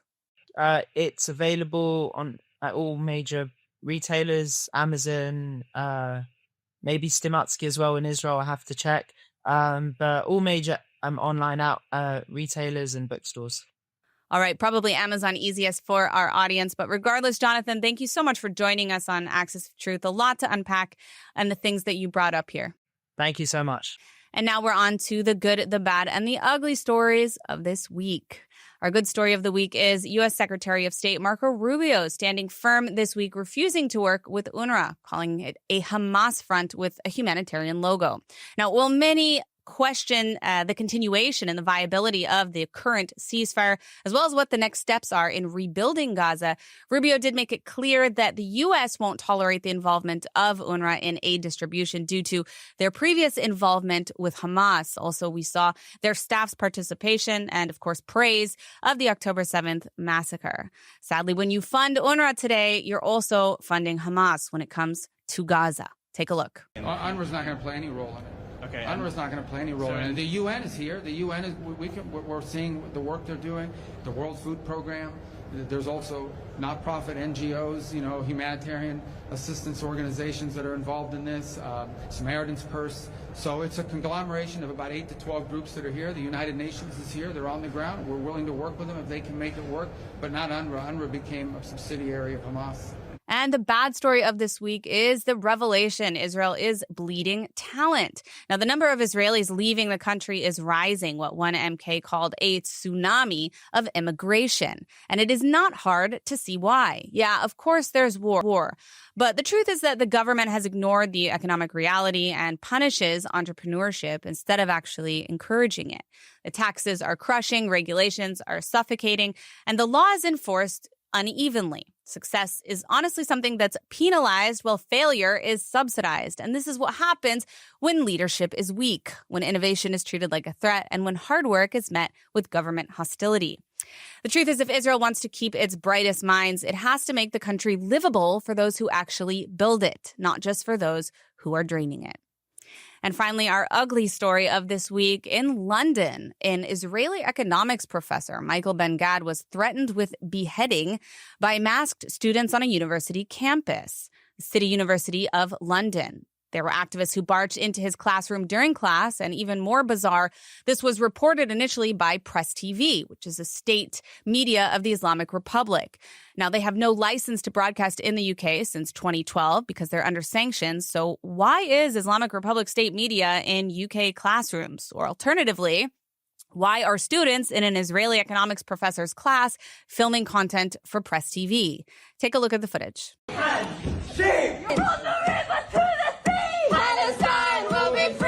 In the 1982 war against Lebanon, he killed innocent people. He helped in the massacre of Sabra and Shatila. This is not someone to learn from. This is someone to be tried at The Hague.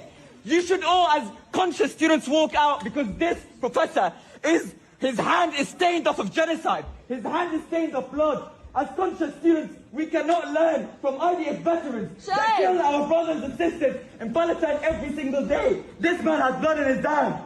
Free, free! Palestine! Free, free! Palestine! Well, that's it for this week on Axis of Truth. We'll be back soon with more interviews and stories from the Middle East. I'm Emily Schrader. Be sure to follow me on social media, Emily K. Schrader or Emily in Tel Aviv. Thank you for watching. I'll see you next week on Axis of Truth.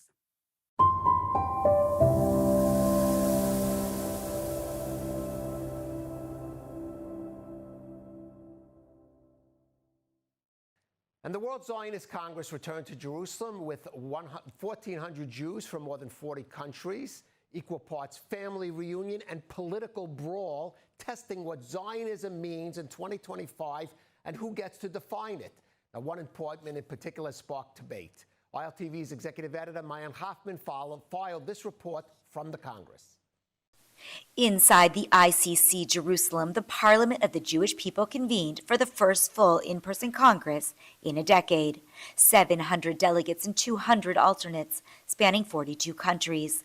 The U.S. arrived with 155 elected delegates and roughly 100 alternates, the largest American showing ever, after a record turnout in this year's AZM elections. So the resolutions that come out of the Zionist Congress reflect the viewpoint of global Jewry.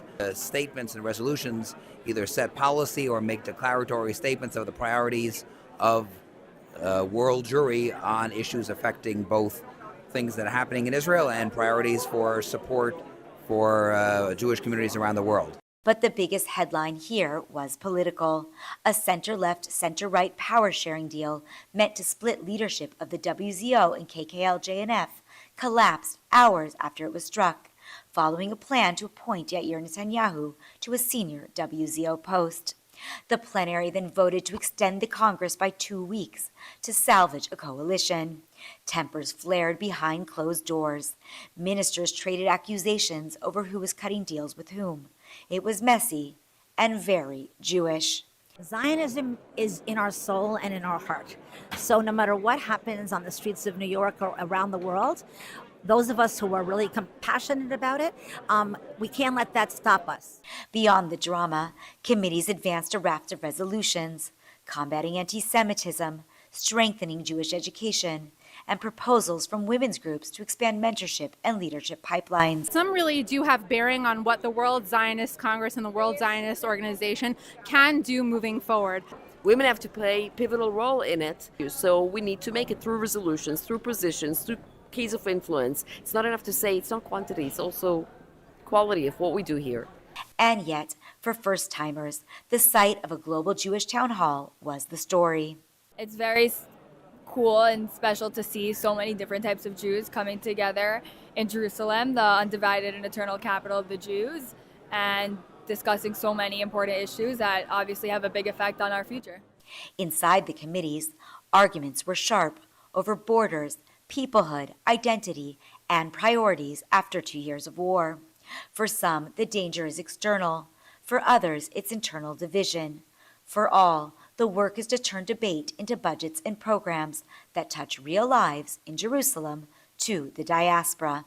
It's a little bit hard to be with so many people with so many different ideas because the discourse is healthy, but the disagreement, it puts people in very different places. And what I see here is a proud people that come and raise their heads and say, guys, we are Jews, we're Zionists, and we will make this state stronger. I think this is our hope. Zionism in 2025 is not one thing. Here, it's sovereignty and security, social infrastructure, and equal opportunity, argued loudly, voted on democratically, and funded at scale, over $1 billion a year across Israel and Jewish communities worldwide. Even with the coalition chaos, the work continues. Set priorities, pass budgets, and remind a fractious world the Jewish peoplehood still gathers, debates, and builds in Jerusalem. In a week of sharp elbows and shared purpose, the World Zionist Congress showed that the family fight is real, but so is the family.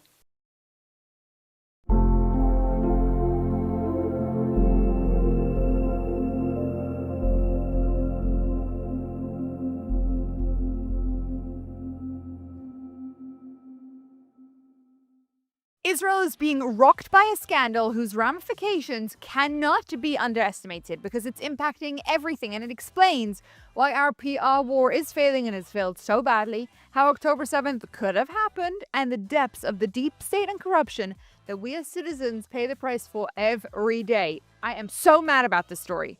Do you remember how about a year ago a video was leaked to the public that went viral around the world? 100 million views of an IDF soldier's allegedly sodomizing a Nukhba terrorist who was detained by the IDF in a prison called Seit Eman. The world obviously went completely mad. The IDF's reputation was genuinely destroyed, and the video is widely used as evidence for Israel's war crimes. And within Israel, the division caused by this video was immense. The soldiers involved had their lives ruined, jobs lost, and a war raged between the right and the left.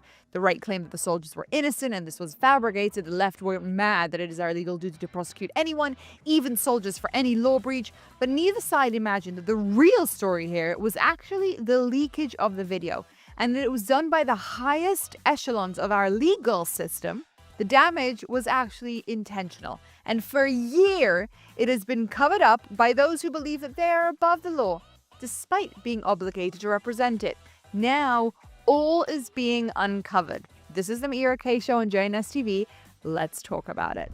So, after October 7th, many Nukhba terrorists were detained. As you'll remember, the majority of them on an army base near Gaza called Sde Teiman, which was then converted into a detention center due to the massive influx of terrorists that were caught and the need to get information from them. The rumors surrounding the conditions of the prisoners held there have been massively exaggerated. What else is new? Obviously, with the help of Haaretz, internal enemy number one here in Israel, otherwise known as the very left-wing newspaper that tries to do everything to destroy our reputation. The worst terrorists, those who took part on that terrible day, are being held there still till this day, and the conditions are not comfortable to say the least. They're treated according to law, have no fear, but in a way that serves as a very strong message of deterrence to anyone who thought maybe joining them would be a good idea. FYI, this wasn't always the case. Israel has a tendency to be so afraid of international scrutiny that they treat even the lowest levels of humans with utmost decency, making prison so comfortable that it's a joke in Palestinian circles that if you want a free and wonderful life, you should just get yourself arrested. After October 7th, that changed, and Ben Gvir took charge of ensuring that the cushy reality was a thing of the past. Prisoners were blindfolded and tied up for the most part, and honestly, it was uncomfortable. The rumors about this place fly everywhere, and if you just look at the Wikipedia page, you would actually come to believe that it is some sort of Israeli concentration camp. In fact, Sde Teiman concentration camp was trending for a while on Twitter. I personally wouldn't go as far as to compare the two, but working there is actually just no simple feat. Here in Israel, most of us know that the soldiers who have to police the place sacrifice enormous amounts of themselves just to be near these Nukhba terrorists. It's a terrible job, and it's not for the faint-of-hearted. But this place truly gained its fame when a few months into the war, a video was released to the public in which 9 IDF soldiers, under the term Krach Mea, that's the name of their group, were seen calling up a prisoner and then blocking the view from the camera while doing something to him, allegedly raping/sodomizing him. He was later taken to the hospital, and there are varying accounts of his actual wounds and what happened. It's not clear. Many have argued, many, that this video was butchered and it's actually fabricated, and I'm going to be honest and say that I don't know. I was not there, and in the world of AI, everything is possible. But let's just go with the assumption that the video was true, that this terrible thing did happen, and the IDF soldiers did go and do terrible acts to these prisoners. As you can imagine, only very few people had access to the footage of a very high security prison, and it was then leaked. The fallout from this video was, again, as you can imagine, immeasurable. The damage to the IDF's reputation, not to mention soldiers' safety, was insane. Here it was, the proof that the world has been waiting for, that the IDF are truly evil rapists of the worst kind. Keep in mind, this video, which just FYI isn't super clear anyway, you can't watch it and know exactly what's going on, is really the only actual evidence that has ever been presented of these alleged rapists of the IDF outside of, as we know, fake testimonials from Palestinians. It was used as evidence of our war crimes, and the world's media reported on it. Everybody, including the New York Times. This was a story that struck the headlines for weeks and weeks on end. It then actually escalated into an even worse incident with members of Knesset from the right who went to support the 9 soldiers who were arrested as this video was leaked. They broke into the base and then created a whole mess politically as well. Now, whilst the law is law and it must be kept, and most of us agree on that, when this happened, the feelings of anger in this country were very new and raw. And the right particularly do not take kindly to bad treatment of IDF soldiers. More accurately, they were absolutely furious. At the time where the IDF is giving everything, going after reservists to defend terrorists was seen as just a total betrayal of the system. I am personally not of the opinion that just because you're a soldier, you can get away with anything. But I do agree with the sentiment that the effort and time that went into investigating these 9 soldiers during the height of the war was inappropriate. There was so much media attention, and it just should not have been our focus. When we have so many terrorists and others' battles to win, putting legal and media resources into a story that besmirches our name felt very, very wrong. It tugged on the feeling that many of us have felt since the start of the war, and even before that our voices are kind of irrelevant. But higher powers can move things however they want, regardless of what the country actually wants and needs. And boy, oh boy, did we turn out to be right. Because the obvious question that was then needed to be asked was, like, who leaked this video? Okay, putting aside the facts of what actually happened, who made the story go public? Because in the IDF, things are kept privately. That's the way it should be, and that's the way it's always been. The IDF manages within their own systems all of the legal things that go on. And so the legal department in the IDF were the ones who were investigating this, as they also act as the prosecutors. They needed the evidence, etc. Meaning whoever did leak the video, which is illegal, they would be the ones taking them to court. And let's be very clear, it is illegal to leak footage that is confidential from the IDF to the public. Do you guys remember all the stories we've seen of late? I know by now that when we hear the words Attorney General, our eyes roll and our brains shut off, because I'm really with you. It's gone so exhausting. But don't worry. Although, of course, she appears in the story because where there's corruption, the AG usually shows up. We're actually focused on a new character that I'm about to introduce to you. She's also female. She's also involved in the legal world. She happens to be friends with the Attorney General, and it also, as it turns out, that she is allegedly a crook. If you've been reading the news in Israel, you've seen the term patsarit as of late. Interestingly enough, despite this being the top headline here in Israel for the last 3 days, I've actually struggled to find any articles about it in English. Definitely not as headlines. It just goes to show you how corrupt the media is, misrepresenting what truly happens here on the ground.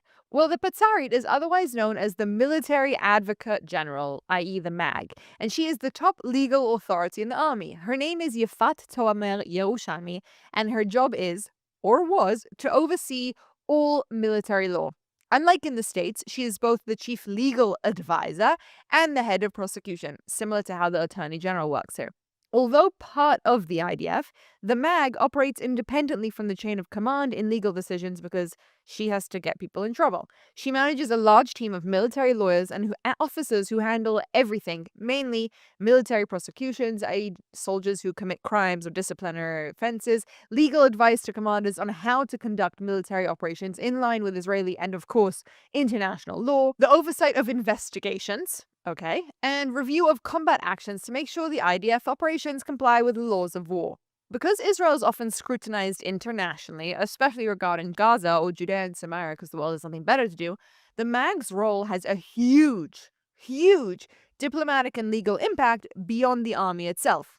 In general, and especially during a time of war, this job is enormously important. What our soldiers are allowed to do is going to be defined by how the MAG runs her team. And international law, of course, is watching the verdicts very, very carefully. It's this duality.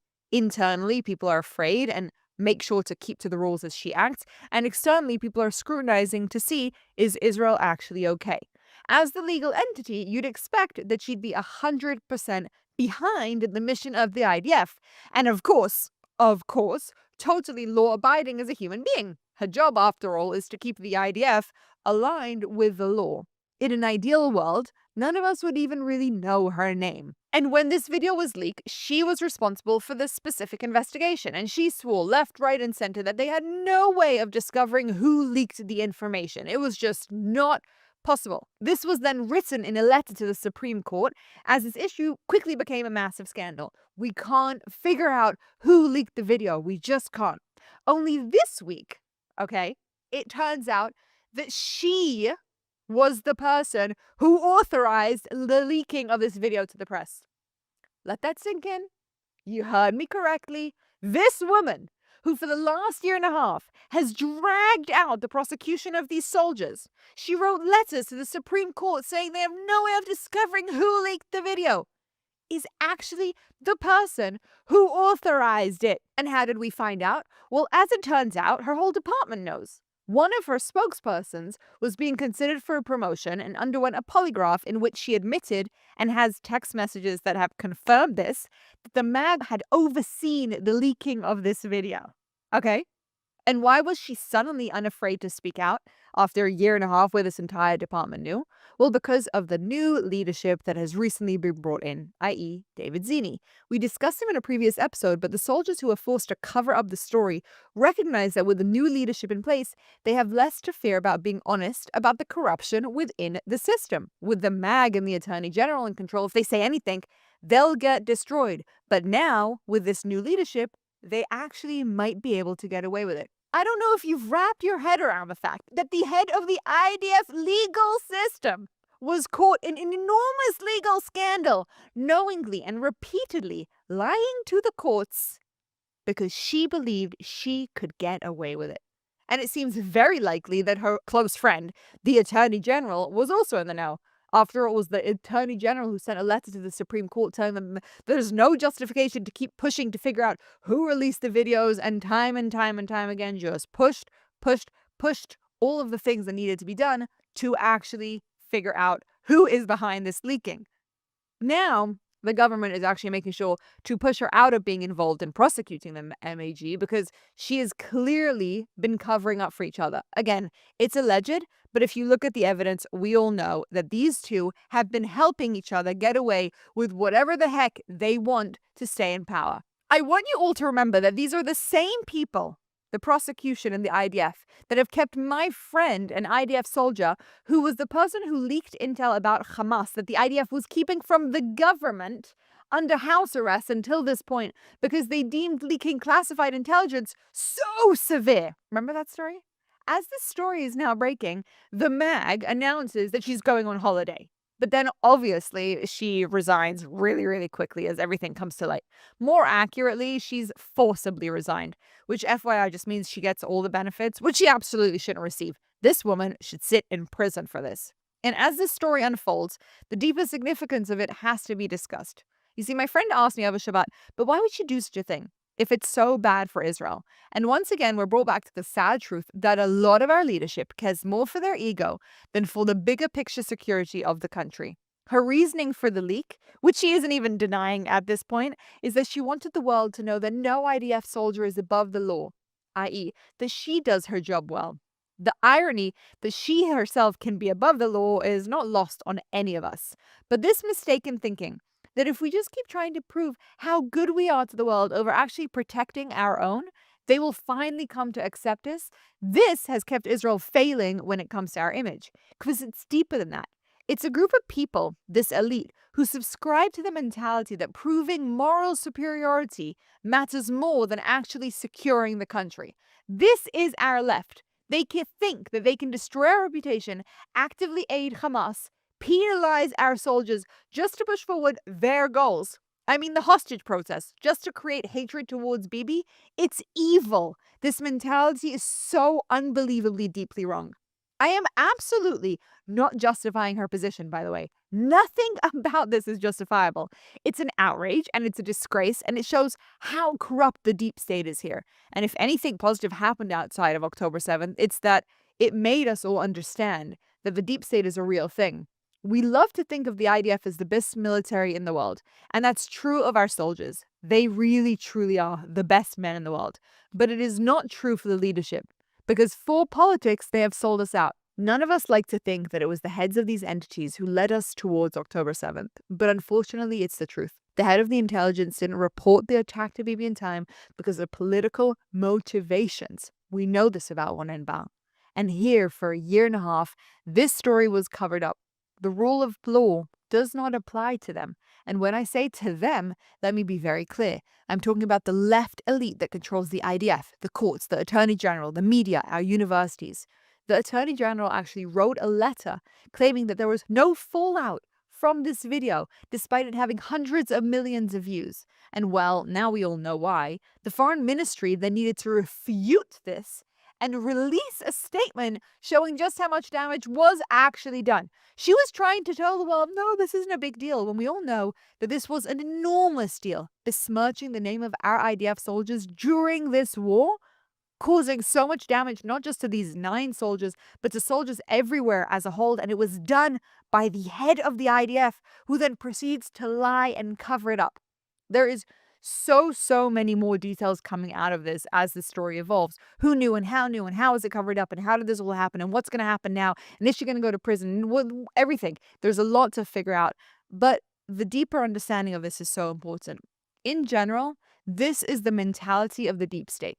They believe that they can get away with anything, and that we're so stupid and powerless that we just won't notice. It's why they hate Bibi so much, because he does notice, and he does fight back. Corruption exists here in Israel, and we don't have to pretend that that's not the case.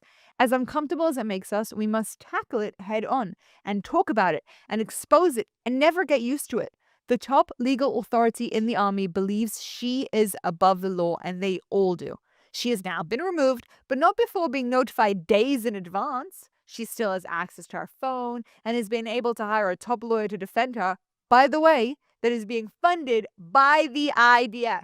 She is a traitor. She is a spy. At the end of the day, she is acting on her own beliefs, and in that, causing damage to our military. This is why the changes are so important. We will topple this corrupt elite who control so many things. We will hold them accountable. We will expose them, and we will fight back.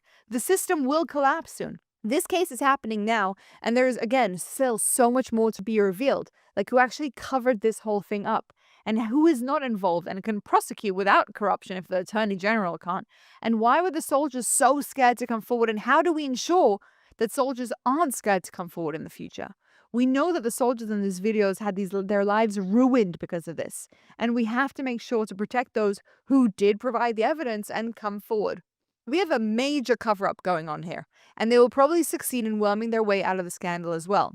Some way or another, it will reach the Supreme Court that we already know has been compromised, but regardless of what happens in the case, the wool has been removed. More and more of us are seeing what's really going on. If you wonder to yourself how it is that October 7th happened with such an amazing army, and if you ask yourself how it is that we can do anything, but we can't actually control or try and produce some kind of clear, coherent narrative, here it is. The traitors from within the system that have so much power that they don't allow for what is good for this country to actually move forward. They were the reason for October 7th, and they continue to be the reason for our security problems. They are the reason that our PR is so bad and our image is so revolting, because they have no shame. And for their own internal agendas, they will reveal to the world whatever they think is good, just so that they can feel better for themselves. It was true with the hostages. It's true with Bibi Netanyahu. It's true with everything that's going on. And we have to take a stance against this. As I said, the details of this are still coming out, and we will learn more and more about what actually happened in the depths of controversy of everything that's gone on. But very simply put, here's what we all need to remember. We cannot and shall not accept any sort of corruption like this anymore. It is time for us to fight back. And for that to happen, we have to enable and allow people to be able to speak the truth and to step up and to not live in a reality in which they have to fear being able to actually share the reality of what's going on with the world, because they might get in trouble from the people on top of them. It just needs to end. And the youth of this country and you have to keep talking about these stories to make sure that the people who are behind this corruption are exposed. With time, truth will prevail. I'm Ira Kay, and I will see you next time.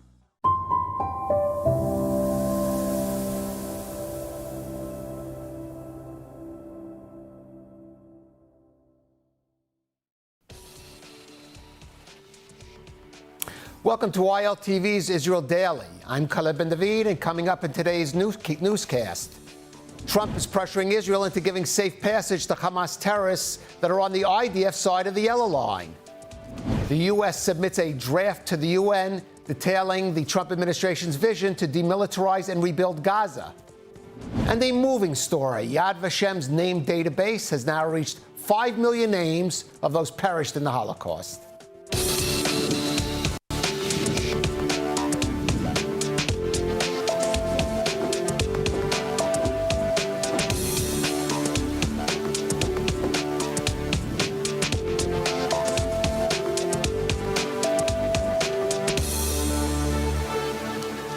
As the IDF tries to maintain security in Gaza following the ceasefire deal, it's having to contend with Hamas terror cells still found behind its new deployment lines. But the issue of how to deal with them is being complicated by the desire of the U.S. to advance its Gaza program. More in this report.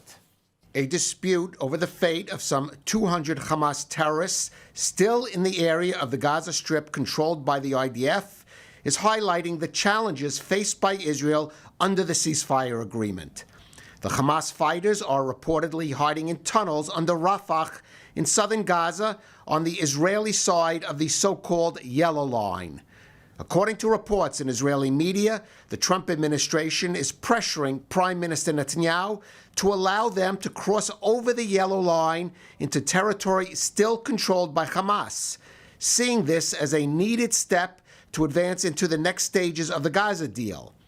The hardliners in Netanyahu's cabinet reacted strongly to the report, with Finance Minister Bezalel Smotrich calling it utter madness, and National Security Minister Itamar Ben-Gvir saying all Hamas terrorists must be destroyed rather than be released under ridiculous conditions. The Prime Minister's office clarified in a statement that it would not allow the 200 safe passage unless they give up their weapons in line with the agreement's condition of disarming Hamas and demilitarizing the Gaza Strip. The IDF will not oppose a decision by the government to allow safe passage for Hamas territories, the Jerusalem Post reported, since there are political considerations involved in terms of Israel's relationship with the U.S., and this is the dilemma facing Israel, weighing security considerations against Washington's desire to push on with its big plans for Gaza. Israel's Channel 12 is reporting that the U.S. submitted a draft to the UN calling for the creation of an international force in Gaza with authority to oversee demilitarization and reconstruction. The report indicates that with the presence of a transnational body operating Gaza, foreign troops would be deployed to the Strip. We have more on that from ILTV's Devil Klein.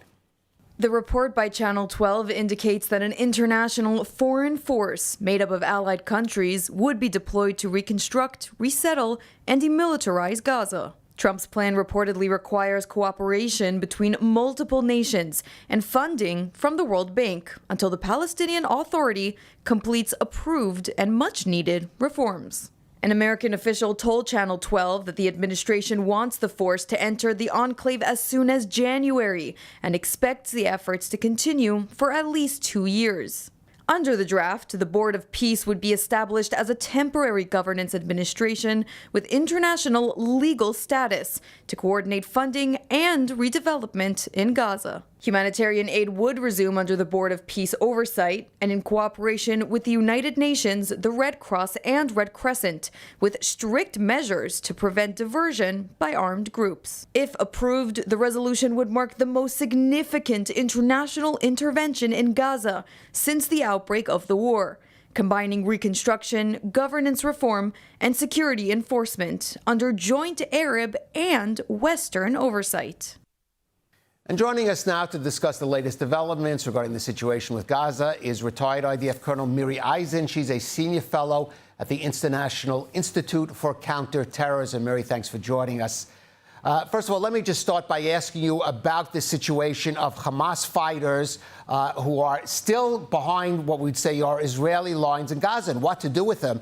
Again, this is one of those things you would think would have been planned out a little before the agreement was reached and Israel pulled back to the lines. And how is Israel going to handle the situation now?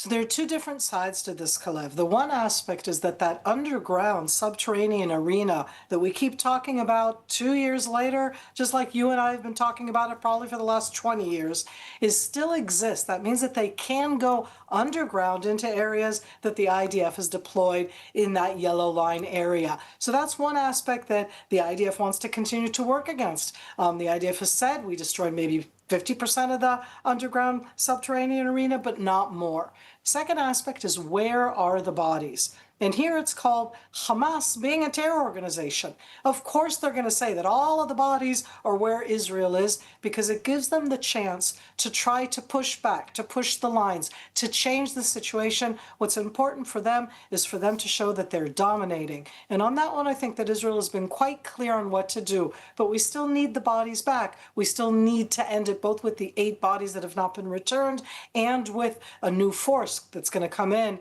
and hopefully put Hamas in a different place.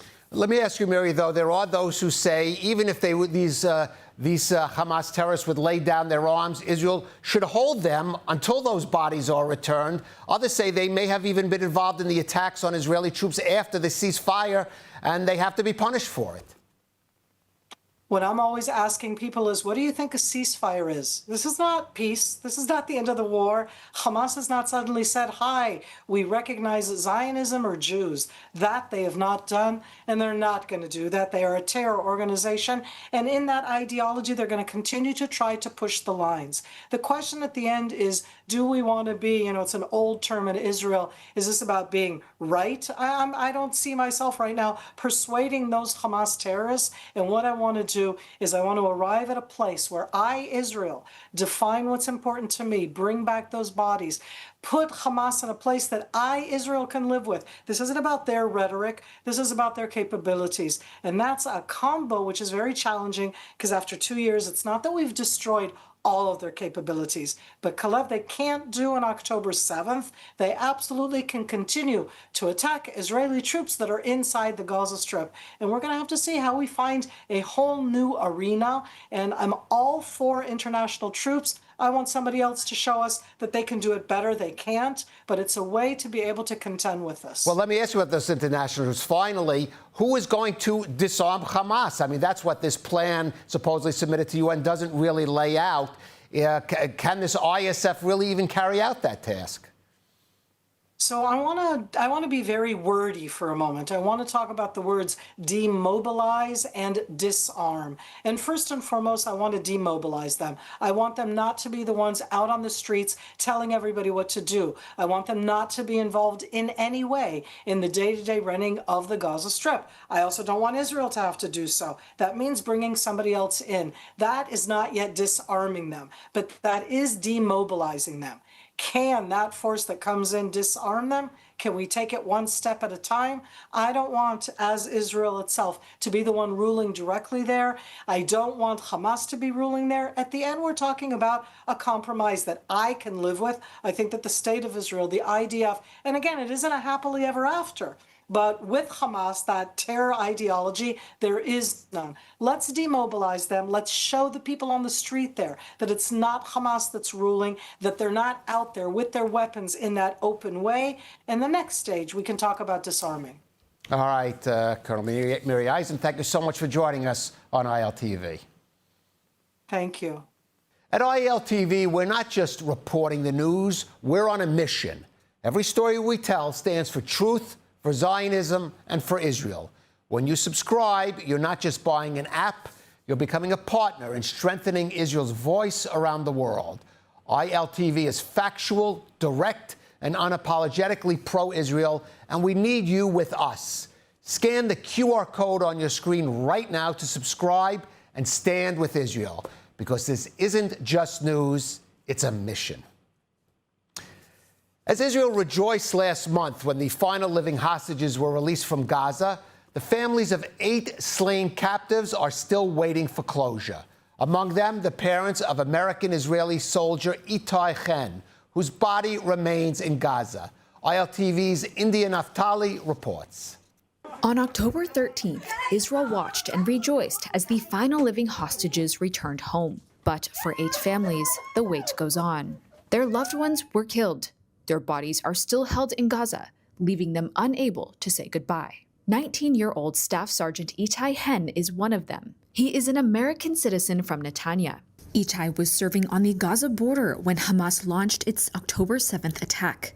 He was killed in battle alongside 2 other tank crew members, while his fellow soldier, Captain Daniel Perez, was returned and laid to rest last week. Itai's body remains in Gaza. He is the last American hostage in Gaza. His family, who have dual U.S. and Israeli citizenship, have said they will not sit Shiva, which is the traditional Jewish mourning period, until he is brought home. They've become leading advocates for the families of the fallen, pressing both Jerusalem and Washington to bring their son back home. The others still held include Lieutenant Hadar Golden, whose body has been in Hamas's hands since 2014, Master Sergeant Ron Gavili, a police officer killed defending Kibbutz Alumim, Manny Goddard, murdered alongside his wife in Kibbutz Be'eri, Joshua Loitu Molel, a Tanzanian intern killed at Kibbutz Nahal Oz, Dror Or, whose children were later freed alive, Sudthisak Rinthalak, a Thai farm worker killed in Be'eri, and Lior Rudaef, a volunteer medic slain while aiding his neighbors. This week, the family of Omer Nutra, another American-Israeli hostage, finally received their son's remains. His parents spoke at a news conference yesterday. For 758 days, we lived between hope and heartbreak. Today, that long night ends with the knowledge that Omer is finally home. Our hearts are shattered. Yet at last we can begin the process of bringing Omer to his final resting place in the land he loved and defended. Omer's journey from a New York upbringing to the battlefields of southern Israel stands as a testament to the courage, to the faith, and the shared destiny of our 2 nations. Omer's return marks the end of our family's long night, but it cannot be the end of our collective mission. Hamas has returned 20 of the 28 bodies promised under the U.S. brokered ceasefire, but says it cannot reach the rest, which are claims that Israeli officials dispute. As Prime Minister Netanyahu has said, the war will not end until every one of the fallen hostages is brought home. The Israeli Knesset is trying to advance a death penalty bill for terrorists who killed Israelis. MKs are hoping to advance the bill to a first reading in the plenum as early as Wednesday. But what's more, the bill supposedly has the backing of the Prime Minister. More in this report. The Knesset National Security Committee advanced the bill Monday to introduce the death penalty for terrorists after government hostage point man Gal Hirsch told the panel that Prime Minister Benjamin Netanyahu supports the measure. Hebrew media is reporting that the bill could make it to the first reading as early as Wednesday. Hirsch, who previously opposed the bill, told Israeli media that his sudden shift in position is due to the return of the living hostages. He feared that Hamas would harm the living hostages in captivity should the bill pass.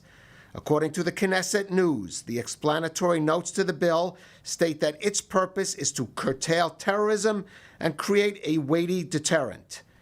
The bill was introduced by Otzma Yehudit lawmaker Limor Son HaMelech and has been championed by her party's leader, National Security Minister Itamar Ben-Gvir. Ben-Gvir warned 2 weeks ago that if the bill did not move forward to pass its first reading in the Knesset plenum within 3 weeks, his far-right party would no longer consider itself obligated to vote with the coalition. The far-right minister said he welcomed Netanyahu's support for the bill on Monday, but argued that neither the courts nor the security establishment should have discretion in the matter of sentencing terrorists to death. Ben-Gvir added, "Let every terrorist who goes to murder know that he can expect one penalty, the death penalty." Former U.S. Vice President Dick Cheney has died at 84. Cheney began his political career in his native Wyoming as a Republican congressman, rising to become Secretary of Defense and then Vice President in the administration of George W. Bush. Cheney was a strong supporter of Israel and of the use of military force to protect U.S. interests. He is viewed as one of the key drivers behind the U.S. invasion of Iraq in the Second Gulf War. Cheney passed away from complications related to pneumonia. Yad Vashem, the World Holocaust Remembrance Center, has just reached an incredible milestone. Of the 6 million Jews who perished in the Holocaust, Yad Vashem now has documentation and names of 5 million people. That's 80% of the total number. How did they do it? ILTV's Devil Klein breaks it down. Yad Vashem has spent decades conducting research to identify every single person who was murdered in the Holocaust. Identities of Jews from across Europe, many of which the Nazi regime tried to erase, are being unearthed every year. Today, the Yad Vashem Central Database carries 5 million names, 80% of the lives taken during the Holocaust. These names carry different identifications. Some have photos, some have belongings, others exist only from the testimonies of survivors. Most of those sent to in deportation to Transnistria and camps and ghettos and killing sites were not registered. Or if they were registered, many of those records were destroyed by the Nazis and their accomplices towards the end of the war in order not to leave traces. Yad Vashem's incredible achievement was possible through cutting-edge technology like artificial intelligence, which unlocked new methods of studying testimonials at such fast rates that have never been done before. Now, researchers at Yad Vashem can analyze up to hundreds of millions of pages of testimony in one go. This is not the first time that AI was used for Holocaust memory. The Holocaust Educational Trust used AI and virtual reality headsets to tell the story of a Holocaust survivor. And now, AI is helping Yad Vashem document and remember the lives and names who would have otherwise been wiped from history. New York City is voting today to choose its next mayor, with Democratic candidate Zoran Mamdani still favored to win despite his strong anti-Israel views. President Trump at the last minute has endorsed former Governor Andrew Cuomo as polls show the race tightening. Devil Klein has the story. It's election day in New York as it chooses its next mayor. And the city with the largest single Jewish population in the world, numbering some 1.3 million, may be on the verge of putting in City Hall a politician with outspoken views against Israel. Mamdani, a Democratic assemblyman from the New York borough of Queens, is a leftist progressive who has supported the BDS movement against Israel and has said as mayor he would order the arrest of Benjamin Netanyahu if he should set foot in New York, in line with the ICC ruling against the prime minister. Mamdani is still leading in the polls with close to 50% of the vote, ahead of former Democratic Governor Andrew Cuomo, who is running as an independent candidate. Cuomo has attacked Mamdani's views on Israel as a key issue in the race, saying they would only encourage more anti-Semitism against Jewish residents. The assemblyman will not denounce Hamas. The assemblyman will not denounce Hassan Piker, who said America deserved 9/11. The assemblyman just said in his response, well, it depends on occupation.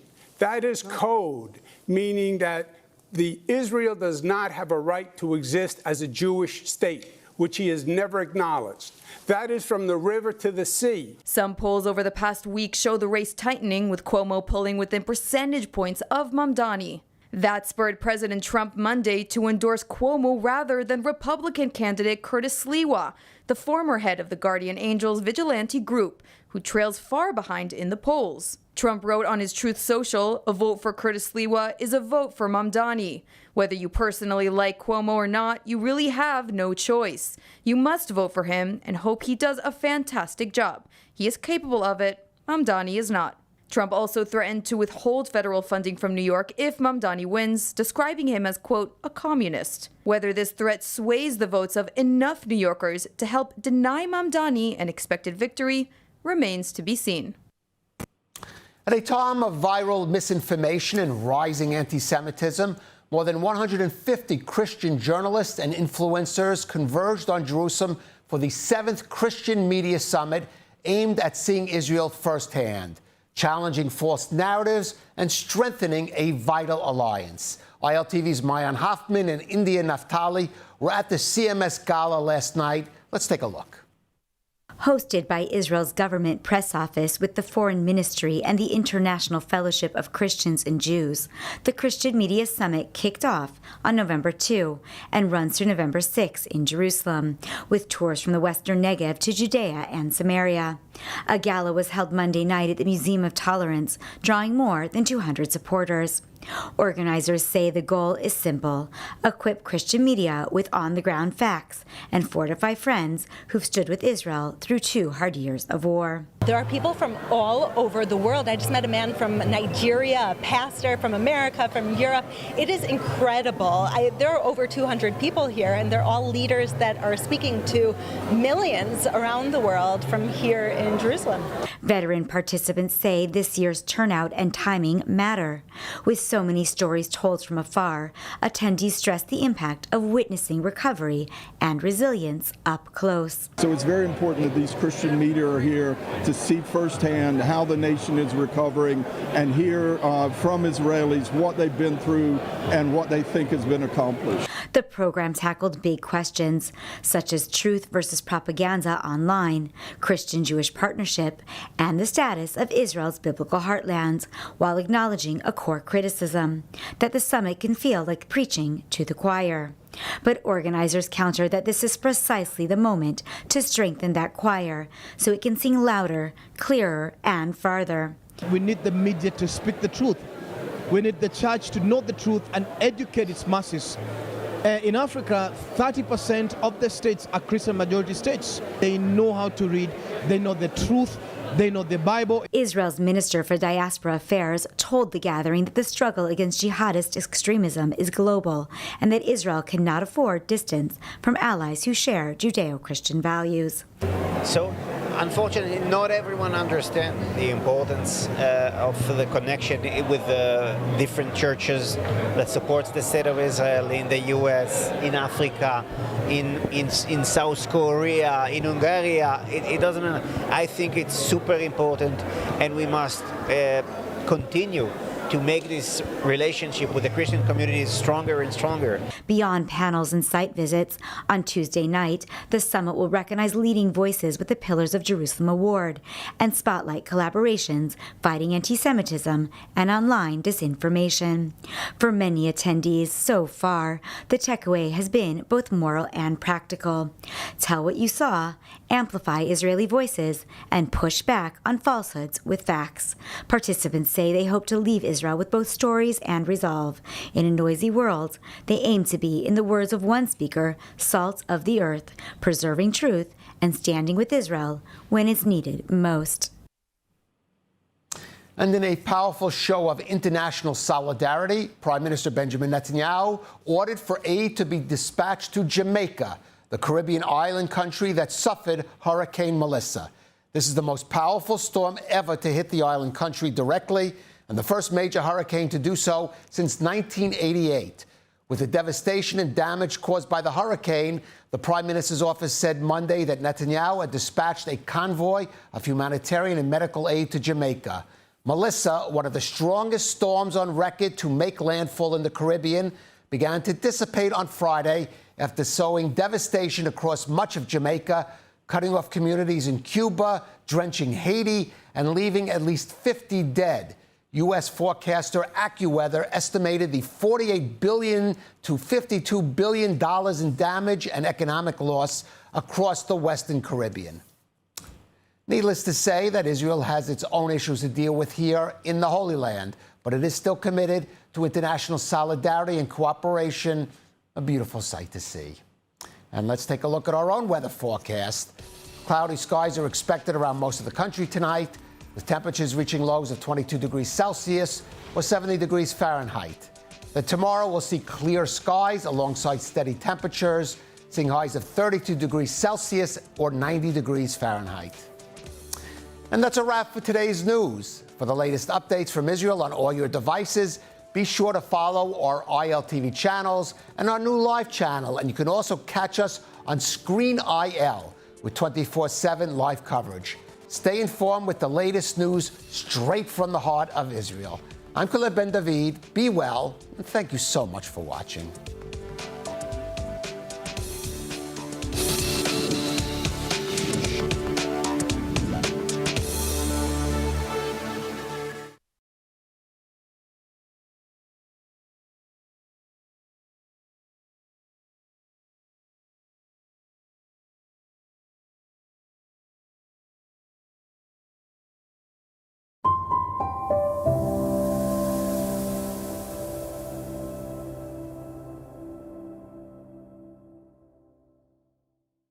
The wave of anti-Semitism around the world continues, but thankfully there are those shining a bright spotlight and combating this hateful phenomenon.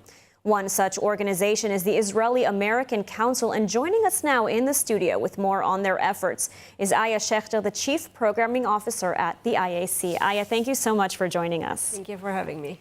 So first of all, can you tell us a little bit about the Israeli American Council? Because, you know, when this organization was originally established, it was to provide support, to provide a voice, essentially, for Israeli Americans.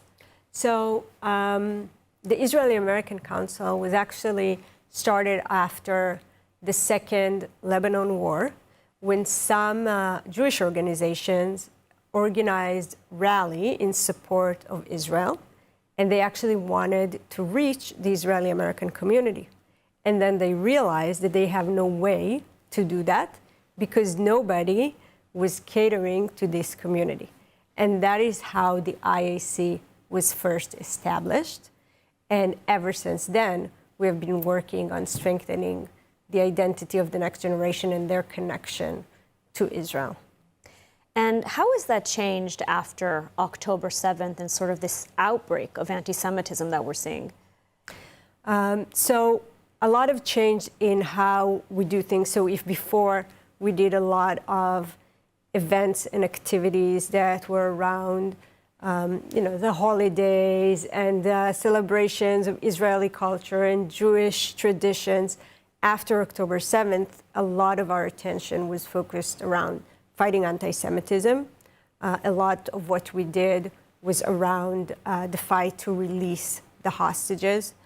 And a lot of what we're doing now is also centered around fighting anti-Semitism as well as civic engagement and educating our community in the United States on what they can and should do to impact their lives in the United States to live free of anti-Semitism. Yeah, and so can you maybe go into a little bit more specifics? For example, I know that you do a lot of work on college campuses where we really have seen, the encampments and really a lot of anti-Semitism there. So yes, so IAC was actually the first organization to actually protest in front of an encampment. And we started to organize that rally, and a lot of other Jewish organizations joined us. And it was in UCLA. And we had thousands of people who came and we protested in front of the encampment. And actually, after that, the encampment in UCLA was gone. We did that in MIT as well, and days later, the encampment was gone. So we really took initiative against those encampments, and we were essential in actually the breakdown of those encampments eventually. Mm-hmm. And I understand that it's not only on college campuses that you're doing work as well. I mean, it's even at the level of elementary schools, because really this is a widespread phenomenon. Yes. So I think when we started seeing things on college campuses, it was, it's like seeing the fruit, but actually the roots goes much deeper. And we see more and more that anti-Semitism is in public schools, in K through 12. We have a service for our community that helps them to come to us and tell us, what is going on, and we track and help families and kids who experience anti-Semitism in schools. We see it all the time, from swastikas on lockers, through students who are being harassed by classmates or being discriminated against by their teachers. So there is a wide phenomenon of anti-Semitism in public schools now. And you're there, of course, to offer support and help to those affected. And I also want to ask, every year the IAC holds its annual conference, and I know that in the past you've had even U.S. President Donald Trump speak at this conference. Maybe you can give us a little sneak peek into what we can expect at this year's conference. So first of all, now the IAC summit is actually the largest pro-Israel summit in the United States. So that is something that is very essential for us to show that there is a very wide support for the state of Israel in the U.S. We are going to celebrate the 250 years of the United States, as well as the relationship between Israel and the United States and its strong bond. We're going to thank the administration as part of the summit for everything they did for Israel during the war, and especially the latest deal that brought us the last living hostages, and hopefully all those that we're still waiting for will come back as well. We always hosted people from the administration, but this year it will be bigger. And we will have, like we always do, both Israeli and American speakers that will speak about, Israeli culture, innovation, business, economics, so very wide range of topics, as well as a very big celebration of Israel and the love of Israel. Absolutely. Well, we look forward to that. Aya Shechter, thank you so much for joining us today and for all of your insights. Thank you so much. Thank you for having me.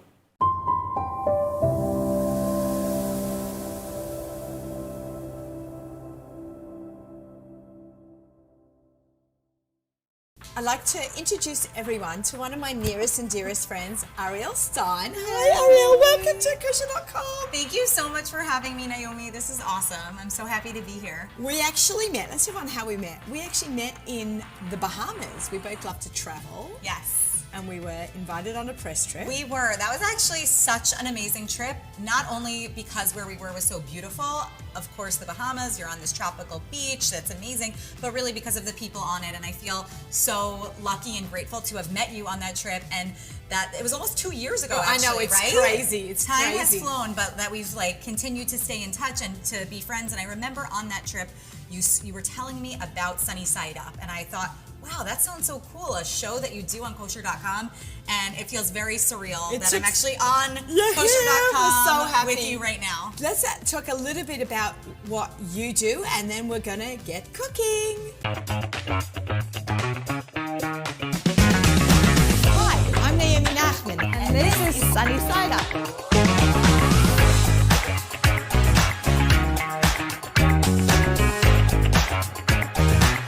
So let's get cooking. We'll start with what we're going to make, and then we'll talk a little bit about what you do as well. So sounds good. What is all this beautiful, lush colors of the summer doing here on my counter? This is actually one of my favorite meals to make in the summertime because it's fresh and, like you said, a lot of colors, but it's really a lot of produce. We've got salmon here, and we're gonna kind of bring it all together. We have a main and a salad and a fun drink at the end. So we're gonna start off with this salmon. It's a very simple recipe, but very delicious. We're going to use lemon, dill, and garlic to add to the salmon's flavor. Okay, so we're gonna get started with the oil and just drizzle a little bit on these salmon fillets, and you can do this on a full fillet. You can have pre-portioned fillets like this, but it's a really easy meal to make ahead of time as well. This might actually be a really nice Shabbat day lunch salmon. Yes, and you could serve it hot or cold. So if you wanted to do it for dinner, great. If you want to do it for lunch, it could go either way. Next, we're gonna take this is minced garlic. Yep, just a little bit, and spread it out on top of the olive oil on each of the salmon fillets. Nothing like fresh crushed garlic. None of that garlic in a jar. The frozen cubes I like. I have tried the frozen cubes, and I also like them. And if you're in a pinch and you don't have a lot of time, I think that's a great option. But no jars of garlic, never. The fresh garlic, you really can't beat that. So we're gonna add the garlic on top. And then we're actually halfway done already. Okay, I like this kind of recipe. Easy is the way to go, Easy especially breezy. if you're hosting a lot of people. This is something that you could make ahead of time as well. And next we're going to sprinkle a pinch of salt. I'm gonna get in there here. You don't need too much because we already have a lot of flavor going on here. And now with these lemon slices, we're going to carefully just put the slices right on top. On a fillet like this, you could do 3 or 4. Depends on the size of. You probably could do lemon and lime and yeah, orange, just get some of the citrus flavor oranges. in there. Exactly. Yum. And then to top it all off, we have this fresh dill. Okay, hold on. There's nothing nice in the smell of freshly cut herbs. So I am going to be honest with you. I was never a big herb person. Really? I really wasn't, and you could ask my husband. I used to really not cook with a lot of herbs, and then after we met and I started cooking more and also having more meals with his family, they used so many fresh herbs like dill, and here we're going to use mint and basil later on. Ooh. And now I totally get it. I've been converted to the herbs. And You know it what? adds so much flavor. You can actually even grow your own herbs in your garden, or if you don't have a house, you can do it in a pot. Yeah, I have seen even vertical herb gardens too. So if you're in an apartment, like when we were in an apartment, we didn't have a whole garden space or anything, but that's a good point. And if you want to like just experiment in the garden with a few, you could try basil, mint, or dill. So now we have our salmon. It's ready to pop in the oven. We're going to pop it in at 400 degrees and cook for 12 to 15 minutes. All right, let's do that. I'm going to pop that in. And while our salmon is cooking in the oven, we can get started on our summer salad. Ooh, this what have we is got one here? of my favorites. We have watermelon. You talk, Ali. We've got feta, cucumber, some of the herbs I mentioned before, some red onion, and salt and pepper. This one is a summer classic. And it's season. It's the summer now. This watermelon is bursting with flavor. Oh my God. I don't know if I can talk right now. Wow. Seriously, bursting with flavor. That's what I love about summertime is their bright, fresh flavors. Yes. And to eat the right vegetables and the right fruit at the right season, it's at its peak flavor time, and I love that. So, Totally. especially the watermelon, tomatoes, cucumbers, the herbs. It's like bursting with flavor. So what are we doing here?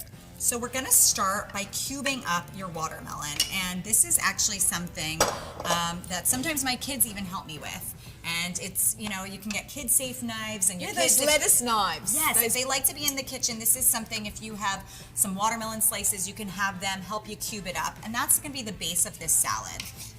Then we're gonna add, we don't need all of this, but our cucumber in, and this is like a diced cucumber, and that's gonna add a little bit of the crunch. So let's pour that right on top. Crisp flavors here.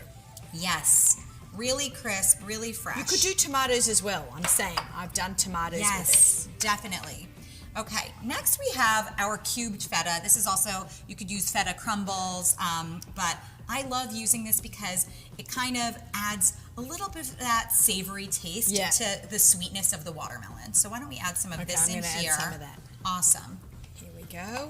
And while you're adding that, I'm gonna actually shred up. We've got some basil right here. And this is another fresh herb that I am not afraid to admit I didn't used to be into, but now I don't know, for some reason, I guess I didn't grow up eating a lot of herbs, or maybe it just wasn't for me, and now as an adult I can appreciate it a lot more. Smelling the packet. It really... Oh my God, this smells so good. We were talking before about vertically grown. This basil is vertically grown. Oh. It's clean, fresh, ready to use, checked, and we were able to just open it up, and you were just able to pop it right into the salad, just like that. It's a really great product. That's amazing. And you can smell the basil. You can see how fresh I wish we it had is. smell-o-vision, because all of these vegetables and herbs, they just smell amazing. Coming together. All right, here we have our mint. Okay, I'm going to add in. So Ariel, tell us a little bit about what you are up to in the real world outside of my kosher.com kitchen. When I'm not in the kosher.com kitchen with you, Naomi, I'm a Jewish educator, and I share all about Jewish life, holidays, traditions with people of all ages. I really have a focus, though, on parents of young children and how to inspire their kids to be excited and feel proud of being Jewish through easy recipes around the holidays, crafts, activities, and things to just empower children to be excited about Judaism. I love what you're doing. Do you have a background in education? I do. I got my master's in Jewish education, and before doing this, I was working at a Hillel with college-age students and also at a Jewish day school in the classroom. So really educating all over the place, and now I'm just on a new platform on social media, which is really cool because I feel like I can reach even more people. I think you're doing an amazing job, and you speak so well to everyone, and I feel like when you are doing your reels and your recipes or your education, you are talking to me directly, and there's no one else here. And I love Thank you for saying that, I Naomi. love that. I love what you do. When I was in school as a graduate student pursuing Jewish education degree, I definitely never expected to take this path, but I feel so lucky that I'm able to show Jewish joy, especially in the times that we're living in, because it's really important for us to celebrate being Jewish and not only focus on some of the harder things going on. Well, I think you said that beautifully. All right, let's Thank finish you. up our All right, salad now a that little we have bit. all of our ingredients in our salad bowl, it's time to dress it. We're gonna start with this lime juice. You can also use lemon, and just gonna add a little drizzle on top here. Okay. I like to heavily dress my salads. I don't know how you feel about that. I feel like it depends on the salad. In this case, Lightly we're gonna dressed. do a light dressing, and with the salt here, we don't need a lot, just a tiny pinch, because the feta already has a lot of that saltiness in there. Well, she doesn't know me that well. I'm like, don't overseason it. But we can do some cracked pepper in here as well. Nothing like fresh cracked pepper also. Just if you have at home the regular in the shaker, that's great, works well for Shabbat. But there is nothing like the grinder. And then we're gonna toss it and finish off with this delicious raspberry glaze with balsamic vinegar. So let's toss the salad first, and then we'll end with this drizzle before we serve it, and then we will check on our salmon. And now we're gonna add in some olive oil and our balsamic glaze while you toss this. Okay, I'll toss, you drizzle. How about all that? of the flavors come out so nicely together. It's Keeping okay. it real. We're keeping it real. Sometimes we make a little mess in the kitchen. I love these glazes. They are so delicious and easy to use, and especially on a salad like this, just adds so much flavor. And you can also use it as as decoration. Totally. When you want to finish something off and you want to garnish something or make it look pretty, just give it a quick little zip, and it's great. Yes, on salads. My husband's also used them just to do that, like adorning. We'll do puff pastries sometimes and do a drizzle on top. Oh, you can actually I like use that. this for a lot of different things. So this is our beautiful salad. Look at these colors. Look at all these flavors. I want to eat this right now, but I will hold out because we've got one more recipe to make. This is a triple threat recipe video. All right, let's go to our next one. This is what I'm most excited for. Tell me, Naomi, what this drink is. Okay, so this is a collaborative video, as Yes. always. So Ariel did the salad and the delicious fish. But I said, I've got something we can add into this. This is something I did a few years ago with Tuscanini's rosé grape juice. It's actually sparkling. You can also do this as an adult drink with, of course, the blue bottle Moscato, but to make this non-alcoholic. So you need a bottle of this and some frozen strawberries. So we're going to That's it? Yeah, that's This it. couldn't This be is any going to be easier. the most fun drink, like a frosé. Sounds so refreshing, especially on a hot summer day. And with your salad and with your fish, Perfect. or even if you want to go meat and have it at your barbecue. It's just a fun drink. And there's no real recipe. We're gonna just blend these frozen strawberries with the Together. rosé. And everybody's I love that. machine is different. And let's blend that up. Start.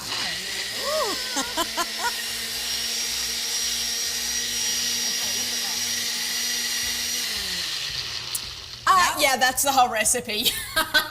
You It's were good. not kidding when you told me that this was easy. All You right.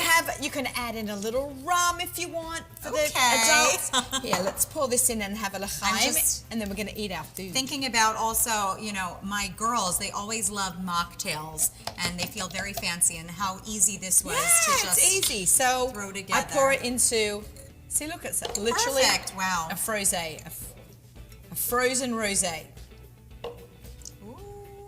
Now I feel like I'm on vacation again. Yeah, right. Take me back to the Bahamas. Transporting me to the Bahamas again. Okay, let's clean up. Sounds good. Put the l'chaim on hold, and then we'll have a nice little lunch together. Sounds All right, good. Good. Can I serve your lunch? I would be honored. Okay, so we're going to have your salmon. Oh, This looks great. Yeah. Ooh, oh, wow. Okay, let's do salad. Awesome. You're my guest. I'm going to treat my guests well. Thank you so much, Naomi. We've been talking about getting together and having a meal together. I didn't expect it to be on the kosher.com, but I will take it. This is amazing. Let's do a l'chaim before we eat. L'chaim, Yes, thanks for coming on the show to kosher.com. And to all our viewers, thank you for tuning in. Wow, that is delicious. So good. Do I have? Oh. Yeah. Do we have strawberry on our mouths? It's cold. You got it. That's a true friend, though. You would tell me if I had. Yeah. Okay. Yeah, That's I'm how good. you know. You're good. Okay, You're great. good. Now let's eat. Yes, B'tei Avon. Ariel, the salmon is amazing. I just tried the salad first, and we nailed it. We nailed it. It's like taking a bite out of summer. Right? Time to try the salmon. Good Yummy. job. This is outrageous. And so easy, right? So That's easy. my go-to. So delicious. Thank you so much for coming onto the set. Thank you, Naomi. My pleasure. I look forward to many more fun cooking and travel adventures with you. And for recipes like this and more, go to kosher.com. Yay!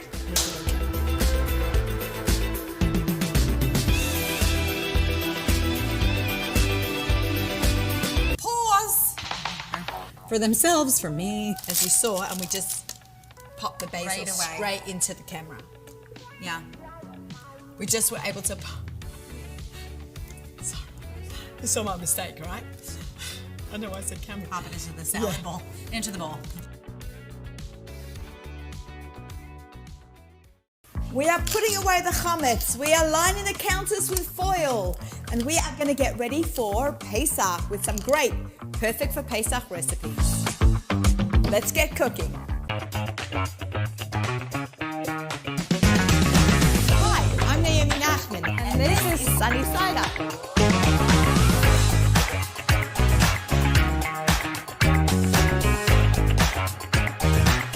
Welcome back to our season 2 of Perfect for Pesach right here on Sunny Side Up. For the last 20 years, I've been catering for Pesach. I've also written a cookbook, Perfect for Pesach, with Art Scroll. And I'm very Pesach-centric all year, trying to develop gluten-free recipes that we can use during Pesach and also beyond Pesach. Today, we're going to be doing one of the recipes that went viral on kosher.com, as well as from a cookbook. It is the cholent recipe. Cholent is always a challenge on Pesach. And how do we make a cholent on Pesach without beans? Everyone has a different way, a different concept, but mine is fantastic, if I can say that. I really love it, and people have really given me great feedback. So I thought, let's make a video on Sunny Side Up to show you how I make the kishka, how I prepare potatoes that look like little beans. We just really have a good time making this as well today. So let's get cooking.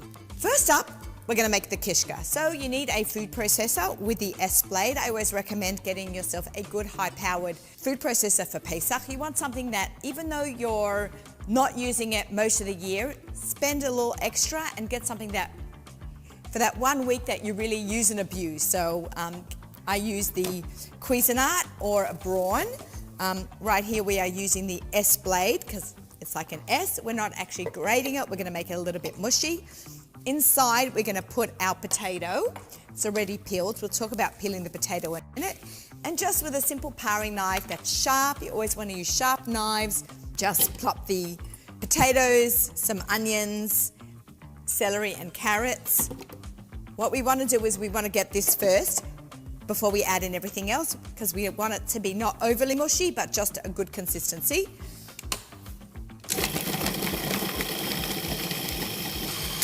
The minute it shows signs of everything being chopped up, you know it's done.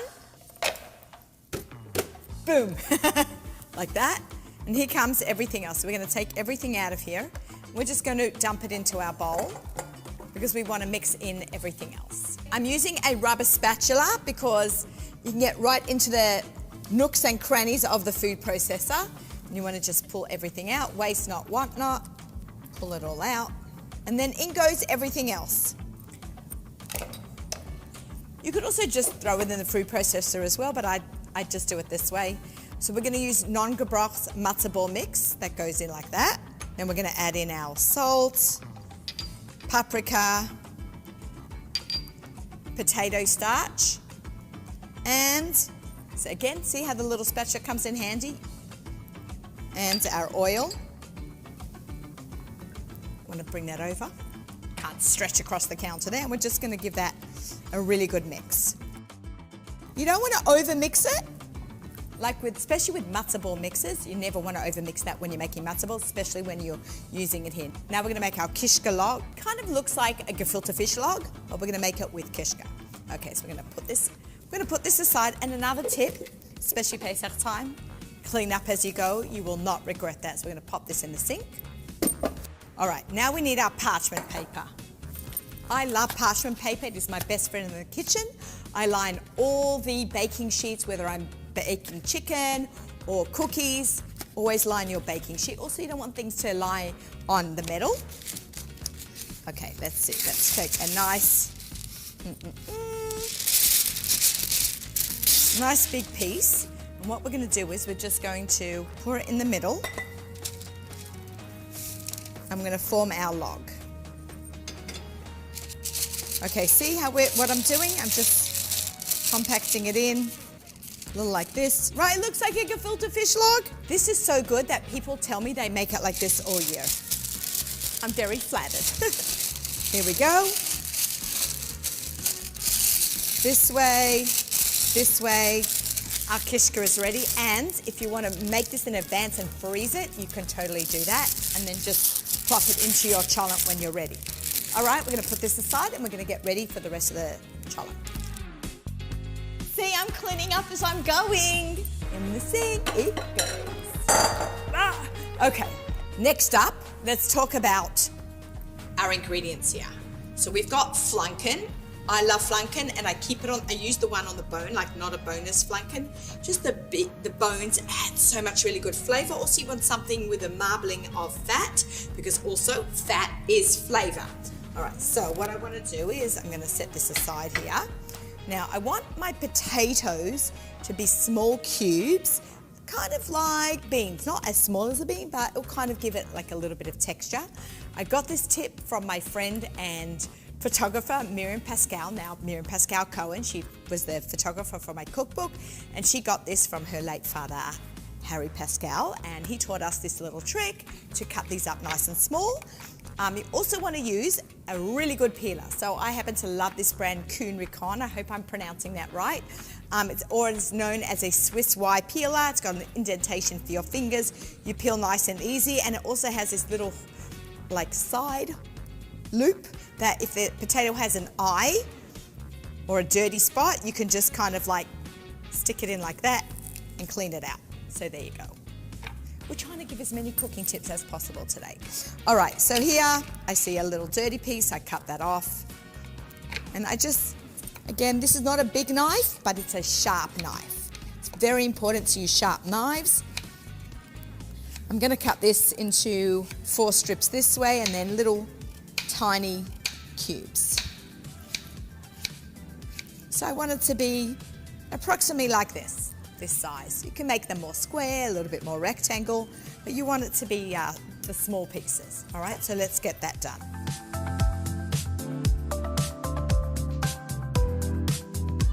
Okay, so now we have the rest of the cholent to put together. So I've got my kishka here, which I'm going to put in. I've got the meat, I've got the potatoes, spices. So what we do is, after making this like 1,000 times since I did my cookbook, I say just dump it all in here, and rather than getting other bowls dirty, because I think we're always looking for shortcuts. So here is a shortcut.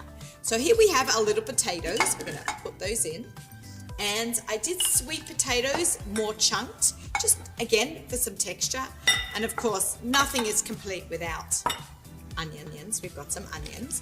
And in here, now I'm going to put the paprika, the garlic powder. Now you can add in at this point whatever spice profile you like. You can add in during the year, you could add in cumin or oregano. I mean, you can even add that in now, but like whatever flavors you like, you can add in. Of course, nothing is complete without salt and pepper, so we're going to add in some kosher salt. I always use kosher salt. Now we're going to just toss that really well. And that's why I'm using my hands. I want to get into the potatoes at the bottom. Make sure it's tossed really, really, really well. Woo! I'm sure you'll get some flying ones too. I'm putting in my meat as well. And I'm going to just sprinkle that with some of the onions and the potatoes. So it just kind of gets a little extra seasoning in it too. Can't leave out the meat. Now in goes our kishka. Now we take our potato starch and our water. You also want to make sure you have cold water or else the potato starch gets all gummy and clumpy. Even when it's non-Pesach and you're using cornstarch, you always have to use cold water. This is actually called a slurry. Kind of looks like skim milk. And this will help thicken it. When this gets to boiling point, it thickens all the liquid. Okay, so we're going to pour that in here. We're going to put in our cup of ketchup. Whoop, a little more, a little less. You can even use barbecue sauce. Geffen makes some really good barbecue sauce as well. So we're going to just maybe put that on the side. We've got our ketchup and now of course our wine. I only use real wine for cooking because a little goes in the cholent and then you can have a little bit left over on Shabbos. I actually always keep a bottle of open wine with a cork in it on the counter, whether I need it to deglaze a roast or something that I'm making. Always need fresh, good wine on the side there, okay? Really simple. Even if you change the order up, that's okay too. Just give that a little mix. Okay, here we go. It's ready. We're going to just pop this on. Making sure that's well covered. We're going to plug this in. And in 24 hours, in time for Shabbos lunch. So today I made this in a crock pot, but I've also done it in different combinations. So you can do this in a pot on the stove overnight on a very low flame, make sure it's covered well. I've also done it overnight in the oven, 200 degrees, make sure it's covered well. And I've also done it 3 hours covered at 325. So there are different ways of using this recipe that make it easier for you. Everyone has different, I call it real estate space in the oven. So if you want to do it on top, you can do it on top, you can do it in a crock pot. There's just so many different ways to cook this through. So you pick whatever suits you. I happen to like doing it as a traditional cholent recipe in the crock pot, but every year it's a little bit different. So let's see what this looks like and how to plate it. You ready for the big reveal? Are we ready for our close-up? 1, 2, 3. Ooh, we call that the cholent facial. So I always pull my face back so the steam doesn't burn my face off or my makeup off. All right, look at that bubble. It smells so good. All right, let's pull this thing apart. So what I actually do is I grab the ends. It's a little bit hard. Pull up the ends. Oh my God, I'm gonna lick my fingers. Okay, and here we go. I'm gonna put our kishka aside. So now the kishka is out. I have my handy dandy tongs. And I kind of pull out the flanken. It is so soft, it's already falling apart. You can also chunk up your flanken. There is no wrong way to make this recipe. Okay, I do like to serve it a little bit pretty, so I kind of put the meat to one side. If the bones fall apart or fall off it, sometimes I just leave it in there. Okay, now we're gonna go in for the beans. And I put it on this side. Okay, here we go. I cannot tell you how good this smells. My mouth is watering. We've got the big pieces, we've got the little pieces. Now what you can do is prep everything, put the whole black insert in the fridge, and then when you're ready to put up the cholent, you can put it in ready right before you start candle lighting.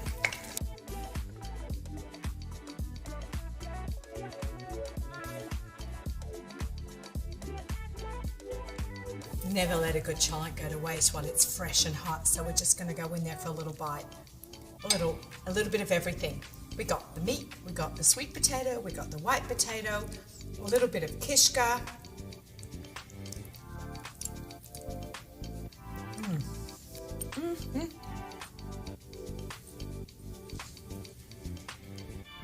This was so delicious. I'm so excited for you guys to try this and all our recipes right here on kosher.com.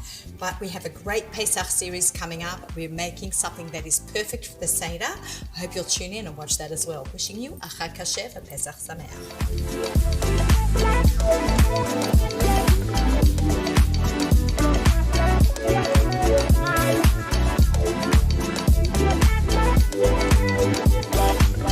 Where's the main camera? This one? Ah! I'm cleaning for Pesach! The perfect. No. Sorry, just keep rolling. I have something I want to say. I know what's wrong with me today. But look at that.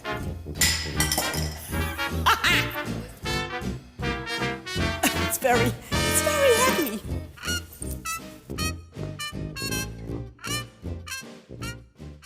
I want to make sure my phone is on silent because you know it's gonna ring. All right. Okay, we're rolling. Hi, Kim. Hello. So great to see you. Great to be here. It's been a long time since we've actually met up in person, but we know each other a really long time. Yes, we do. Before there was social media, there was a few ladies who love to cook and entertain, and we'd get together, we talk about food and we talk about our families, and we enjoyed the whole process, and we had a small community, and then it just grew and grew and grew, and here we are. 10 years later, you've written how many books? 4 books. 4 cookbooks. So we're going to make some delicious food today, so I hope you'll enjoy our incredible episode. Hi, I'm Naomi Nachman, and this is Sunny Side Up.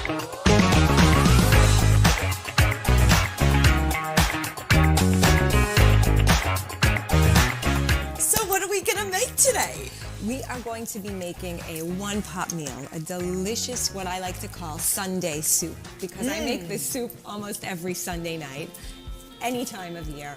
It is just lots of veggies. It's quick and easy to make. I add chicken, I add barley. It's hearty, it's comforting, it's delicious, and it's super easy.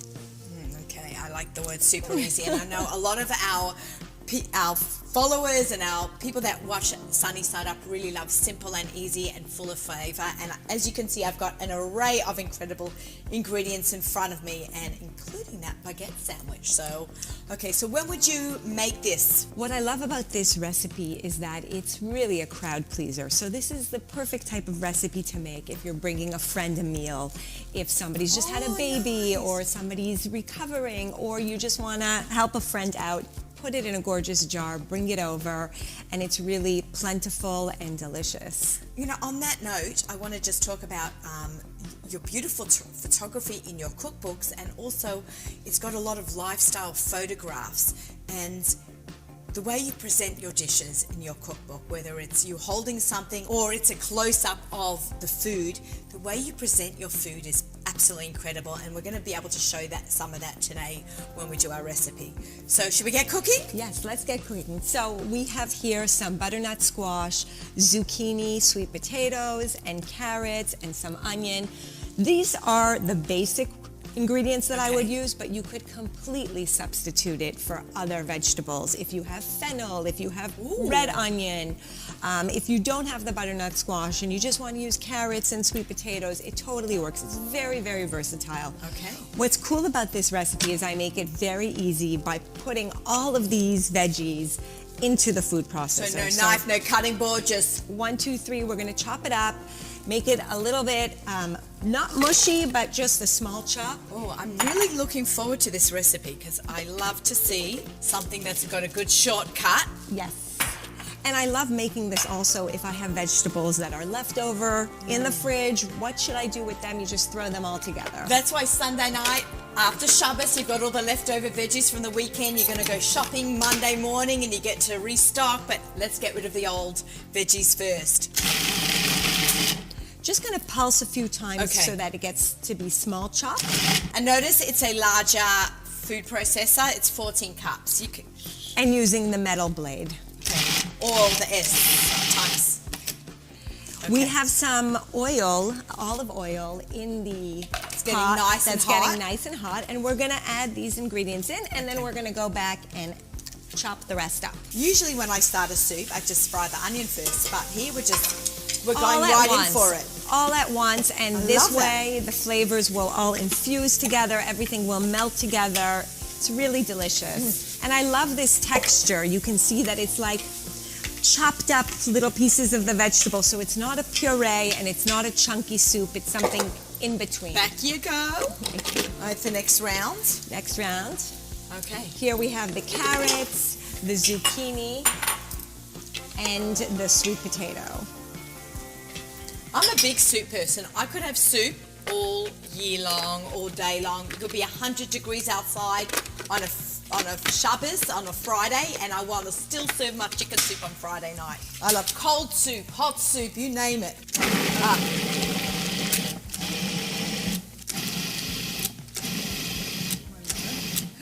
So we're gonna add this into the pot. There we go. I'm just going to watch out for that the S blade popping out at me. Here we go. And then just scrape the sides down. It smells so good, Kim, already. So everything is gonna get nice and sauteed. We're gonna season with salt and black pepper, and then we're gonna cover it and let it cook for about 10 minutes. Just till everything gets nice and translucent and softened. Cover it up. Right, clean up as you go. We're cleaning up as we go. Little bits of flying veg. A clean kitchen is always super important Yes. in my book. So it's been about 10 minutes, and Let's we're take gonna a see look. what's going on. Everything is just getting soft and delicious and fragrant and beautiful. And we're just gonna add the rest of the Okay, ingredients. so what's here's that? what we're gonna do. We're gonna add you can use chicken stock, veg stock, or water. We're gonna use vegetable stock. Do you have any tips for us on how to stop making a stew from being so watery? Sometimes, you know, if you add the liquid. I do the potato trick. Okay, Anytime it is too salty, it is too spicy, it is too liquidy, I'll take a whole potato, peel it, and I pop it in. Ooh. So what that does, it will absorb a lot of those salty, heavy, strong flavors. And then you could just mash the potato in, and it will thicken the broth. You don't remove as well. the potato, you No, keep it in you there. Keep it in there, it will break up. You could use a masher to mash it. It's a miracle work of the potato. It really is. Okay, so we have the stock in. Now we are going to add some dark chicken. You can really use any cut of chicken. And you're not even cutting it in. up. It's just No, going whole. It's going whole. I And love this. Once it's cooked, we're going to shred it or chop it, depending on your preference. Okay, We're great. going to also add a cup of barley that's been rinsed. So that's going to go right in. Your leftover chocolate bag. Exactly. And then we have here a bouquet of fresh dill that we're going to put in for some flavor. Yes, dill for like that. Oh, I love Burst of freshness, really. I love using dill in soup. We'll remove it once it's done cooking, and we're going to let it simmer nice and slowly. And then, of course, we're going to season according to your taste with lots of salt and black pepper. Okay. Oh, are we basically done with that whole soup? This is it. This is made all at once. That took literally from the start of this till now. You know what? This was a soup that I started making when my kids were little, and I would take a little bowl aside if I had a baby. I would put it in the food processor and puree it. So I'd have a puree for the baby. I'd have a delicious, hearty, chunky, yummy soup for everyone else. It freezes beautifully. So I make a huge pot of this. I separate it into jars, pop them in the freezer. I always have it on hand. And everyone loves it. It's easy. I love this, that it's really something for the whole family. It's something that you can use for a friend. So when a new mum's got this, they can feed their toddlers. No matter how you feed your baby, you've got something for everyone, from the adults to the babies. And this is really fantastic. Thank you. All right. Kim, what have we got here? What beautiful thing have you prepared for us here? Thank you so much. So it's really just basic, gorgeous, fresh baguettes that you could pick up at your local bakery or supermarket. And then we have some grilled vegetables. We have mushrooms, zucchini, colorful, beautiful peppers, of course, red onion, grilled, delicious. Some nice arugula. This is some pesto. You can use homemade or store-bought. I'm smelling the pesto, all these flavors. Hummus, basil, and parsley, and then we have some jammy eggs. Gorgeous jammy eggs. Just the components to a perfect sandwich. I love the idea of making a sandwich in a baguette because you could feed a whole family. It is enticing. It is beautiful. It's I'm always thinking about gourmet gifts. You know, what can I prepare that would be easy to gift to somebody? Because at the end of the day, in my mind, especially when people are going through a hard time, like, what's the best thing you can do for them is prepare a meal, drop off some food. I love this idea. This is so beautiful, and it's so beautifully presented. So you can nourish their ruchnias and you can nourish their gashmias by making it look so pretty as well. Right, and even when we have celebrations, you know, spring is here, you want to go to the park, you want to have a picnic. This is so easy. Yeah, Wrap a baguette in parchment paper after you've made your, you know, perfect sandwich. Bring it with you, slice it up. It's easy. And I love this. What is this kitchen? Oh, it's just kitchen twine. Okay. It's something so simple you can buy online and yes, make this whole sandwich look even more gourmet. Another thing I love to do with my kids, and I don't know how you feel about it, but they sometimes like getting their hands dirty and being active in the kitchen. Sometimes I'll lay out the board, I'll cut the baguettes in half or in quarters, and everybody can make their own sandwich. Right, it's an interactive dinner, and you can put some salmon or cubed grilled chicken. Yeah, sure. You can, or you can, if you want to make it dairy, you can have beautiful slices of cheese.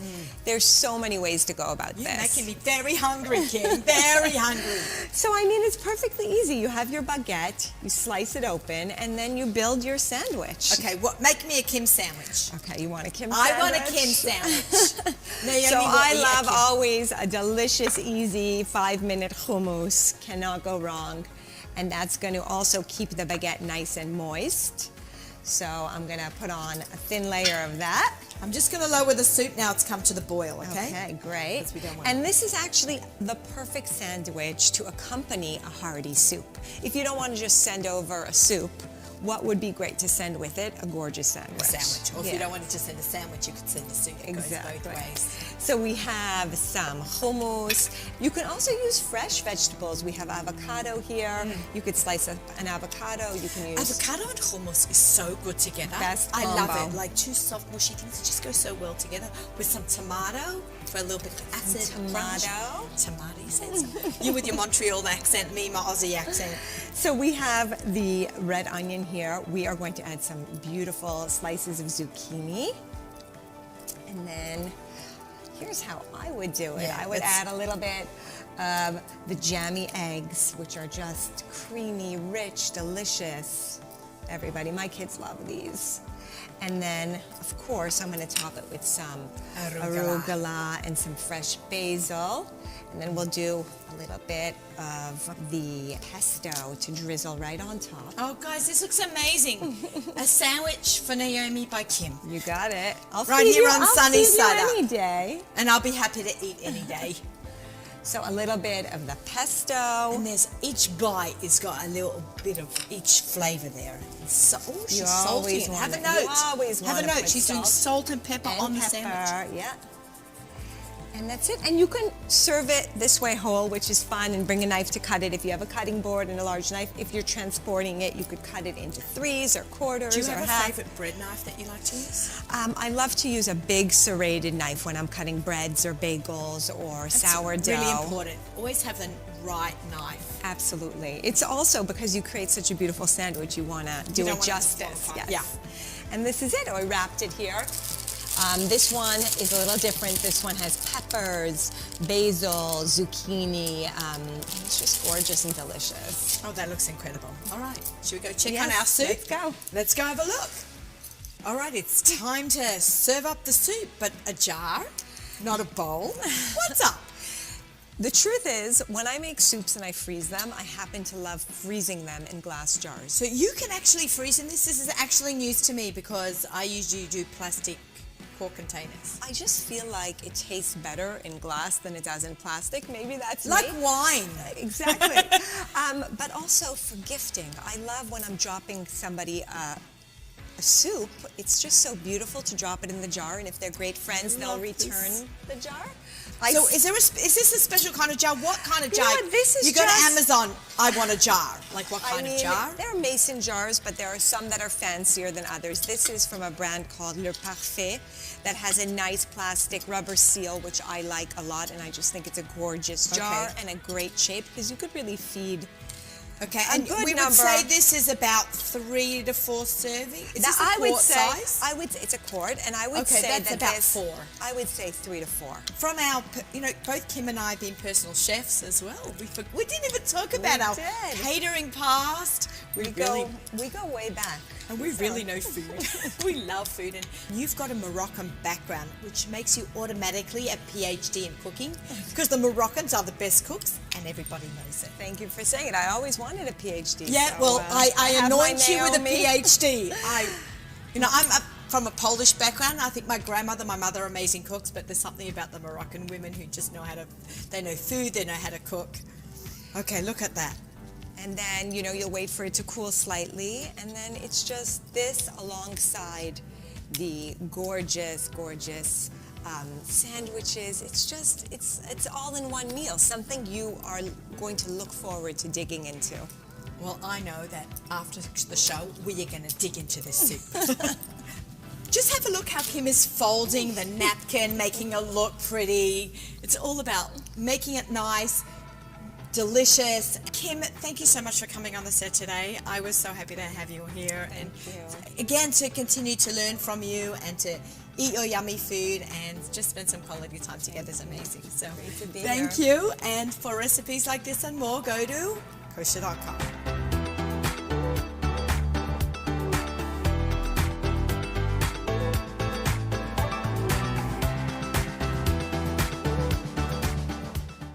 Okay, Naomi, how are we starting How the are we going to episode? start What the are we gonna episode? do? I don't know what it is. I have no idea. You're back on the show for the second time. Not a lot of people have been asked back.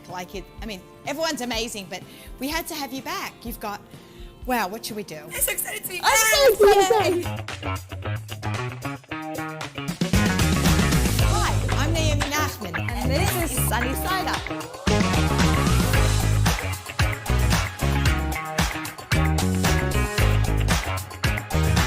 Ladies and gentlemen, Shady Plotzker in the house, back on Kosher.com. Yeah. I'm thrilled to have you back here. Excited to be back here. I think we're both always in a hurry and we both need to work chick-chuck on things. So I feel like so many people live their lives like that though. Like a lot of people are just constantly running and going, and I feel like today maybe we're gonna like listen to that. We're gonna help people out who have not so much time but a lot to do. Does that sound like a plan? I have a great idea. We have an amazing team here at kosher.com. They come up with recipe development, great amazing products.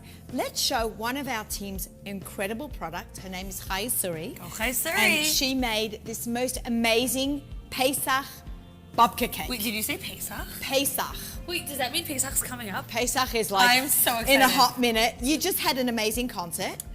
I was in the audience, and Kosher.com was a great sponsor. An incredible sponsor. We're so grateful. We love Kosher.com, and I'm so grateful they're a third-time sponsor for the annual Tzedakah. Well, we all love you, so we're just proud to be supportive of you and what you do for the Jewish women and to the confidence and showing Hashem's love through music, and we show it through food, so the two came together. Let's show a little heart. I was teaching Naomi the updated. We were talking about the updated heart. Okay. So this is how we used to do it back in my day, right? This one we're very. Yeah. Okay, I'm gonna teach it to you. Ready? 2 fingers like this. 2 fingers. Down. Down. 2 fingers like this. We got it. Oh, a lot of coordination.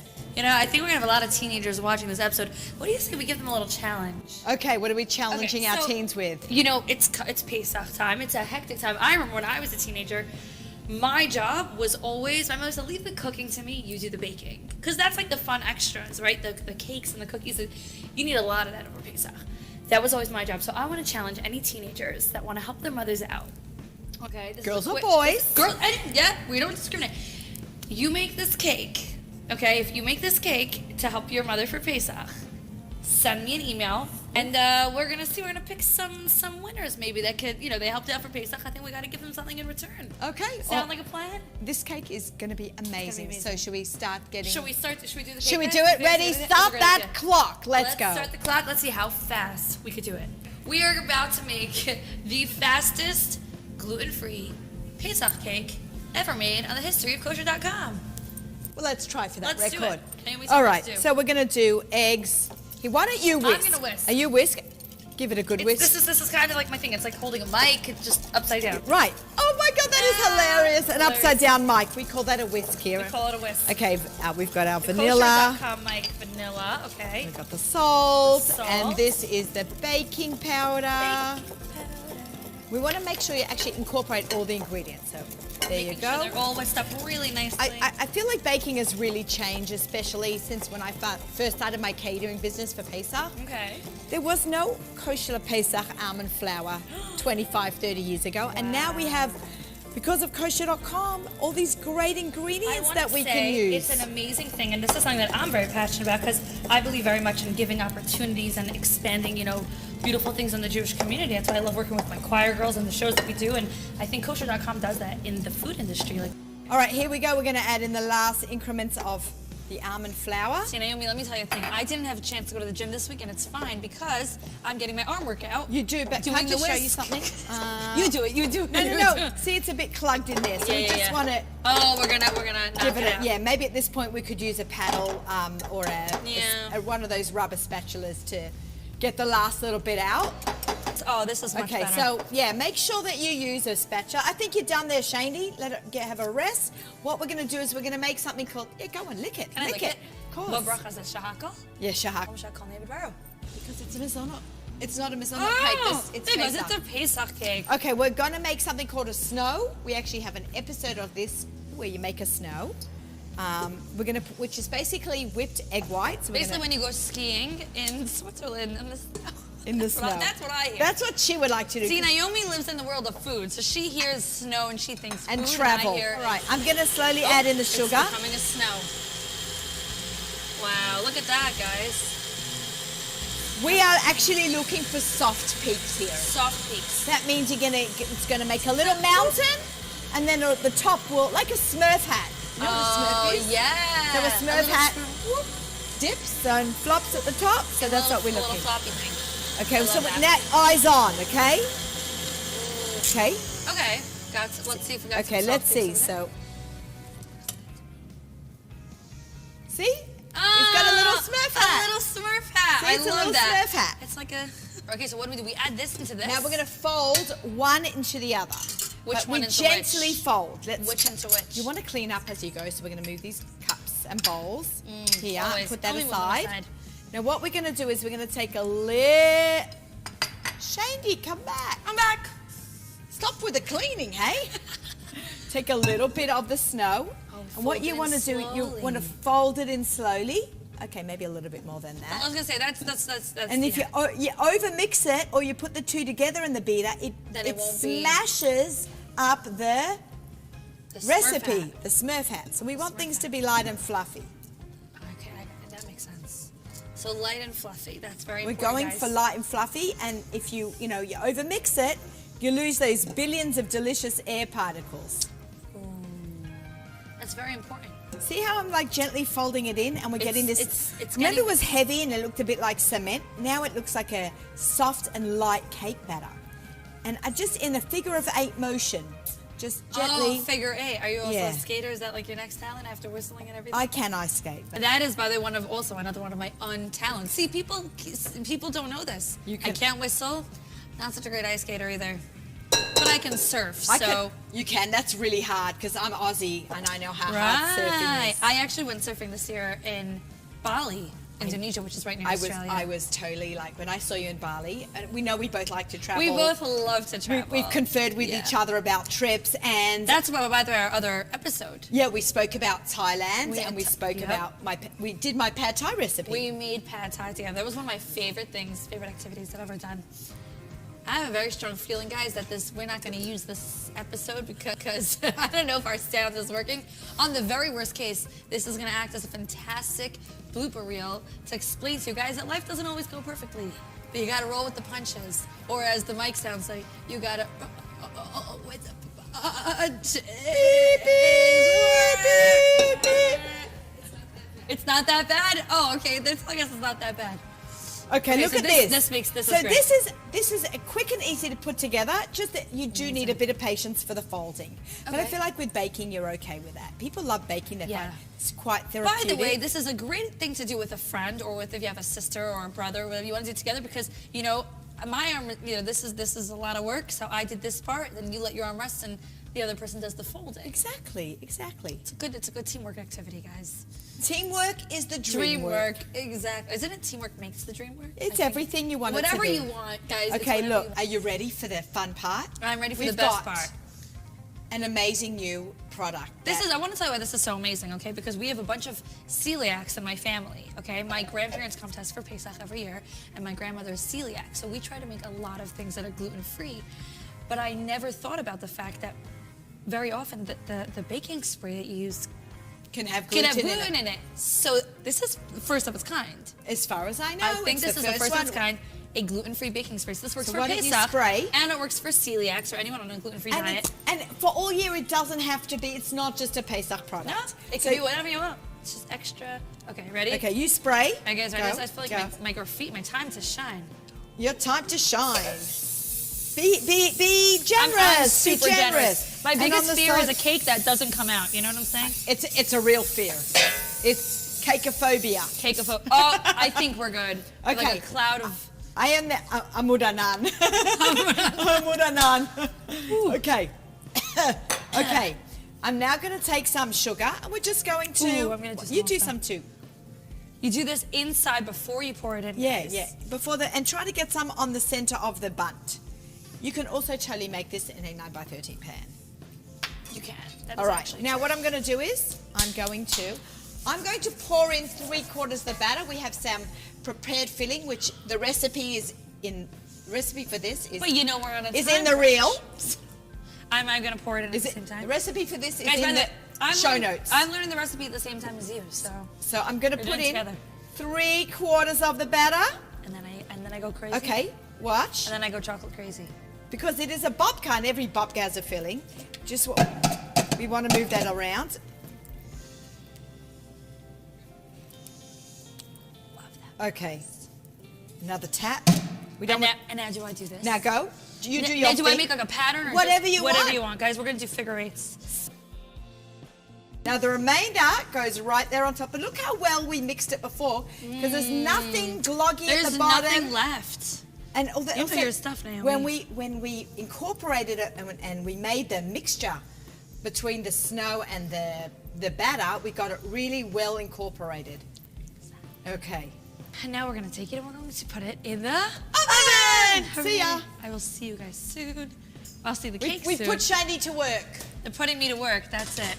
Make sure you preheated it, of course.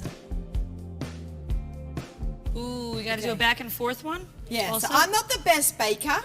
And also, look.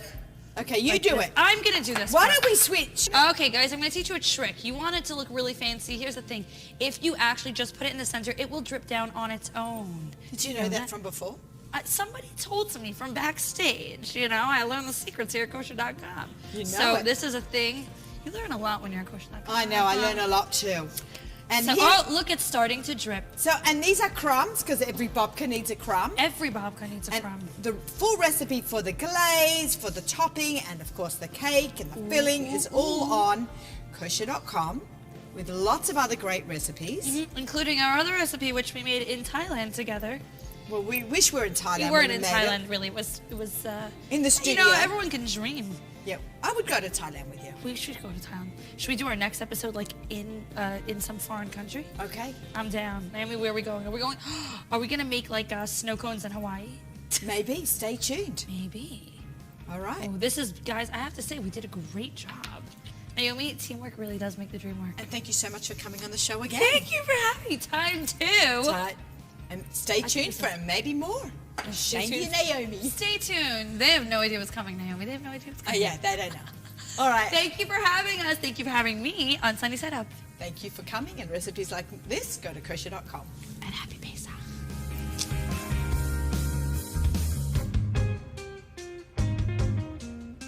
what your dietary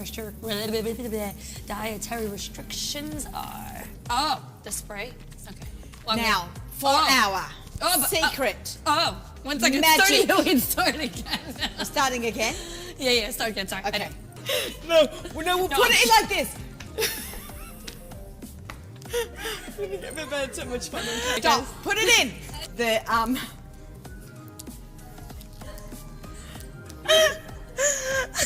I'm gonna die.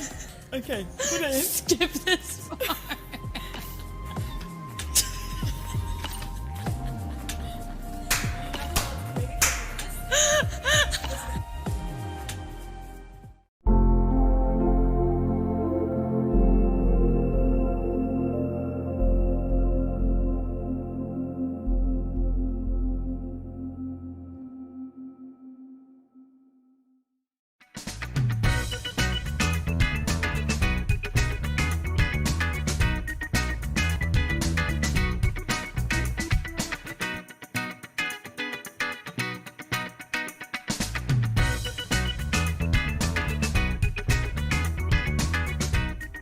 Hey everybody, welcome to Flavors of Israel. I'm your host, Natalie Tversky, and today we're here with our chef for the day, Zizi, who specializes in combining different flavors and reinventing kosher cuisine, which we all love. So why don't you tell us about yourself a little bit before we begin? Sure, so I'm a private chef, and I create all my recipes and menus per client as well as run a website. But all my inspiration of all my recipes, which are my own, are inspired from the world, from worldly cuisines, which I studied. And then I learned to bring it all back and make it more relatable to everyone else. Today, we're doing a gluten-free pizza. Okay, some Italian. And I chose this recipe because there's a lot of families out there who have a gluten-free child, or there's the token gluten-free guy. Mm-hmm. Okay, so how long does this dish typically take to prepare? Like, if you're just making the dough, it takes 3 minutes. If you're making a topping like I am, it's an additional 4 minutes. Okay. Can you handle 4 minutes. it? I think we have 4 minutes. Okay. It's like 7 minutes. It's a long time. But Yeah. Okay, so in here I have gluten-free flour, 1 cup of it. And we're gonna add the water. Okay. Yeah. I'm gonna add the water. Mm-hmm. The whole thing? Yeah. Good. We're gonna add a half a teaspoon of salt. I always use pink salt because it tastes better and it's better for you. Pink salt, pink spoons. Pink shirt. I have a theme going on here. So this much? Yep. Right in. Then a teaspoon of water. Which one's a teaspoon? This one. This guy. You do it. Of olive oil. And freshly chopped basil. You can obviously leave this out if you have picky kids. Oh, and an egg. If you have picky kids, you can leave the fresh basil out if they say, like, I don't want to eat something that's green, but stick it in there, it adds flavor. Okay, so look, it looks really watery and liquidy and scary, but this is really it, and you'll see, the first time I made this, I had no faith, and then I cooked it, and it was really good. Now my oven's on 425. And we're gonna put parchment paper down, and we're gonna you could use a round pan, or you could use a pizza stone, but I'm showing you this because most people don't have those things, and I wanna show you how you could really do it on a regular sheet pan. So you try and make it into a circle when you put it on your sheet pan as much as possible. And then I like thinner pizza, like a thin crust pizza. But it's preference. Good. So I'm gonna make this as thin as I can without, being not realistic. Okay, so we're gonna put this in the oven for 10 minutes. While we have it in the oven, we're gonna make our topping, and then we put it back, the topping, on top of it for 2 more minutes, and it's done. On the lower rack. And in the meantime, I'm gonna show you how to do the topping. A tomato, garlic, basil topping, using these amazing tomatoes from the Shuk. And of course, anyone could add on their own toppings. toppings. You could really do whatever you want with this pizza. So this cheese is also from the Machane Yehuda Shuk? Yeah, so I had them grate for me which is a nice trick that if you're in a place that grates, not to have to do it yourself. I had them grate for me mozzarella, Gouda, and sheep Gouda. Oh, so it's a mixture of different It's a ones. mixture, but obviously you can use whatever cheese you want. So now I'm gonna add some olive oil to my pan. I'm gonna put the tomatoes in and char them, and they're gonna get all brown. And then in the last minute, I'm gonna add this zested garlic and cook it off, and that's it. That's all I'm doing.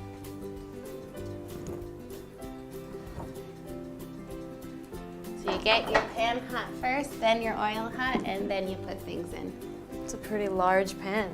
Yeah, for such a small amount of things. So it's going to be colorful. Yeah. Colorful toppings. A colorful, beautiful dish. So now that the tomatoes are pretty charred, we're gonna add the zested garlic. Wow, love garlic. And mix it in, and that will cook in the oil, in the olive oil, and in the juice of the tomatoes for a minute. Okay. Want me to do it? Mm-hmm. You did a really good job.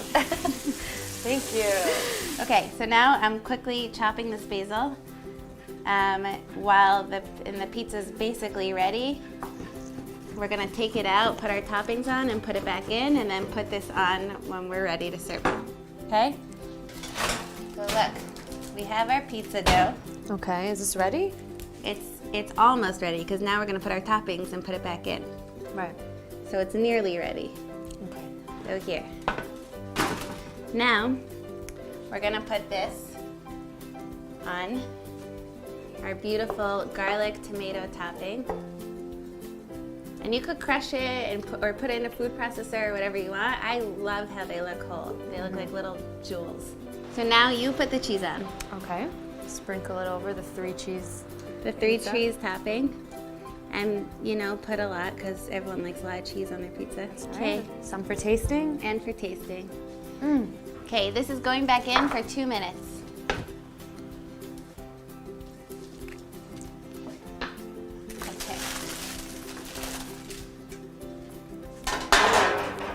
Burnt cheese is the best part. Yeah. All right, well, let's dig into this crunchy Okay. pizza. Ooh, it's oozing. So Natalie, this piece is for you. Okay, thank you very much. You can I hope smell it's not the too hot. cheeses. Could be too hot.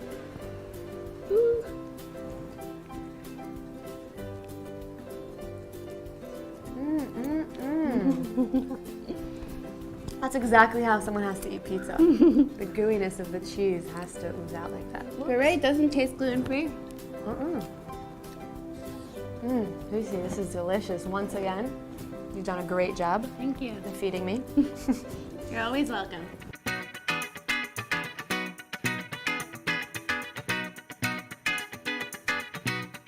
Hi everyone and welcome to Flavors of Israel. We are here with a very special guest, Chef Didi Kadosh. Chef, you know. But we're not going to tell you what's so special about him until after we finish cooking, until after he teaches us how to make his fish patties. Exactly. Exactly. So, hi. It's very simple, Coach. Hi, how are you doing? Great. Well, as you can see, we prepare a little bit some merchandise here. Okay. We have the grouper fish, Okay. which is you cannot really taste his, how it tastes, but he absorbs all the taste we put around, and it's come very, very well. Okay. We'll do it in a lemon sauce, and let's start chopping a little bit. So what's the first step? The first step, I think, we'll start with the sauce. Oh, okay. We have to put some onion, olive oil with canola mixed together, some greens inside, some hot pepper, Ooh. and of course garlic. Garlic. So let's start chopping. All right.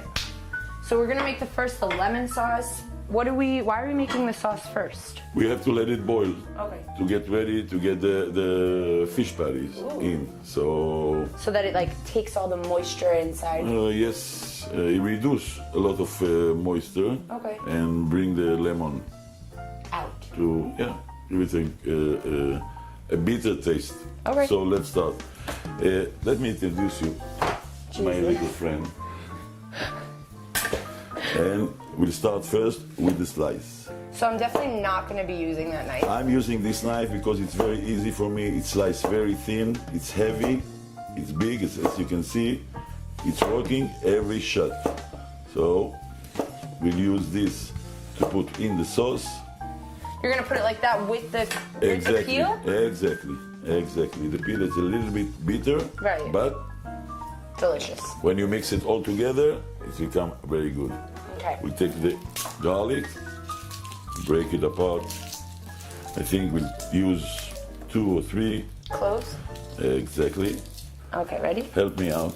Yes. We'll warm up a little bit our pan. A little bit olive oil.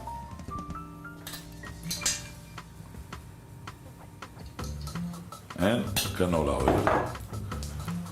Or corn oil, whatever you like. And let's do some chopping. So we're chopping the garlic now? Yes. Okay, so I'll do it with my mini knife. No problem. All right, so you do that then. Oh, cool. I don't chop it very, very tiny because I like to feel. The taste of it? I love the taste of it. Everyone with his taste, whatever they like. They don't like garlic, they don't put. So we start with the garlic. We got hot this. pepper. There Yeah. we go. Yeah, it's good. Always give some taste. All of it? No, Oh, okay, good. A little spicy. a little bit spicy. Whew. Cool. Okay. Spring onion. Yes. So you don't use this part, you only use the white part of the green onions, right? Yes, a little bit goldish color. You don't have to burn it yet because we're going to add some the lemon. So you used half a lemon, you sliced half a lemon, and now you're just... Yeah, just throw it inside. You see? That's how it looks, the bedding. And lemon juice. thank you. Cool. We let it boil. You want it to boil? Yes. Okay. First time, let it boil, and then we'll reduce the heat. We'll put some of the fish in. We don't have to push too much. We just have to give few pulls so it won't be too fine.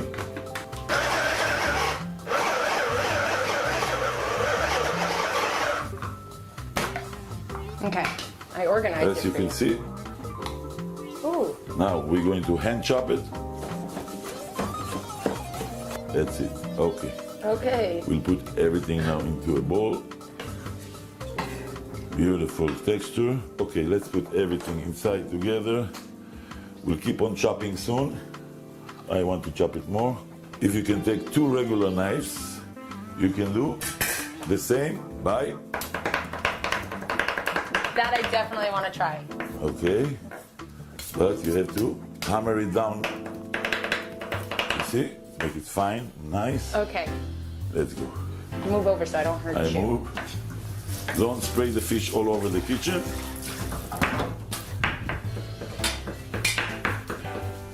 That's it. How am I doing? So far, so good. You can put everything into the bowl. We're almost there. Beautiful. I love working with my hands. And we start to chop the rest of the ingredients in. So let's start with parsley and cilantro. It's all washed out from sand. That's it.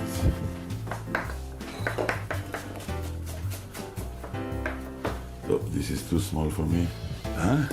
That one will be mine. You want to chop it very, very fine. Cilantro, while you're cutting parsley. Yeah. Good. Goes in.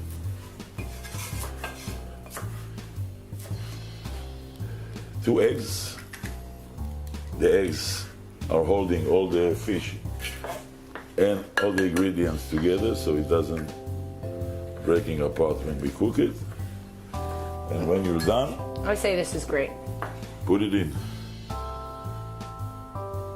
Now we're going to hand mix it.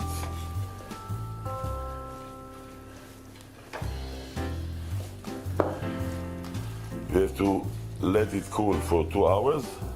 Let this in the cool? refrigerator, yes. You have to let it rest. This is boiling, very nice. Reducing all the juice. Good. You can see the sauce is changing its color to bright one. That's exactly what we're looking for. Meanwhile, what else are you going to be teaching us how to make? Well, this is our fish day today. And this is a course that you can use in the summer. Very light, very easy to use, very easy to eat, especially when it's very hot outside. Okay. We have this chunk of salmon. It's about half a kilo, 1 pound. We can do a few things with it. We can either sushi it. You see this part? We can square this one out. So I'm taking this one out and this one. Okay. This we use with a lot of lemon. It will change its color, and basically the lemon cooks the flesh of the meat, of the fish, I'm sorry. We slice it not thin, and we keep it in place. You can put it in this kind. Why? Because we're going to put a lot of liquid in. To cook it? No, we cook it with the lemon. That's how it looks. And we start to squeeze lemon on top of it and a little bit olive oil. And you'll see how it's changing its color in about a few minutes. Red pepper just for the garnish. How do you chop that so thin? You learn it over the years. Of course. Hot chili pepper.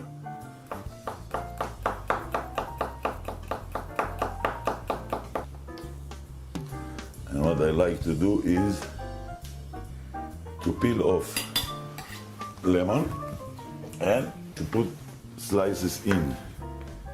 Slices of lemon in? Yes, Doesn't the on lemon top. cook it though? Yes, And that's the whole idea. Okay. So we're taking off the lemon skin, we don't use. We'll take individual one. 1, 2, and it's out. We'll put it on top. 1, 2, it's out. On top. We let it rest for 10, 15 minutes, and it's cooked and very tasty. On top of everything, we're going to pour a little bit of very good olive oil for good taste. That's it. Of course, don't forget the sea salt and black pepper. Here's the sea salt. So this is one of the dishes you're teaching us how to make with the salmon. Very easy, very Super simple. simple. 1 chunk of salmon, 3 course. Okay, let's go to the next one. How delicious. This is how it looks. You let it stay inside. It will cook it. It will become a little bit whitish, but very tasteful. Ceviche. You just chop everything. Well, ceviche, the word ceviche is you tear the fish. It's not cubes, it's not just, as you can see, flakes of fish. Just like rip it apart. Yes. But yeah, as you can see, fish should be very, very fresh, not frozen. Oh, that's super important. Yes, and if you can find the wild salmon, it's even better. This is the fattest piece of the fish, it's the fish belly. And that's how we slice it. Can It I looks try? easy, but it's very easy, yes. Go ahead. It looks easy, but it's not easy. No, it's easy, yes. No. This way, yes. Tear it out, yes. Slice it. Not I'm slicing thin, it. Thin, thin, yes. Like this? Yes. Beautiful. Okay. Okay. I tried. Good. Enjoy it. Okay, we take a red onion. This I can chop. Very, very small, yeah. Very, very small.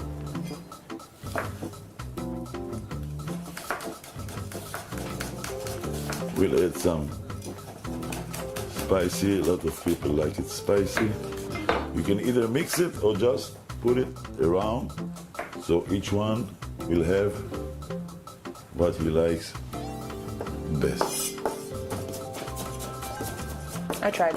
No, you can. You if you have a big chunk of fish, you prefer that all the ingredients around will be small, so you don't have to feel all the chunks in your mouth.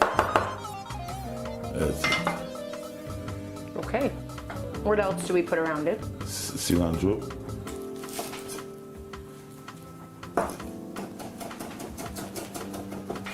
There you have, and usually what I do, I put an egg on top here. Whew, the onions made me cry. Yeah, and then you take an egg, you can break it on top. Only the yellow. You can add papaya, you can add anything you like, fruit. Mango. I'm so excited.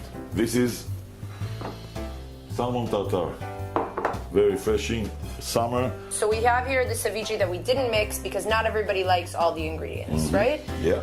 And then if you have any extra salmon and Right. ingredients, you put it on a little toast, making another meal. A great odor, not a meal, but a great odor with a cup of wine or whatever. We let this sit in the refrigerator for 2 hours, and now we're ready to make the fish patties. How do we approach this? Very easy. Mix it again. Just like that? Yeah, mix it again. Patty you do with your hands. There's no tools like patties. Got it. And yeah, pick up a chunk and put it on the cutting board.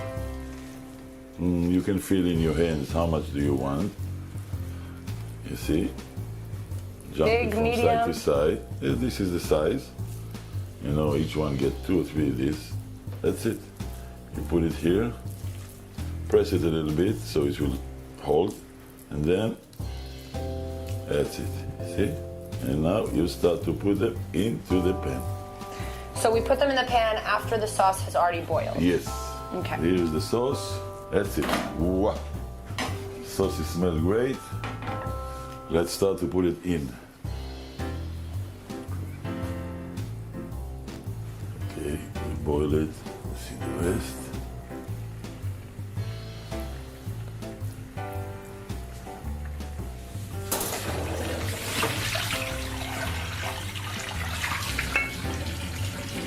So the fish patties are cooking on the pan in the Yeah. sauce on a Yeah. medium heat. Right. And while that's happening, I will try the rest of the ceviche, the cooked fish with the lemon on top. Self-cooked lemon Self-cooked fish. lemon fish. Yes. And the rest. The others. The toast, yes.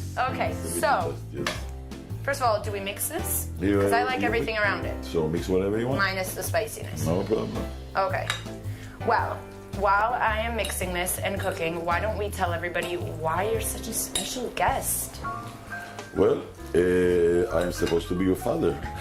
I gave birth to you 20. Okay, so this is Abba. Hi. So I'm used to this meal actually. This is one of my favorites. Okay, minus the spiciness. I'm gonna go ahead and dig in. I'm kind of nervous. You hungry? I'm so hungry. Yeah, Aren't go you? ahead. No. We didn't eat anything. No. I'm not gonna do that because I know you get mad. Yeah, because I think they're He thinks we're lying. This is delicious. okay. good You know for how much I love ceviche. Yes. Okay. The hors d'oeuvres. The herbs, yes. It's a different taste, much more spicy. Bon appetit. My favorite is the lemon one, which is, as you can see, is already white, almost white. And you don't forget all the time to wash it again. Okay. Let's go. Let's do this. Mm.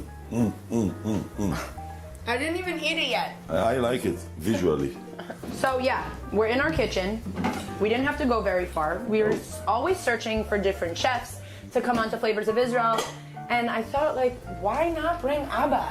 Why not bring Abush? Well, not really bring. why don't we just stay at home and cook like we usually do?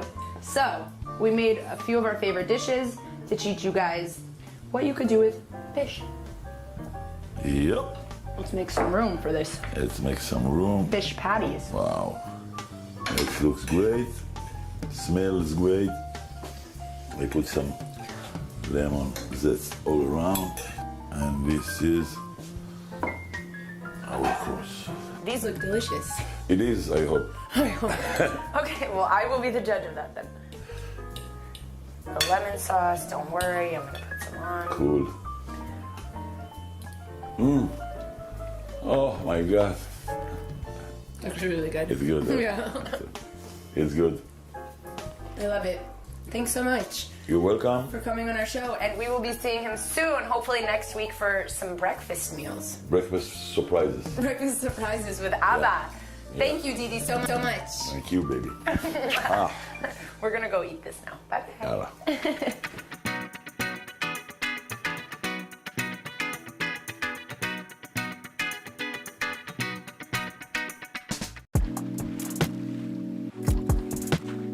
Welcome to Zawame, a cocktail bar in Beersheba. Let's see what is waiting for us.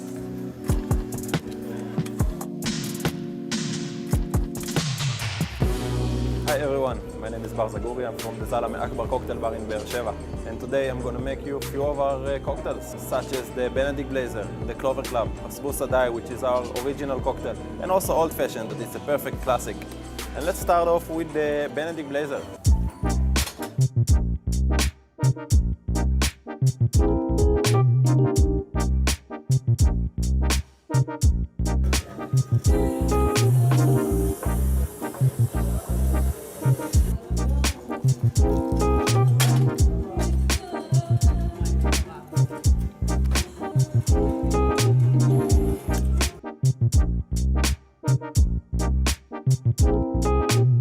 The second cocktail is the Old Fashioned.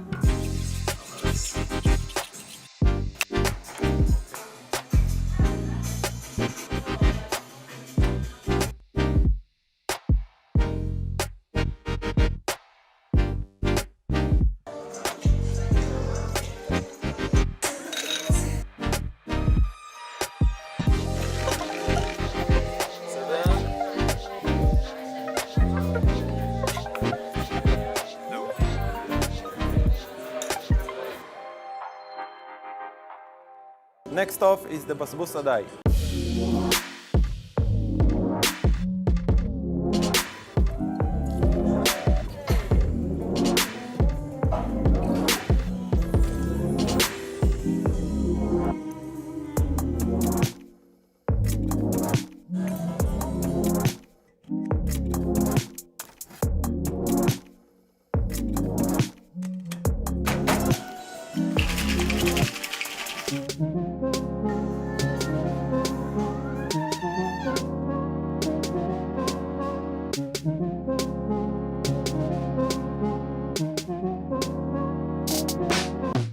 The last cocktail is the Clover Club.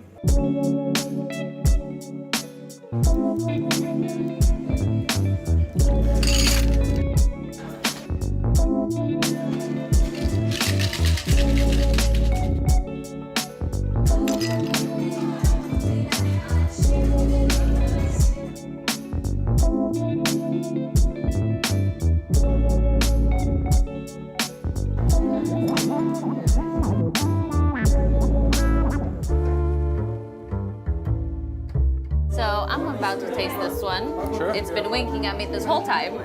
Cheers. Cheers.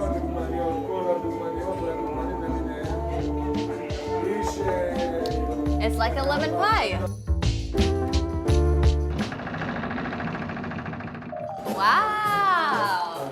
So this is what, the smoking area? This is the smoking area. You can see here all the original cocktails. It looks like poison, right? That's That's where we bring people to poison them.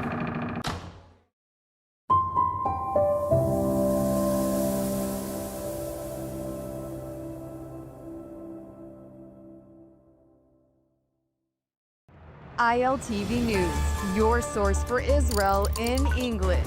Reporting from the ground where it happens as it happens. an authentic, trusted voice in daily Israel news. Airing on 11 international TV channels and now launching a 24/7 Israeli news channel, reaching millions every month across all social platforms. Independent, real, powered by truth. We don't just report, we connect, thanks to a worldwide community that stands for truth. This is ILTV, your source for Israel in English. President Trump gives Hamas 48 hours to return the hostage remains or face consequences. But what are those consequences and how will they affect future plans for Gaza? Netanyahu says Israel will draw its own red lines, but behind the scenes, a power struggle is brewing, not just over Gaza, but over who truly controls the peace. So is the US really in control of Israel? We're covering it all and leaving nothing off the table on today's Quad.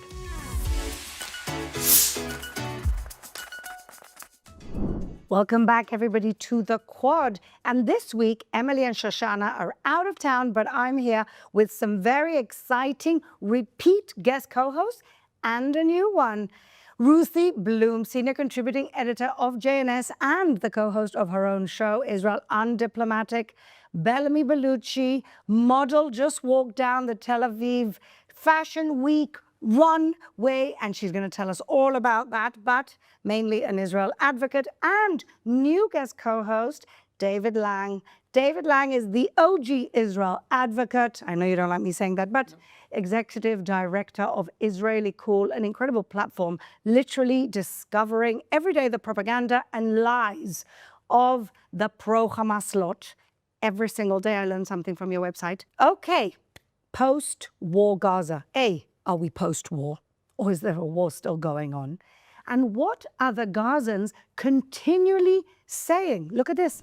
شرسة بتقوم فيها ميليشياتهم ضد من يخالفهم رأي أو من كان لهم ثارات معهم خلال الحرب أو شكلوا أي نقطة خلاف مع حماس، يعني بيطلعوا بجبات تويوتا وبأسلحة ومجنومات وأمورهم يعني للأسف توحي إنه قد يمكثوا في غزة لفترة. نعم، في المرحلة المقبلة ستقوم حماس بقمع عائلات عديدة مناهضة لها ومناهضة لفكرها الظلامي وفرض هيمنتها من خلال الناس التي تدعم هذه الحرب. تحاول أن تراوغ الإدارة الأمريكية أو تخدع الإدارة الأمريكية بأنها تريد تسليم السلاح والانسحاب من المشهد، لكن في الحقيقة وفي الواقع حماس تجيش وتسلح العديد مقابل. يهمنا نحن أهالي قطاع غزة عملية الدعم المطلق لمن هم خارج غزة لحماس. Well, the 48-hour ultimatum of President Donald Trump to bring back all of the dead hostages that were part of the deal, that were supposed to be here in the first 72 hours of this deal, still not back. Trump is threatening. J.D. Vance is not exactly giving a timeline. So what is going on? And I'm thrilled to be unpacking this with a very intelligent panel indeed.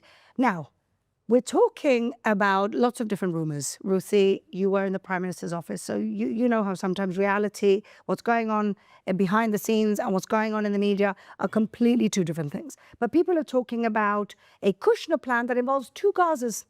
The Gaza that Israel continues to control, where there will be rebuilding and there will be investment, and then the Gaza of Hamas that, what, have they rolled over, given up? We can't get rid of them. Are they going to be bringing in hostile pro-Hamas forces like the Qataris and the Turks, God forbid? Are we going to have the Saudis or the Emiratis, people who actually know how to de-radicalize? But are they really ready for fighting these Islamist terrorists? What do you think is going on, Ruthie? Well, I don't think that there are going to be two Gazas in the way that you described. Rather, one of the ideas thrown around is that in the meantime, while Hamas is still armed and is still roaming the streets of Gaza, to get it into its own area to get all the civilians out of the way, again, as we've been doing throughout the war, to get them out of the way, to make it easier to have Hamas all in one central place in order to disarm them, etc. I don't think it's very realistic, but also keep in mind, you mentioned Kushner, there's also Vice President J.D. Vance, but they also say things differently from the way Trump is saying. Trump is saying that Hamas has to disarm completely and be completely obliterated, and that he'll be fair with Hamas if it complies. I guess that means he'll let some of them live and escape. Yeah, exactly. But when you ask, are we still at war or are we post-war? Well, in a way, Israel is always post or pre-war since its establishment, unfortunately. Yes, we are post-war in the sense that I really see Netanyahu as playing a long game here. And though Trump he's worked miracles, he also doesn't quite understand the Middle East, but Netanyahu does. And that's why I think that critics to his right in Israel are not giving him the benefit of the doubt, as though he's totally capitulating. And they always do that, right? They do that, and I don't think that's the case. I think he's playing a long game, and he has his eye on the ball, and it has to do with the greater Middle East and connections with Arab allies, if you want to call them. Or regional arrangement post-war. Exactly. Tell me, one of the accusations that are thrown at the moment within Israel is, Israel's becoming a vassal state of the United States. They've set up a central command down in the south. Do you think that's a fair criticism? Because we feel like we can't move without America's say-so? I think right now it is a very fair thing to say because there's also not enough information that's being put out there. It's all a game. Just like you just said right now, Trump wants one thing and then the Kushners are saying another thing. So I, as an American, am looking at it going, wait, this is starting to sound more and more like a real estate plan. Because what are you talking about, two different kinds of Gaza? So at some point, like I said last week, Israel needs to do what it needs to do. And to the world as well, they deem Israel, it's useless or very weak without America. It's one thing in terms of strategy and making sure that we have a massive powerhouse, which is the United States of America in the West. But at this point in time, is it to our own demise? Do you think it is? I think right now it is because we're in a holding cell. We're in a holding space because ultimately 48 hours, 72 hours, this person says this was, how about you figure out what will happen for you to get all of those bodies back, disarm Hamas. Disarm Hamas. Stop saying it. Actually do it.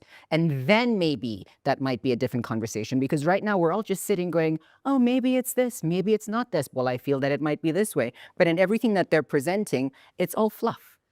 David, what do you think? Do you think there's even a chance of disarming Hamas? And if so, who's going to do it? Anybody but the IDF? Yeah, well, first of all, thanks for having me. I just wanted to point out that I feel very honoured to be one of the only males, Australian males, to ever be on. We might be the only Australian males. So I feel very honoured. I just wanted to put that out there. But back to your question. First of all, just to talk about the idea that we might be a vassal state. I don't agree with you, Bellamy. I think that the US has leverage, but not a joystick over Israel. And there's always, throughout the history of American-Israeli relations, there's been this relationship that the US has leveraged through their aid to us, through the veto power in the UN, to basically, not get their way, but, to sort of set the agenda and look at the sort of the macro picture of the Middle East. Now, Israel, of course, we have to look at our security first and foremost. Yeah. And I think Bibi actually said something very interesting. I think it was earlier this week. He said that when he goes to America, the detractors say, oh, look, the America is bowing down to the Israelis. But here in Israel, it's the opposite. They're saying, look, you're bowing down to America. Now, I don't think anyone's bowing down to anyone else. It's just the real politic of the situation. Yeah. And I think, time and time again, you remember the famous incident with Menachem Begin and how he told off, I think it was Biden at the time. Basically, we're never going to be the Jew with weak knees. I think when it comes to security, we know how to sort of navigate that tricky little area with the US. And I think with President Trump, he's giving us a little bit of that wiggle room. Now, going to the 48-hour timeline, or the ultimatum rather. Yeah, things are a bit vague, but I think that's deliberate. I think what we have here is a bit of a good cop, bad cop dynamic. Trump is the ultimate negotiator and businessman. Yeah. And so he knows how to put on the pressure. He's putting on the pressure. I think that Vance, he's coming in, he wants to see that things are more practical. Like the operator. Yeah, and like the things can actually, be put into practice. Right. Now you've got all the regional allies, you've got Qatar, Egypt. You can't put them offside in terms of this plan. So I think, and in addition, I don't believe that Hamas, although there's a lot of psychological war games, warfare going on in terms of where the bodies are, they're saying that they don't know. I don't believe they do know where all the bodies are. You think they don't actually know? I think they might know where the find out. majority of them are. Yeah, definitely the majority. But, we do know that on October the 7th, other players, other terrorist groups did take some of the hostages. So it could be that they were lost. But, so I think that Trump is sort of giving a little bit of wiggle room and Vance is sort of the good cop. We've given the wiggle room. Well, I think we're kind of playing the game. Yes. We're playing the long game, as was said. Yeah. I mean, hopefully all the bodies will come back. I agree with you that, you never know if they know where all of them are, but I do think they're still playing a psychological game. And they're kind of trying to push. So when Trump said something, then they try to appease. And they're like, oh, we're looking and we're bringing. What I'm wondering is, what actually is going to happen the day after when we get there? Let's say all of the bodies are returned. What happens? Okay, well, that's an excellent point because phase one of this 20-point plan, Trump's plan, is the return of all the hostages, including the bodies. And then this is why Hamas is stalling. Right. And it stopped stalling. We got a few more bodies back when Israel attacked again. That's right. And then they said, okay, it's not just Trump's threats. So at the moment, here's Israeli intelligence assesses that Hamas knows where at least 10 of those 13 bodies are, and that we know where they are, and that which is why I don't understand why we don't just go in and get them. Okay, but Egypt, we have allowed Egypt to come in with big bulldozers, including beyond the yellow line, what we call the yellow line, that's Israel's protection. So it's odd to me, but I do trust Israeli intelligence that they say that actually Hamas knows. So whatever is going on here, we know Hamas is stalling because the second phase is disarming Hamas. Exactly. So people think that we're the ones that don't want to go to the second stage because of the nice perimeter that we currently have, which is 53% of Gaza. But in reality, you're right, Ruthie. The next stage of, I don't think anybody's thought about it that way, but well done. The next stage is them disarming. They don't want to get there, so they're going to drab the hostages. The other thing I was going to say is that the intelligence that we have of the hostages being in our perimeter means that we're also digging for them. We've also sent excavators to try and see whether the intelligence we have on the bodies that we have within our yellow line is something we can recover. But the disarmament is something that I just don't see who and how we do it. Bellamy. The more time that is being given to them, they're literally arming again. They're getting more people and they're getting stronger the more time that's going on. So it is very much understandable that, okay, this is the one thing and they are stalling, but they also have power in that moment because they're getting more and more and more. So at any moment, okay, great. We know where the bodies are or we found the bodies. What happens then? In other words, they're playing with the timeline. They're playing with the timeline.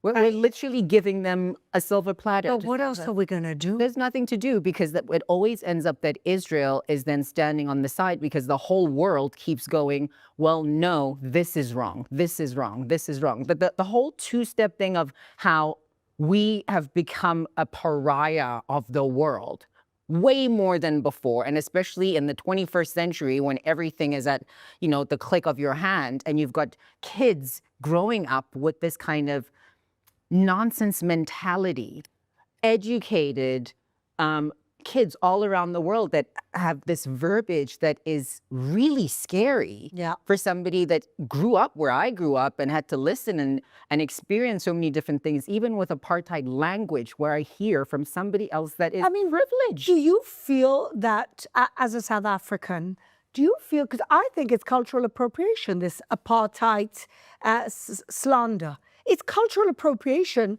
of a very painful history of South Africa that has been basically taken and used in the wrong way, but it's taking away from the pain of the South Africans. Absolutely, but then the deal was made even before then that, you know, people like Arafat were cozying close to the Mandela family and to O.R. Tambo and so forth. So the deal was made way then that when apartheid ends, this is your payback. That's why they keep saying, you know, we're not free until Palestine is free. That's something that I would hear growing up in South Africa. And I said, but I'm free. So what do I have to do with Palestine? Well, that's wild. But sticking to the conversation of the propaganda, you have Palestinians in Gaza saying, the world supporting Hamas is actually affecting us. It's killing us. David, you've been in this game for longer than all of us. Not a game. Yeah, in this arena. Yes, better. You've seen things get progressively worse. What gets you up in the morning? What gets me up in the morning? Yes. You do this relentlessly, day and night. You've been doing it for years. Well, I think everyone or most of the people watching since October the 7th, they'll know what the answer is. It's like an imperative to get up in the morning and fight this.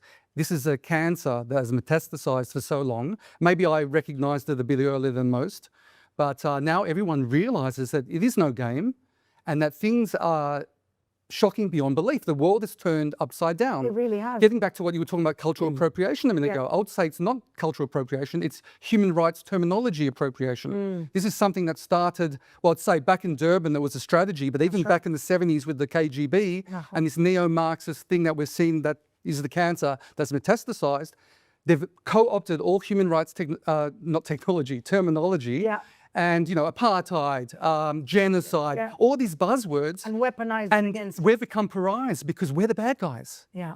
And that's how they've done it.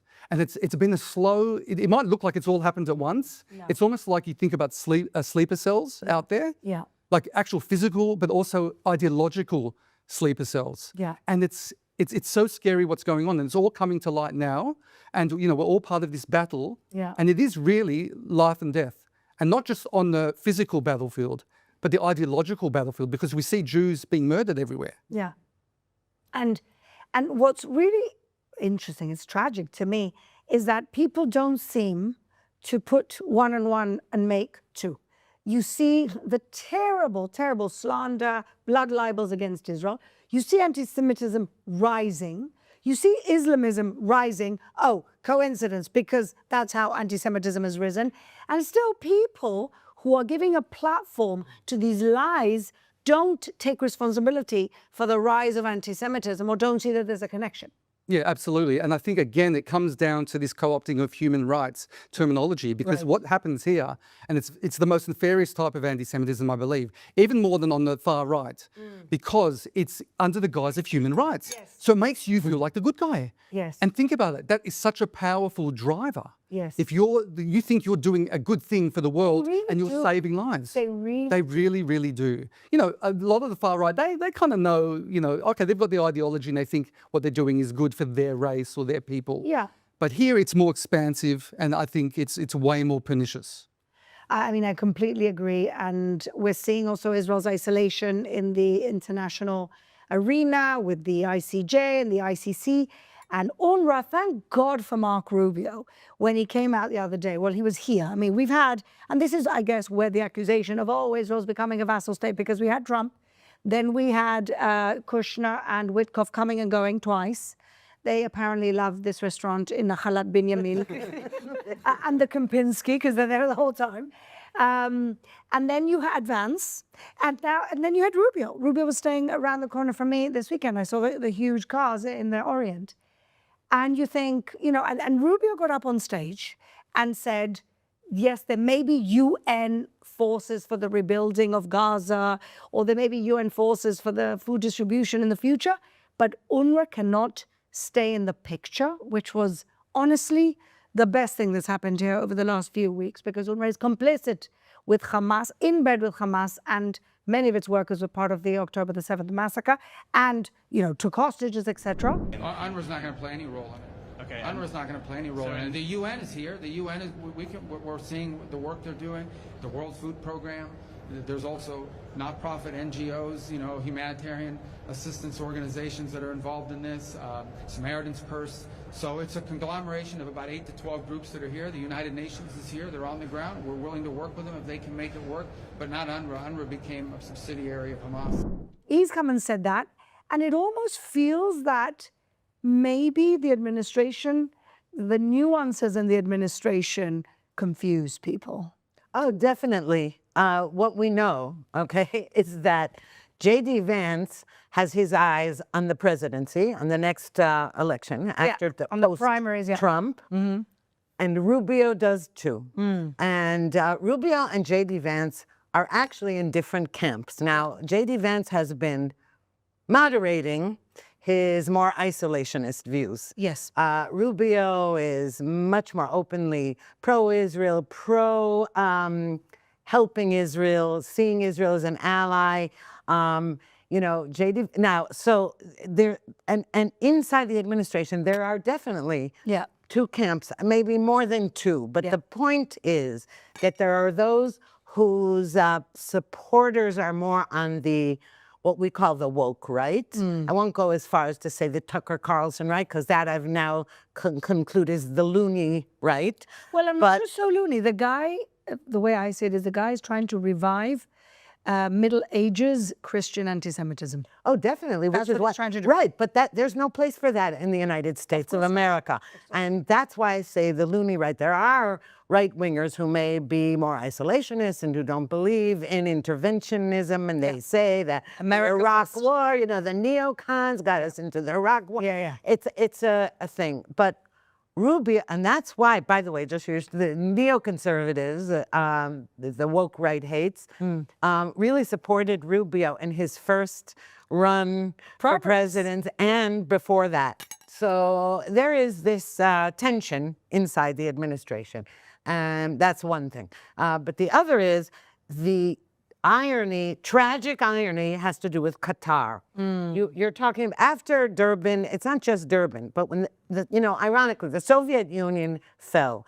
But it was from its playbook that the Palestinians, that the Arabs of pre-state Israel and then post-state Israel took their propaganda and spread it. The idea behind that propaganda isn't only against Jews and Israel now, it was against the West. The West. And you infiltrate the United States, right, and you destroy it from within. Qatar has taken on that role. Qatar funds all the lies and indoctrination at universities across the United States, Europe. The media with Al Jazeera. But Al Jazeera is an openly, people can see that. But it does more underhanded things. And it funds all kinds of organizations, and you can't keep track of where they are and who they are. And we know, probably in Israel as well. And Qatar became a mediator in this war. Qatar houses Hamas, funds Hamas, is on Hamas's side. And so then you have Qatar not only acting as mediator in the hostage crisis and the war, but trying to play a big role in post-war Gaza. This is worrisome. I agree. And getting the protection, the NATO-like protection of the United States, to protect them against regional actors, which to me is antithetical to trying to bring in Saudi Arabia, because Saudi Arabia and Qatar, of course, don't get along. They're on opposite sides. Qatar is very concerning. And, Bellamy, you lived in the, I would say, creative community of New York for many years as a dancer. You saw this creeping in your own spaces, right? Yes, I saw it creeping in my own space. And the most terrifying thing about that was but I thought art was supposed to be non-political. So if you look at it like the old days where it was like an artist is there to make you think. Okay, so it's one thing to make you think. We'll push an idea. but you don't become part of that idea. You start a conversation. Yeah. No, it's gone beyond starting a conversation because they will now dictate to you who you are. And as an artist, you're supposed to be a lefty. You're supposed to do this. You're supposed to believe in that. I was never that person. So I had a lovely time. I can imagine. I had a lovely time. But also what they don't understand is that this is all very deliberately sponsored by an Islamist country that is against every one of these liberal values they think they stand for. Every single thing on a daily basis. You're waking up and you're living a lie because you're being made to believe something that is not real. So that's one thing. So when someone says to me, Israel's not real or Israel, and I'm like, okay. Yeah. Hold it, buddy. Yeah. Because you couldn't even put 2 feet together to know what the story of Samson and Delilah or something else was, when your job was just to stand on quarter and put your foot here and wave. Like, if you can't do the basic minimum, I don't understand what you are trying to do having a conversation on an intellectual level. They all think they're all experts now. Comedians are geopolitical experts now. Every single person is an expert because everybody's been bolstered in these ways, because these sleeper cells have all of a sudden been activated, and especially after October 7th, yes, Jews became activated more because they went, whoa, I might have just been a Jew or maybe just somebody that might light candles every now and again. You've seen this rise in pride that's happened within the Jewish community. Yeah. And then you've got the as a Jews that are in the creative spaces and that have platforms that they use against their own people. Not understanding that they are still part of the same group that they will come for when the time comes. The Jews from Andani, the chickens for KFC. Yeah, chickens for KFC. David, you've seen that. You've seen a complete uptake of, warriors in your space against and for. How do you see this now? How do you see us moving forward? Let's say we're in post-war. What does Israel have to do now to really take the fight for the delegitimization of Israel seriously, to fight back? Well, if you're speaking about online predominantly? Yes. But not just, because, Barami's talking about creative spaces. Yes. They've taken over everywhere. Yes. So again, I don't think the fight is Israel's fight. I think it is Jews' fight. But more than that, it's actually the West's fight, going back to what Ruti was saying, which is 100% correct. Yeah. So what I believe we need to do more of to effectively fight what is going on is to bring it into the context of a fight for the West. So zoom out. We have to zoom out, for sure. And it's very easy. Now, I'm very much, one of the things I love to do, I don't like blocking accounts that are disseminating anti-Semitism at all. Yeah. I actually love those accounts in a way. You engage with them. I engage with them for a certain period of time, but with the purpose to basically shine a light on them, because they are their own worst enemies. And I want people who are watching to understand this. Yes. That they are giving us a gift. They are really, really horrible people. I was going to say another word, but I don't think we should swear. Well, we've got scumbag coming up. Okay. Scummy. The S word is scummy. That word is part of the I don't have to censor this. So I do believe, like for instance, we see all these sorts of protests. Yes. Okay, riots, protests, and they are, for instance, burning the American flag in Australia, my home country. They are burning the Australian flag. Yeah. Shine a light on that, because what I'm seeing is that there's a silent majority of people who are being activated along with us. Yes. They are not the loudmouths on social media or the bots on social media. Quiet majority. And all of a sudden, okay, maybe when they came for the Jews, they didn't get activated, but when they see that they're starting to come for them, they're starting to come for their Christmas by candlelight, carols by candlelight. They're coming for their cultural symbols. They're coming for their jobs. For instance, truck drivers being stuck in New York on the way to their job, and there are people lying across, blocking the traffic. They're starting to get majorly peeved. Yes. The P word. So you think that look, I also believe it, but I think sometimes am I just fooling myself to think that people are waking up? We had Tommy Robinson here last week. Emily and I interviewed him, and that's what he's saying. I'm waking people up. Is it going to be enough, and is it going to be enough on time? That's the question. Well, I have one caveat to what you said, David, and that is that the people, if you take the United States, for example, the people, what you would call average Americans, you don't hear from, they're not bots, they're not active, they're not interested. Are patriots, and they already know this, and they have woken up, and that is why Donald Trump is president of the United States. Yeah. The woke people It doesn't work on them, and I'll tell you why. When you say, yeah, but look, they're doing, they're desecrating your flag and they don't want Christmas trees. The woke people say that's good. America's bad. Yes. America's a bad country. The flag doesn't represent me, and neither does Christmas and all that. For a long time they were abolishing, and they would say Happy Holidays, not Merry Christmas. So if you're asking me, there's the woke, and there are people who are they're already awake. So the question is, how are you going to fight? Who's going to win? But we know that politically, at least, that the culture, we've lost the culture. Yes. But the ballot box is a different story, and that happened in Israel too. Israeli culture is far left, and Netanyahu keeps winning elections. In America, Trump. It's true that he didn't win the second time after, but there was a question about stolen ballots, etc. But he then won again because most of Middle America and most sane people do not like this radicalism. Yes. So we see that. We see what's happening in Argentina. Yes. We see what's happening in Britain. But the culture, we're not going to get the culture. I don't think you're ever going to be able to go on a runway again as a model with any other model who's conservative or pro-America, pro-Israel. It's not happening. But that doesn't mean that the majority isn't. So that's the question. How do we win over universities and other, because that shouldn't be uniculture the way artists and writers. I don't know. Maybe when America starts waking up about foreign funding influencing their academia, and I guess the test ground of what you're saying is what's going to happen next week in the mayoral elections of New York, which is probably a test of what you're exactly talking about, even though New York may not be representative of the whole of America. So we'll hold our breath and see what happens. But Scumbag of the Week is a very important part of this show. So let's get on with it. Bellamy, who's your scumbag this week, dear? My scumbag is Tom York from Radiohead. For him to say that he will not come anywhere within 5,000 miles of Netanyahu's government. Just like I said earlier, if art is not supposed to be political, why make a political stand? That is specifically political. It's one thing to disagree with the government. That's something that we constantly keep saying.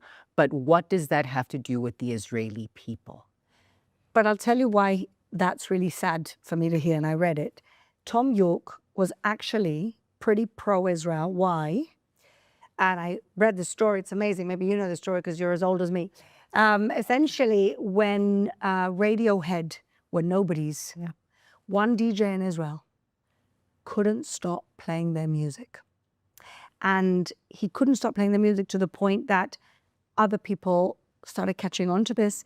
They became popular in Israel before they became popular anywhere, and then it trickled down. And he, at the beginning of this war, actually was on stage in Australia, and people started shouting things against Israel, and he left the stage and said, if you don't want to hear me, why? Because he was pro-Israel. So he's been now pushed and harassed to a corner. And of course, he doesn't want to say Israel or Jews, so he says Netanyahu, which is, by the way, what that other moron, Natalie Portman, kept saying. I was born in Jerusalem, but I won't go to Israel because of Netanyahu. There's always a big bad wolf in the Jewish world, right? You're being played as well. It's a shame that he has to be a scumbag because he didn't start off a scumbag. It is, and especially because he's been somebody that was steadfast on holding on to the fact of and knowing the history that Radiohead has with Israel and what the Israeli people did for their career. Yes. That is the most painful thing. It's such We're losing everyone. And also, don't say anything at all. Yes, don't. Keep your mouth shut. You are not politicians. You are not public political figures. You can just stay home and do whatever you do. Okay? It's radical. It's a shame. It's a scumbag for me, which is painful, but well done for picking that up. Ruthie.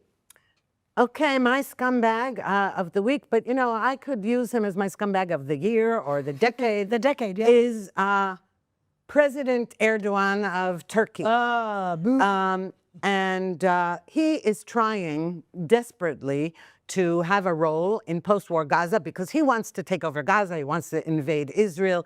He wants to take over the Middle East and Syria as he's the Neo-Ottoman Empire. Yes. Now, it wouldn't normally bother us. The trouble is two things. One is NATO.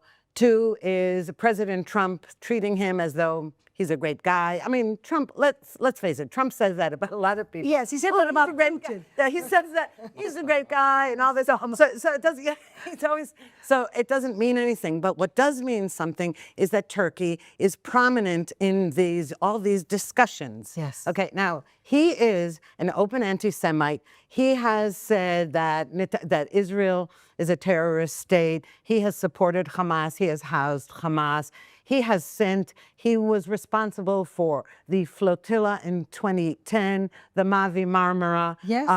He is an evil guy, and he should be nowhere near anything that involves disarming Hamas or creating a new Middle East. And lately, I just want to say, in Turkey, by the way, there was an effigy of Netanyahu hanging from a crane by his neck. That's what Turkey has become, and it's a shame. Turkey pre-Erdogan, yes, we were really good friends with Turkey, and Israelis flooded Turkey in vacations, and Erdogan is my scumbag. That's it. I agree with you. He's a perpetual scumbag, and the guy also, which is very scary, has gotten himself very influential in Syria. And that is very problematic. Yeah. So absolutely, I completely concur with your scumbag. David, your first scumbag of the week, even though you've been pointing them out for years. Yes. So, I'm not averse to naming scumbags of the week, of the day, yes, of the minute. Yes. But this one actually, Fleur, really, really hurts. Okay. My scumbag of the week is one of the comedy legends of all time, Mr. John Cleese. Oh, I know. Yes. And it pains me even to say that. And he's been here a lot. Yes, he's been here. Now, I couldn't believe it, but, I've seen him on X, and he's all of a sudden gone not just anti-Israel, but actually anti-Semitic. He's crossed that line. What do I mean? Well, the first thing I saw was he retweeted Roger Waters. Enough said, right? Enough if you retweet Roger Waters, you've got a few brain cells missing. You're drunk anti-Semitic. Yes.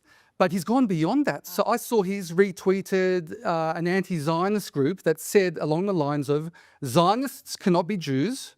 We're worse than Haman and the Nazis. So, the old IHAR working definition of anti-Semitism contravention. Yeah. He's called Israel an evil country, or he's amplified a tweet rather, calling Israel an evil country. It's unbelievable, and I just couldn't believe it. And I had to double check that this is an official account. It's an official John Cleese account. I ran it through ChatGPT as well, just to be sure. Has 5.2 million followers.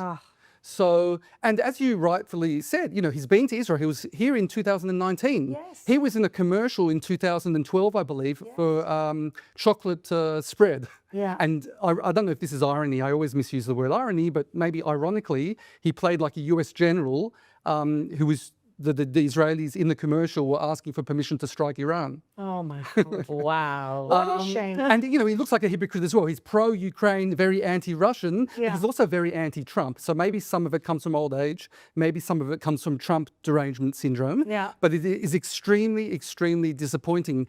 And very, very odd. Oh, another thing is when he was here in 2019, he told the crowd how he has 2 Jewish grandchildren because one of his kids married a Jew. Wow. So all signs point towards him being pro-Israel. He once laughed at an anti-Hamas joke as well. But here's the punchline to this very bad joke. He has some shows, no joke, I checked. There's still shows here in Israel in late November, early December. They were postponed from June, and they're still up. He's still apparently performing in this evil country. Really? Yes. Wow. Check it out. The funny, I mean, I've seen this and it's very disheartening. I was a huge fan, Monty Python and everything. Same age and everything. But same age. But the funniest is our friend Talhar too. He put a thing, I remember when Israel was a normal country, and she retweeted and said, and I remember when you used to be funny. That's all right. Yes. So good one, Tal. Yeah, painfully so. Let's see if he comes. Let's see if he shows up. Would you go? It's very interesting because my husband and I had tickets for 2019 and we forgot about it. And we were so bummed. Maybe that's why he became anti-Semitic. It could be that I wasn't there in the audience to give him my vibes. It's a painful one. I think we've had some painful ex-friends who are scumbags this week. My scumbag is a little bit more political. Spain, unfortunately, has been a den of anti-Semitism in the last few years.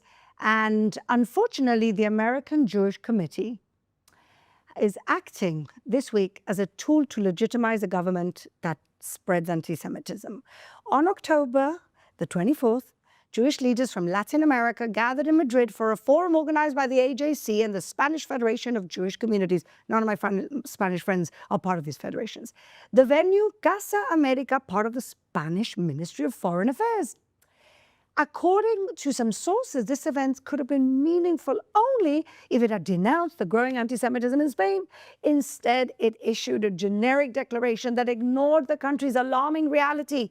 Spain today is, by testimony and observation, one of the most hostile environments in Europe for Jews. Hatred, incitement, and violence multiplied, normalized by the political leadership, Pedro Sánchez.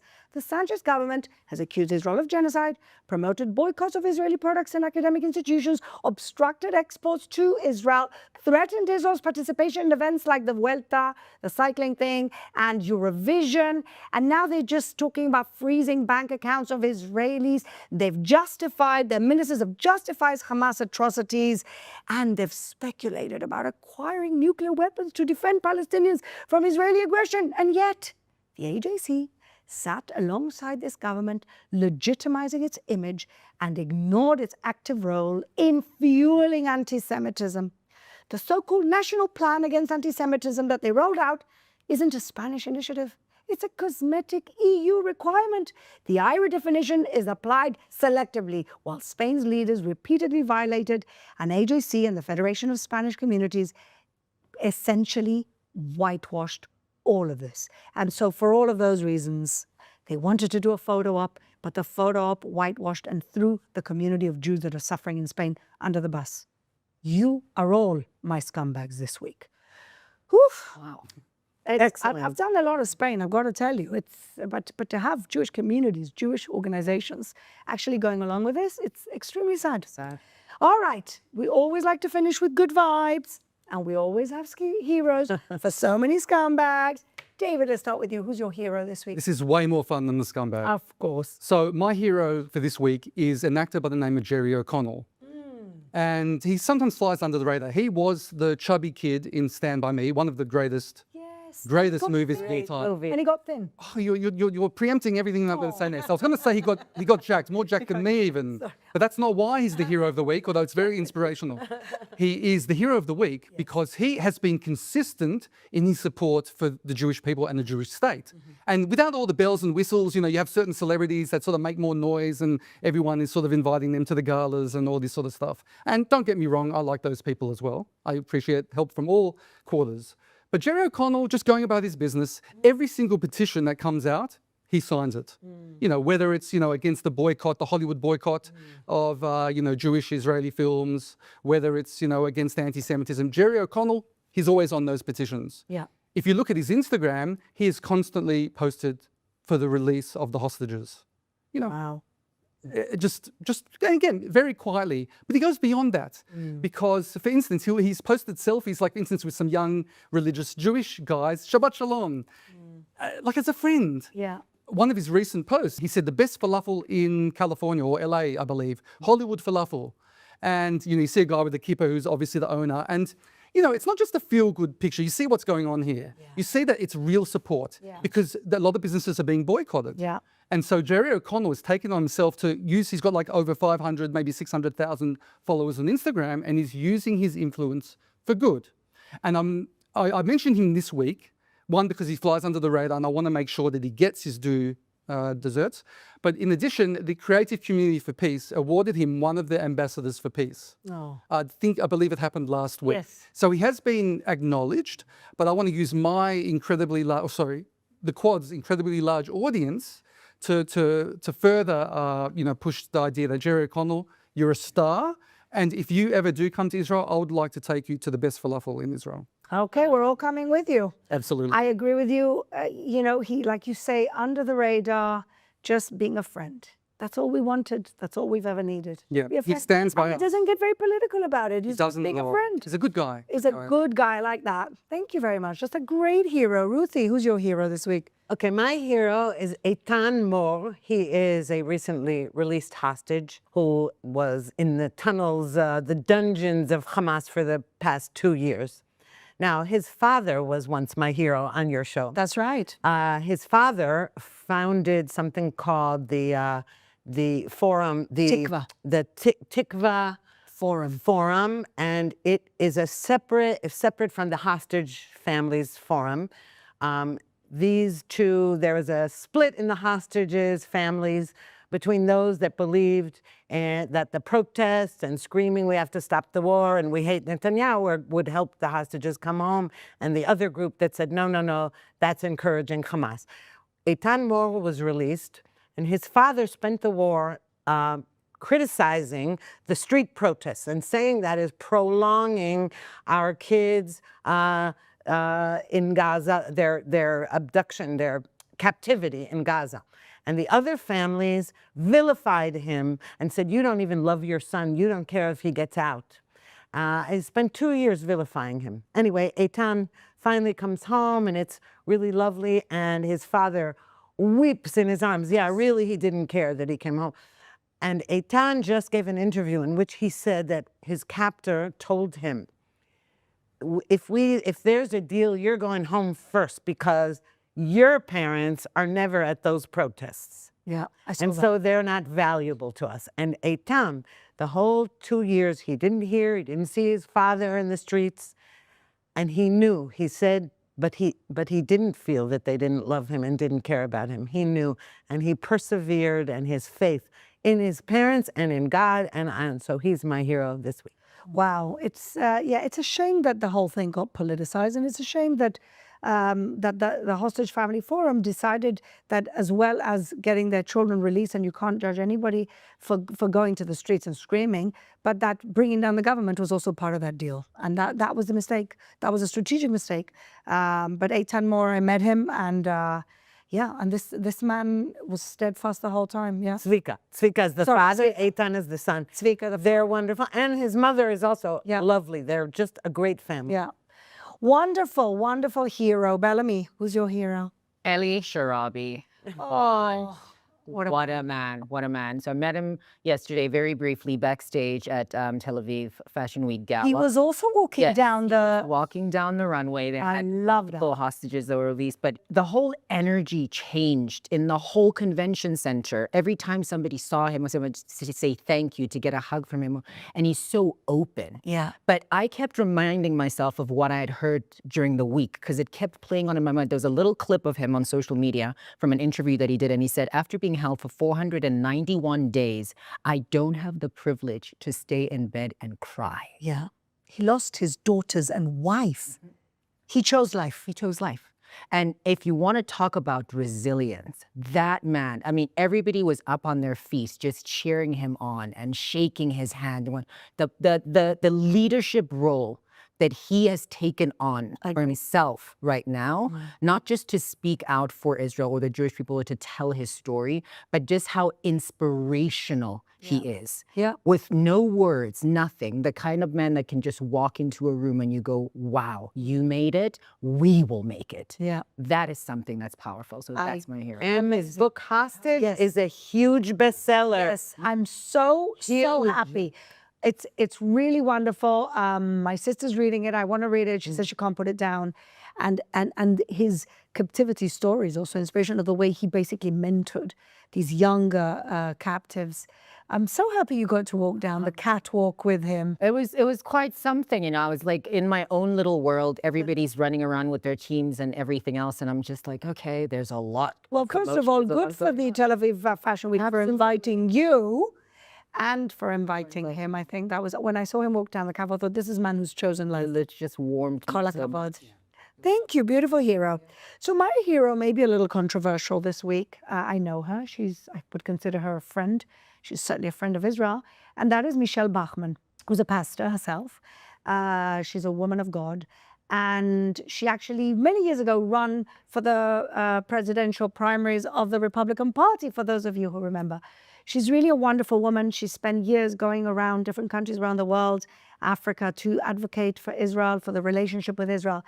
And she was in a panel this week and said some pretty harsh truths about the ceasefire and this deal. Just watch. I was very concerned because of the historical nature of the relationships that both Mr. Witkoff and Jared Kushner had with Saudi Arabia and with Qatar. Because Qatar is the #1 funder of terrorism in the world. The #1 nation state of terrorism in the world is Iran. So just about as Israel is reaching the goalpost, in comes our envoys, Witkoff and Jared Kushner, and say, wait, stop it. You can't win. Sorry, we're not going to let you win. And so now we're going to have a ceasefire.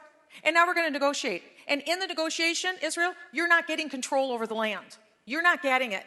And by the way, if the Arabs do everything right, there's a hint they might get their own state out of this deal. Judea, Samaria, and maybe Gaza for their own country. I mean, this is like shocking stuff. Now, whether you agree or disagree with Michelle Bachmann, and I agree with some of what she's saying, she's basically saying, you know, Israel, why isn't Israel allowed to win? Why are people getting in the way of Israel winning?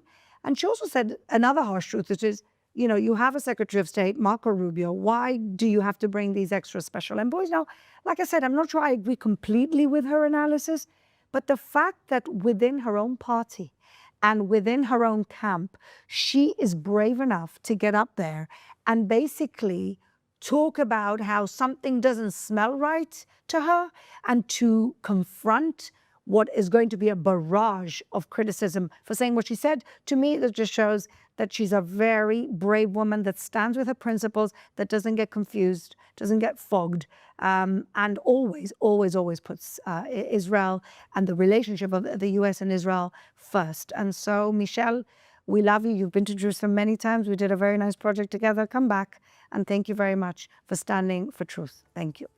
Okay, ladies and gentlemen, another week passes, and we pray, as we do, and we do every week, and we've done from the beginning of the show, that all our hostages come home, including the ones that deserve a dignified funeral, by next week. Maybe this week will be the week. Thank you so much for watching.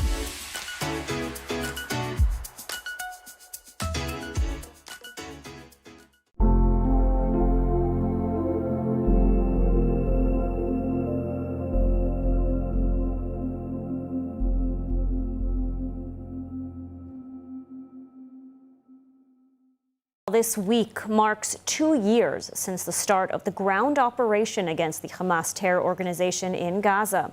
The massive campaign has involved tens of thousands of soldiers and reservists at a cost of 475 fallen. More from ILTV's Steve Leibovitz.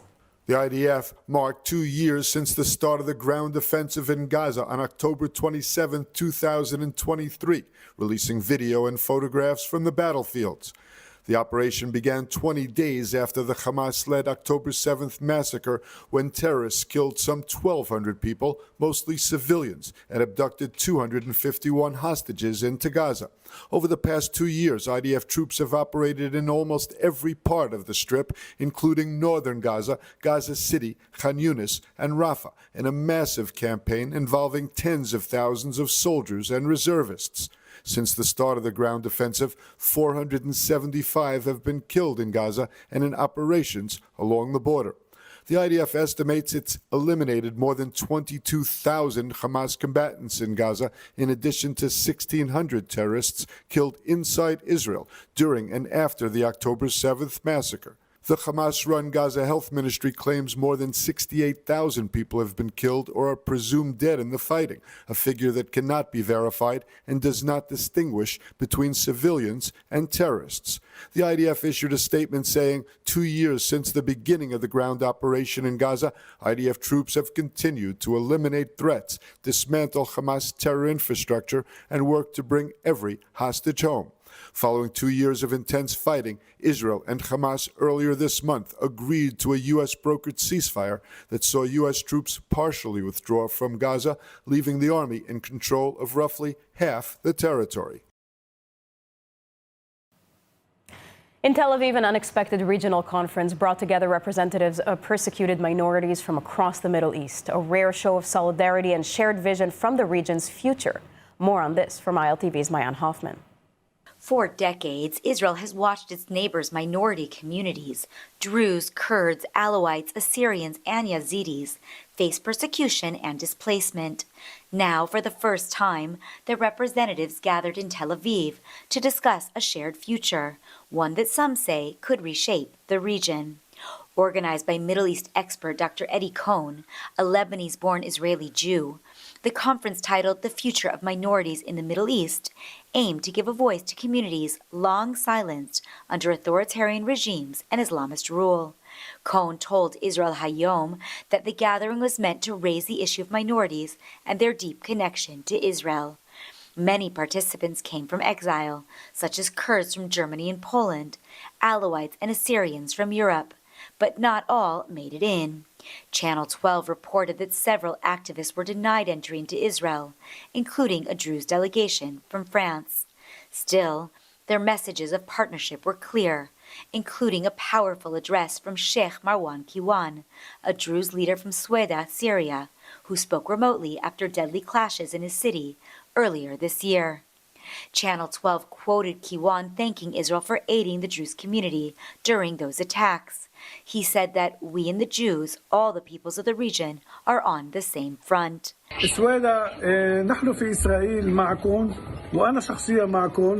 The conference concluded with a call to establish a new regional liaison office to coordinate activism, monitor human rights, and strengthen ties with Israel.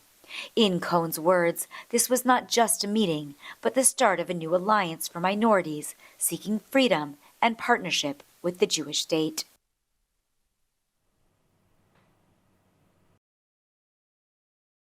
And our final story tonight, more than 2,700 people from over 20 countries gathered in Hollywood, Florida, as Jewish National Fund USA launched its annual global conference for Israel. The event highlighted the organization's circles of impact, representing the transformative work on the ground in Israel that touches every community from the north to the south. The conference aimed to unify the global Jewish community in a spirit of hope, resilience, and action. From former hostages to international allies, speakers shared powerful personal testimonies, showcased rebuilding efforts across Israel, and called for a worldwide movement of truth, faith, and freedom. ILTV's Deva Klein has more. The Jewish National Fund USA Global Conference kicked off with an extraordinary opening expo, where the organization proudly showcased local Israeli craftsmanship, including handmade jewelry, clothing, and art, to support Israeli businesses and entrepreneurs. Guests were then ushered to the main hall, where Jewish National Fund USA President Deb Lust Zaluda and CEO Russell F. Robinson emphasized the theme of radical hope, marking the end of captivity for living hostages and the beginning of rebuilding efforts. After sharing his personal story and connection to Israel and the Jewish people, JNF USA CEO Russell Robinson had one message to the people of the organization and to the people of the world. So let's shout out to the world without any hesitation. Israel makes the world a better place. Robinson honored the men and women who make the organization's operations possible, saying that they are, quote, the secret sauce. Former hostage Omer Shem Tov took to the stage alongside his parents, expressing heartfelt gratitude to the Jewish National